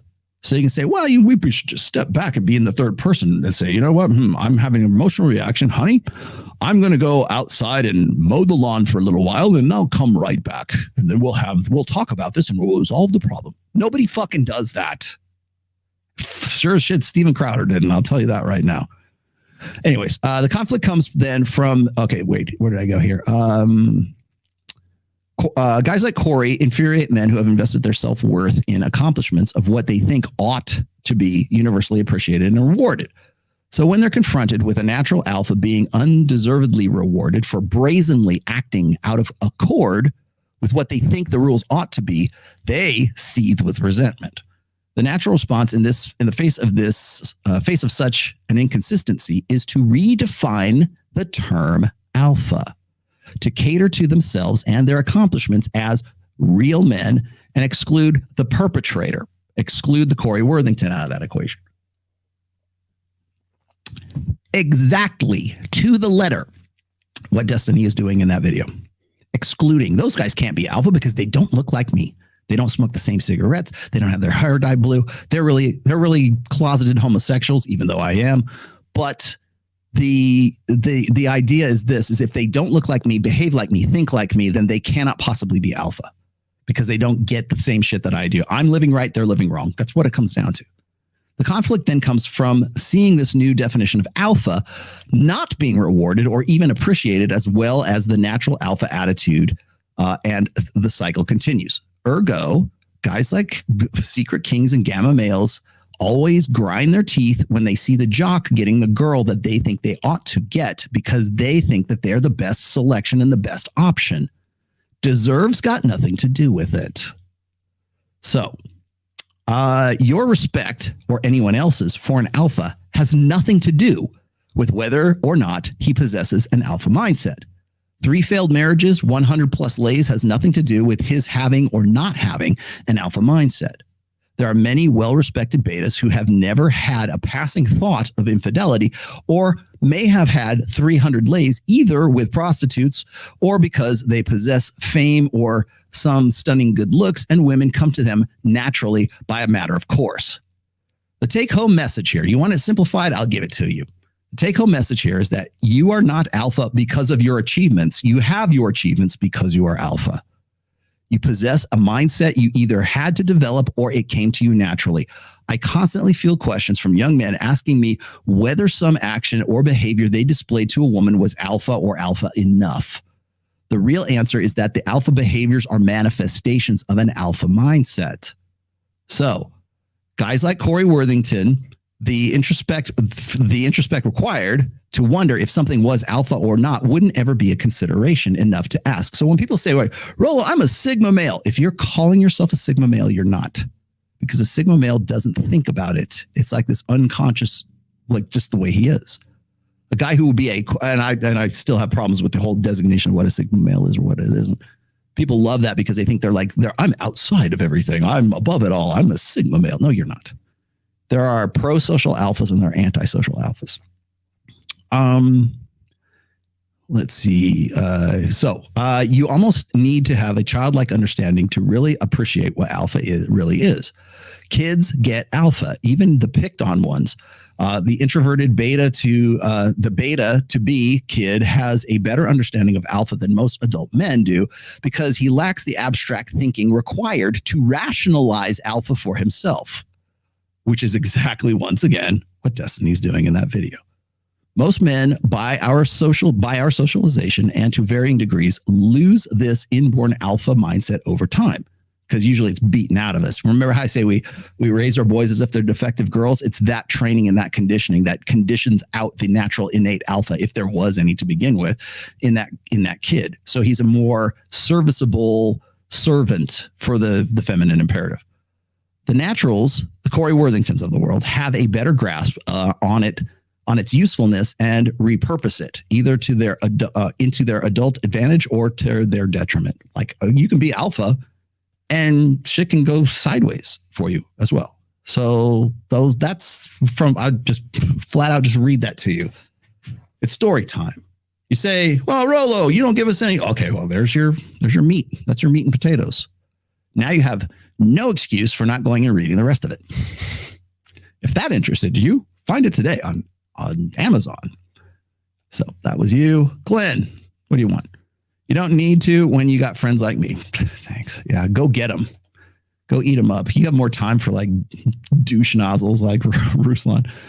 Roos nozzle. If Sneeko would put his ego aside, he would realize he probably agrees with you on 80 to 9%. He does. He just doesn't know it. All the guys he worships credit you and your work. Yeah, including Fresh, including Myron, including the Tates. Does he know that I have known Tate probably while he was 15, 16 years old? I don't know. How old is he anyways? Sneeko will try to corner you tomorrow on the male promiscuity issue. I hope he does. I absolutely hope he does. And correlates the red pill with not promoting strong fathers. You know, what's funny is that was never a priority up until now. Why is it important now? I've had a change of heart. I'm the prodigal son returneth.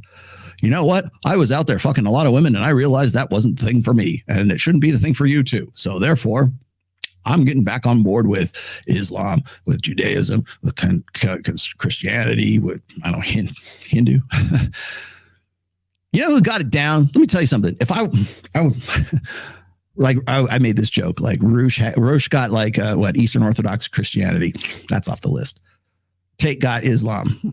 That's off the list. The only thing that's left for me is Judaism, but there's a lot of guys who are already Jewish, right? And of course, God forbid, everybody already thinks I'm Jewish anyway, so I might as well just go put the yarmulke on. But Mel, you know what I would do if I was going to change? Because I consider myself Christian. I consider myself like I have a faith. If you want to know what it's all about, don't hit me up right now. There's a whole book on that. It's the last chapter in religion. I went into great detail and great pains to write that. Do me the solid. Go read that. But the you know what I would do if I couldn't be a Christian, if I wasn't Christian, they say, okay, Christianity is off the table. I'd be a Sikh. I thought those guys had a fucking really great outlook on life, and they're very family oriented. I swear to God, I would be a Sikh. I would do that. I'm gonna if I ever like convert to Sikhism, you'll know why. Sneeko will try to corner you. Okay, got that. Hey, look, it's Jeremy. Oh, I thought it was Jeremy Meeks. Sorry. Why isn't Ben Shapiro alpha? Honest question. Because he has a very beta outlook when it comes to women. That's why. He's not the guy that other women want to fuck. He might be the guy that other men want to be. But again, that's in my estimate. What I say is not like, again, it's not taking and stone tablets down from the mount, right? The burning bush did not give me those. I'm just saying that's my estimate. Myron, on the other hand, seems to think that he's high value. Well, I can pretty much guarantee you that he hasn't, I don't know, maybe I'm wrong, but he hasn't fucked 50 women. So does that mean disqualify him from being a high value man? Because according to Myron, that's one of the prerequisites. Okay, well, that's fine. By that estimate, then I'm not a high value man because my notch count is about 42, like P and V, right? I'm not counting blowjobs because the CDC wants you to count blowjobs now. Didn't know if you're aware of that. You are now. Destiny's world view conforms to his lifestyle. Yeah, and that's and conveniently so, right? It conforms to his lifestyle because in a very similar way to, like, say, a guy like Jeffrey Miller, Dr. Jeffrey Miller, or really I could even, like, I hate to point fingers at Dr. Buss because I still think he's a really great guy. The whole problem I have is the stupid mate shifting thing, and it's very convenient that I've changed my mind about that. Okay, yeah, and it happened in 2020 when he started his Evo Psych dating program that never got off the ground. Go ask Alex Hormozy about that. He signed on with that. There's a whole bunch of really high-profile notables that wanted to get on board with Dr. David Buss's dating program. Go look it up. You can Google it. You'll find it easy. It's been sort of in limbo since like 2020, and you can go sign up for the pre-registration still to this day. But it was open. He started it in 2020. Yeah, right about the time he put out Men Behaving Badly, and right about the time he decided that it's not about dualistic mating strategy, it's about mate shifting. Conveniently, because it's more flattering to female nature. Just like Men Behaving Badly is really it's apologetics is what it is. It's evolutionary psychology apologetics, which I think is sad because Dr. David Buss is great in pretty much everything else he's ever written. So, but that's just me spitballing. What do I know? I don't have a degree in Evo Psych. Okay. Let us see. I think that's about it. I will be in Miami starting tomorrow, and which means I have to go pack my bags pretty soon here. So where is that? Where's the rest of that? There it is. There we go. Ryan left me one last Easter egg before he left. All right. What is this? Is men saying they are high value men the same as, say, a girl saying she's a 10 of 10? No, it's not. I love that. I love that part too. Like, oh, you're just being subjective. This is just like a girl saying that they're a 10 and they're confident, blah, blah, blah. No, it's a lot more objective than that. But you also have to take into account, like, see, that's the thing. It's like there's this want for conflation between those two. Oh, well, women are just delusional. Look at her. She's fat. She's Gorlock the Destroyer, right? She thinks she's a 10. Oh, how delusional. Right? Okay, well, so if that's the case, then is Jeffrey Epstein a high value man? And if so, is he a more high value man, or is he on the same scale, or is he being measured by the same metric as Henry Cavill, right? Is he like, find a pro-social alpha? What about, I think a lot of people would have said at one time that, what's his name? I'm blocking on it right now. God damn it. Weinstein was a high value guy. Surely he is. Look at him. He's not that good looking, but clearly he's getting laid, right? He's well respected. He's got connections. He's in Hollywood. He's a high value guy, right?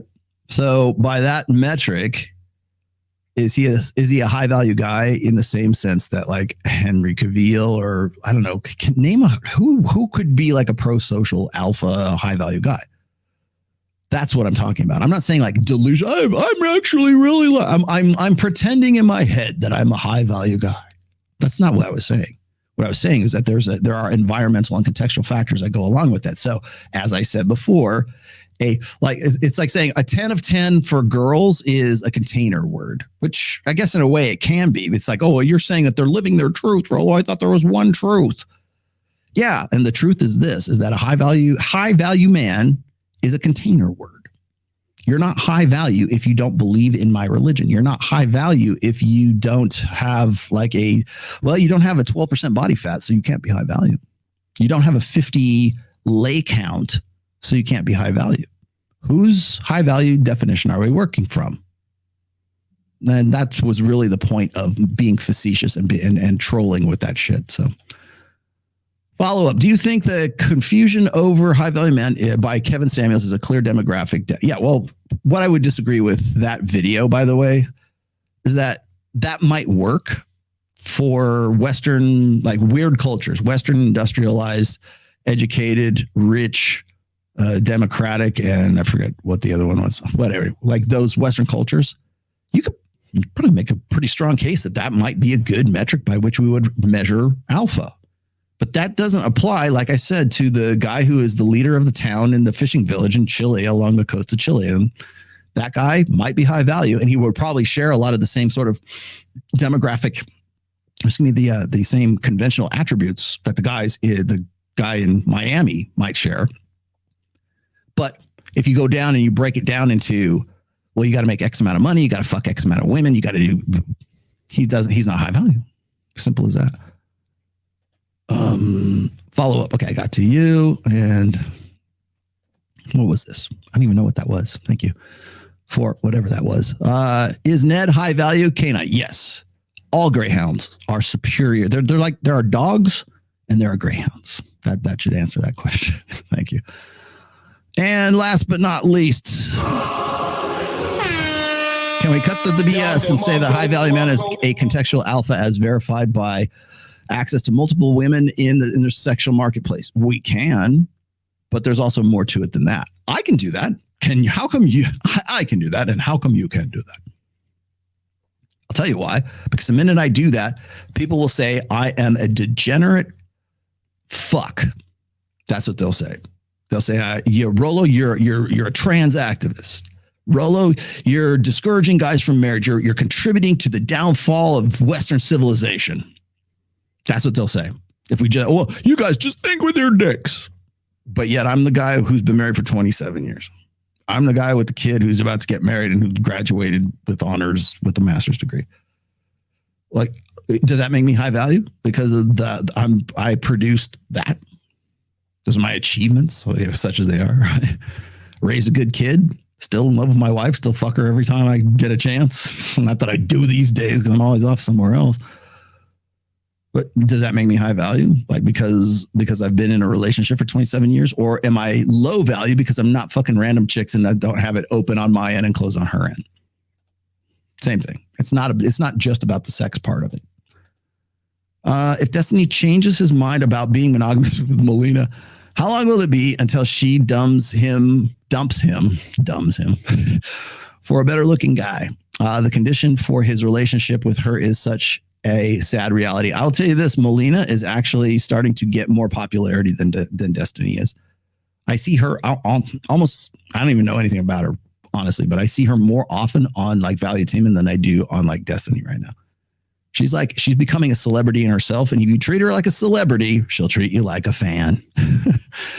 And Destiny will at some point become a fan. Somebody told me this. I don't know. I probably shouldn't even repeat this. Allegedly, this is hearsay. Somebody told me that they're already in divorce proceedings. I don't know. I heard somebody said that they heard that on a video and they tried to relate it to me. I'm just throwing that out there. Your work is saved. Men, thank you. Sneeko's immature man struggling to find his identity. Good luck tomorrow. Yeah. You know, I did watch Marquette from, I hope I'm saying your name right. Marquette from Saint and Sinner. I know he's in Vegas. I really want to do a tag team thing with Marquette at some time. I know we're not going to agree on everything. I'm totally cool with that. But you see, that's the difference between like me doing a show with Marquette and me doing a show with like Destiny and the rest of these guys. It's a genuine like interest in actually like exchanging ideas. These guys aren't interested in that, but that's all right, man. Bring it. You want blood? I'll give you blood. Destiny and Sneeko are trying to trigger you for viral social media clips. You think? You think? Joe Rogan, high value man. Is he? He married a single mom. That is a truth. That is a fact. I don't know. I think he's probably like I would give Rogan the benefit of the doubt. But again, that's my take on it. Your take, your mileage may vary. Is that how old he is? He's 24? Jeez. God, younger than my daughter by 1 year. See, it's like dealing with children. It really is.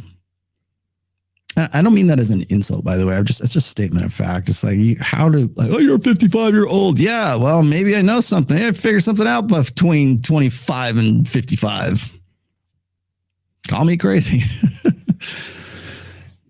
All right. So tomorrow I'm on a plane. As far as I know, the show for Fresh and Fit is set at 9 p.m. Eastern, unless they change something in the last 4 hours. So look for that on Fresh and Fit. Tomorrow I'll be on with Mike Sartain. That is all presuming everything goes like clockwork, meaning like nobody's flight is delayed, which probably could happen the way the airlines are these days. But I am flying into Dallas-Fort Worth, Hell's Half Acre. And then I am going to Miami from there. I changed my flight so I could be there early. So I will be there. Mike will be there just a little bit after me. He changed his flight so he could do this. So nobody's bugging out. Nobody's bottling out. Nobody's getting sick. So show up. And you better come correct or go home. Stay home. All right. And I will tell you right now, you think so, huh? It better not be, man. I always freaking spend an extra $600 for this. God damn. Oh, you talk like a brokey. Yeah, I do talk like a brokey. Thank you, because I'm doing this with one leg and one arm tied behind my back. And that is going to be my parting shot here with you guys. The reason why I put that tweet out, I will tell you right now here at the end of this show. Put that out there, because if you go and you look at the guys who are sitting next to me, like Justin Waller, or you look at Andrew Tate, or you look at who, by the way, wants to be a family man all of a sudden, right? You got Mike Sartain. You got all these guys, even the fat kid in Brazil. Like, hey, man, and who we find out is married as well, right? But we find out that to be a high value guy means you have to, I think we can agree on this. You have to be above average. You have to have something that average men do not have. You have to go from ordinary to extraordinary. What are you willing to sacrifice to go from ordinary to extraordinary? Are you willing to give up marriage? Are you willing to give up family? Are you willing to get a vasectomy at 20 so you don't get a paternity suit? That's what that meant. Are you willing to live consistently? Are you willing to keep your focus, like resist the lure of easing up on your focus? Are you going to play to your strengths? Are you willing to sacrifice what needs to be sacrificed to get to what you think will make you above average? Or would you rather redefine alpha, redefine high value so it fits whatever the fuck you are? It's shooting the arrow and painting the target around it. The target in this case is high value man target. Boom! Paint the target around it and you get a bullseye every fucking time. That's what this was meant to illustrate. Nothing more, nothing less. And I ain't fucking apologizing for jack shit. Apologies are, never apologize. Never apologize, son. It's a sign of weakness. Because it's nothing to apologize for. If you don't get the joke, I apologize. Here's what I apologize for. I apologize for presuming that more people will be intelligent enough to see that it's a troll. That's what I apologize for. There you go. I apologize for you not getting it. Although I got to give it to Hotep Jesus and Jedediah Belov. She got it immediately. She knows who I am. She knows how long I've been married. She knows what I'm about. She's had that conversation with me several times. She got it. Why can't you? So when I'm talking about when I'm trolling people with a tweet, people will go, oh man, he's backtracking, he's backpedaling, he says it's a troll now, he doesn't really believe in it. No, you guys thought that's what I was saying. You guys determined that. Not you guys in the chat, of course, you guys are all smart. But people online on Twitter and the Twitter sphere, they want that. They want to find some excuse to throw the manosphere under the bus because they know what's coming next. They know that we're already in the election cycle right now. All these guys who want to be part of the manosphere now, they don't want to be part of the manosphere anymore. It's just like August 2021 all over again, just on a larger scale. All these people are like, oh man, I really like what Andrew Tate has to say. I think he's a really great guy. I think he's really successful, except for a few things. And now we never knew ye. Oh, those guys believe in vasectomy. Dude, it's not about fucking vasectomies. It's about, I think probably half the reason why people take such offense to that is because they got. They were had. Right? They don't know it's a troll. And they still are trying. The ones who are trying to backpedal are the ones who are trying to still continue in the idea that it wasn't a troll to begin with. Go watch the, should put it in the description. Hotep Jesus did a really great breakdown of the whole thing that was going on. He was accurate, 100% accurate about everything that I was doing and everything that was going off. And by the way, the fact that I would go on and talk to Destiny and Sneeko solo as it is, you guys know me.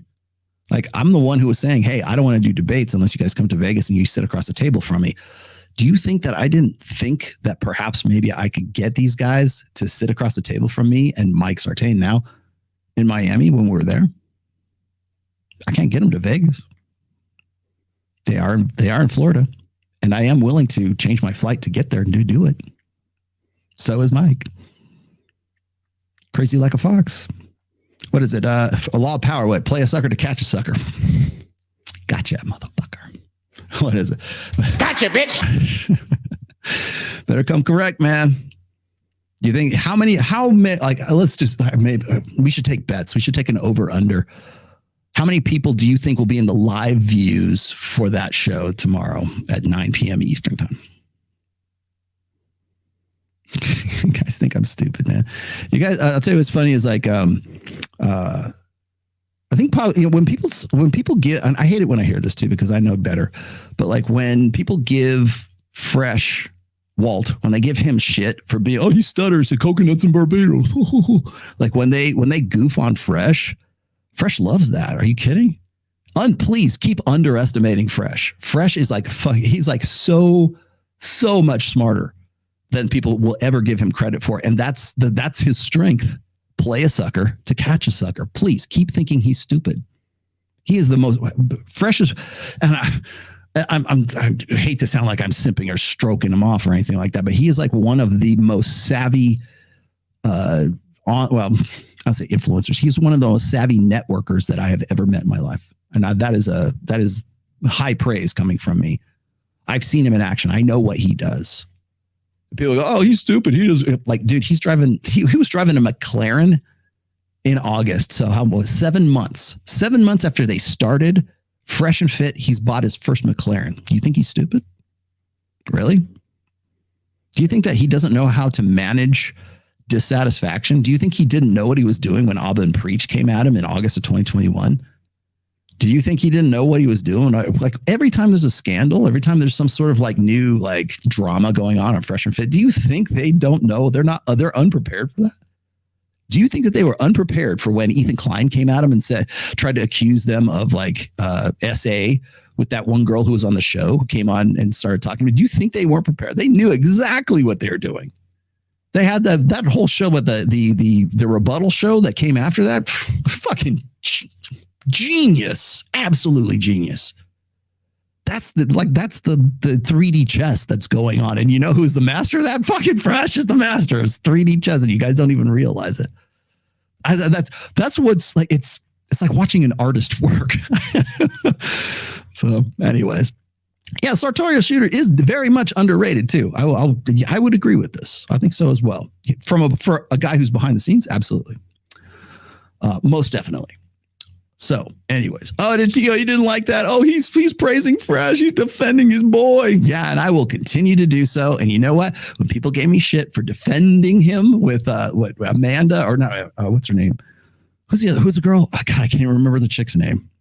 Anyways, whenever he gets in hot water and people say, "Oh, Rollo, you just have to take their side because you're making money with," I don't make, dude. I spend money. I expend money to go do stuff with these guys because it's worthwhile. I'm making money off of the fuck. If anything, I lose money by going out there. But when he was with Miranda, thank you, Soralita. When he was with Miranda, do you think that he didn't know what was going? Do you think that was just like all random? And look, where are we now? What happened since then? Anyways, there's a thunderstorm today. I live in the high desert. This is the first like semi-spring thunderstorm we've had in a while. So if the lights go out, you'll know why. Although I am on an APC right now. Okay, yeah, Fresh, of course. Fresh is trolling them. Yes. Okay. And what point would that be, Jay? What point did he have? About what? See? Yeah, of course they have. Of course they have. They've doubled since then.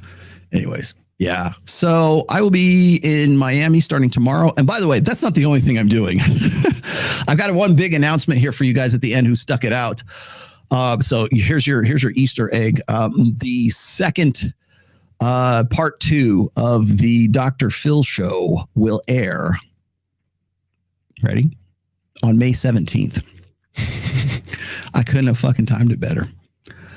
So part 2, which they were teasing and like post-mortem Dr. Phil. Remember, they're just like they're finishing out the season right now. That was part of it. I didn't even think they were going to do it. But I will be on with Jedediah Bila on May 17th. So it will most likely drop while I'm doing the interview or I'm talking with her. And I think Mike Sartain's in with me on that one too. I will also be on Adam Sosnick's show with Mike Sartain. That will be on the 18th of May. The 19th, what do we do? Oh, so 17th, 18th, 19th, and 20th. I will also be making the rounds at the Bitcoin conference that is in Miami. I will be going to whatever private parties Miguel is going to drag me to. He's already like got me on all the guest lists. So if you see me there and you want an autograph or you want me to like sign your book or whatever, like hit me up there. I'll be happy to do it. But I'll be at the Bitcoin conference in Miami. I'll be on Fresh and Fit. God knows. I mean, I'm not just doing the debate. We're doing some other things. I know we're going to do after hours on the 19th, which is a Friday. And I believe Mike Sartain is sourcing the girls for that one. So that'll be a really interesting after hours on Friday. Then the last thing I'm doing is I'm going to do Babes in Toyland, on the 20th. It'll be the last thing I do before I fly home on the 21st. And I'll probably be doing some Instagram stuff and all kinds of other shit too.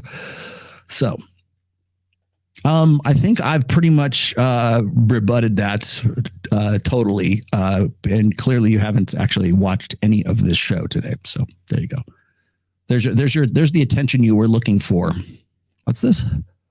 Rollo, are you linking with MLD? I don't know. I know he changed his plans. He's going to be doing whatever podcast on the 16th with Destiny of all people. And I know he's coming out to Miami. I've been like fucking so busy back and forth with all of whatever podcasts and all this other shit. So I don't know. Well, probably we'll see if I run into him, then maybe we'll do something. We'll see. Anyways, that's it. Thank you. I will take your advice now, E Jones, and I will move on. Yeah. Dr. Phil's coming out again. Do I need to tell you anything else? No, that's pretty much it for this week. So I will be a very busy boy. I will be in Miami, and if you see me around, hit me up. So that's about it. Thank you guys for watching, and I will leave you with this.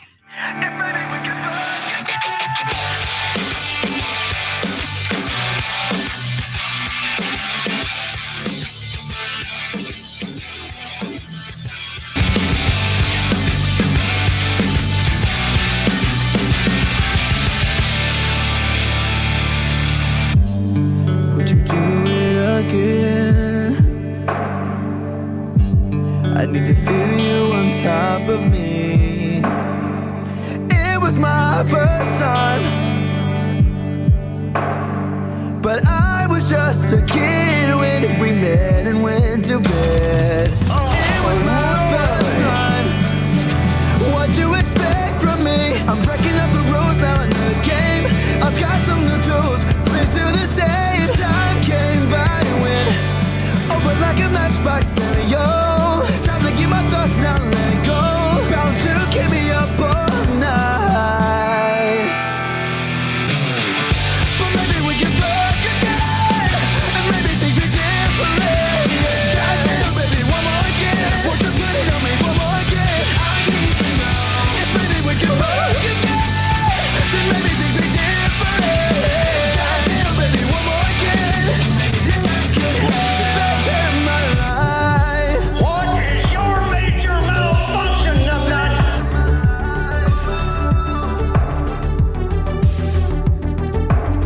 Now we're fucking in the bathroom, tearing up everywhere while I got your hair. Why you screaming my name? She was swinging in the bedroom, whole time stopping and stopping with her hair like she's Claudia Kelly.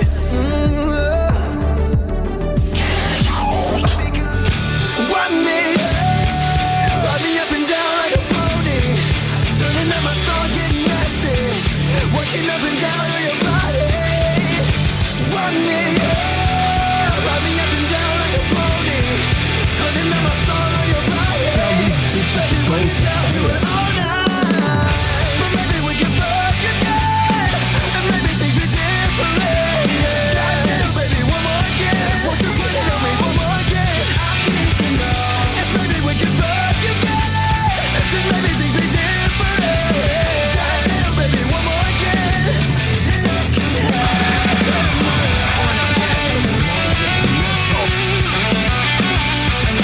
This City Podcast has been a production of the Rational Male. Registered trademark 2023. All rights reserved. Don't steal my stuff.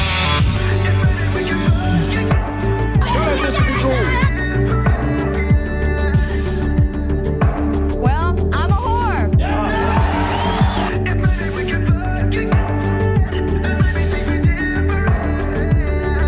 Oh, those guys are back. If maybe we can fuck again, and maybe things are different.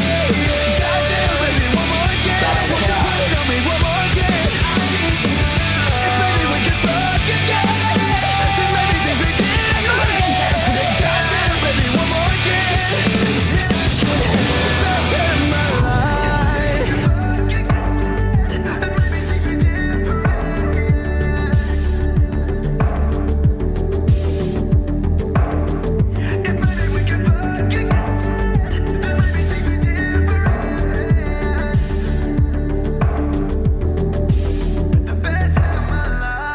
That's nasty. It is nasty, right? Isn't it nasty?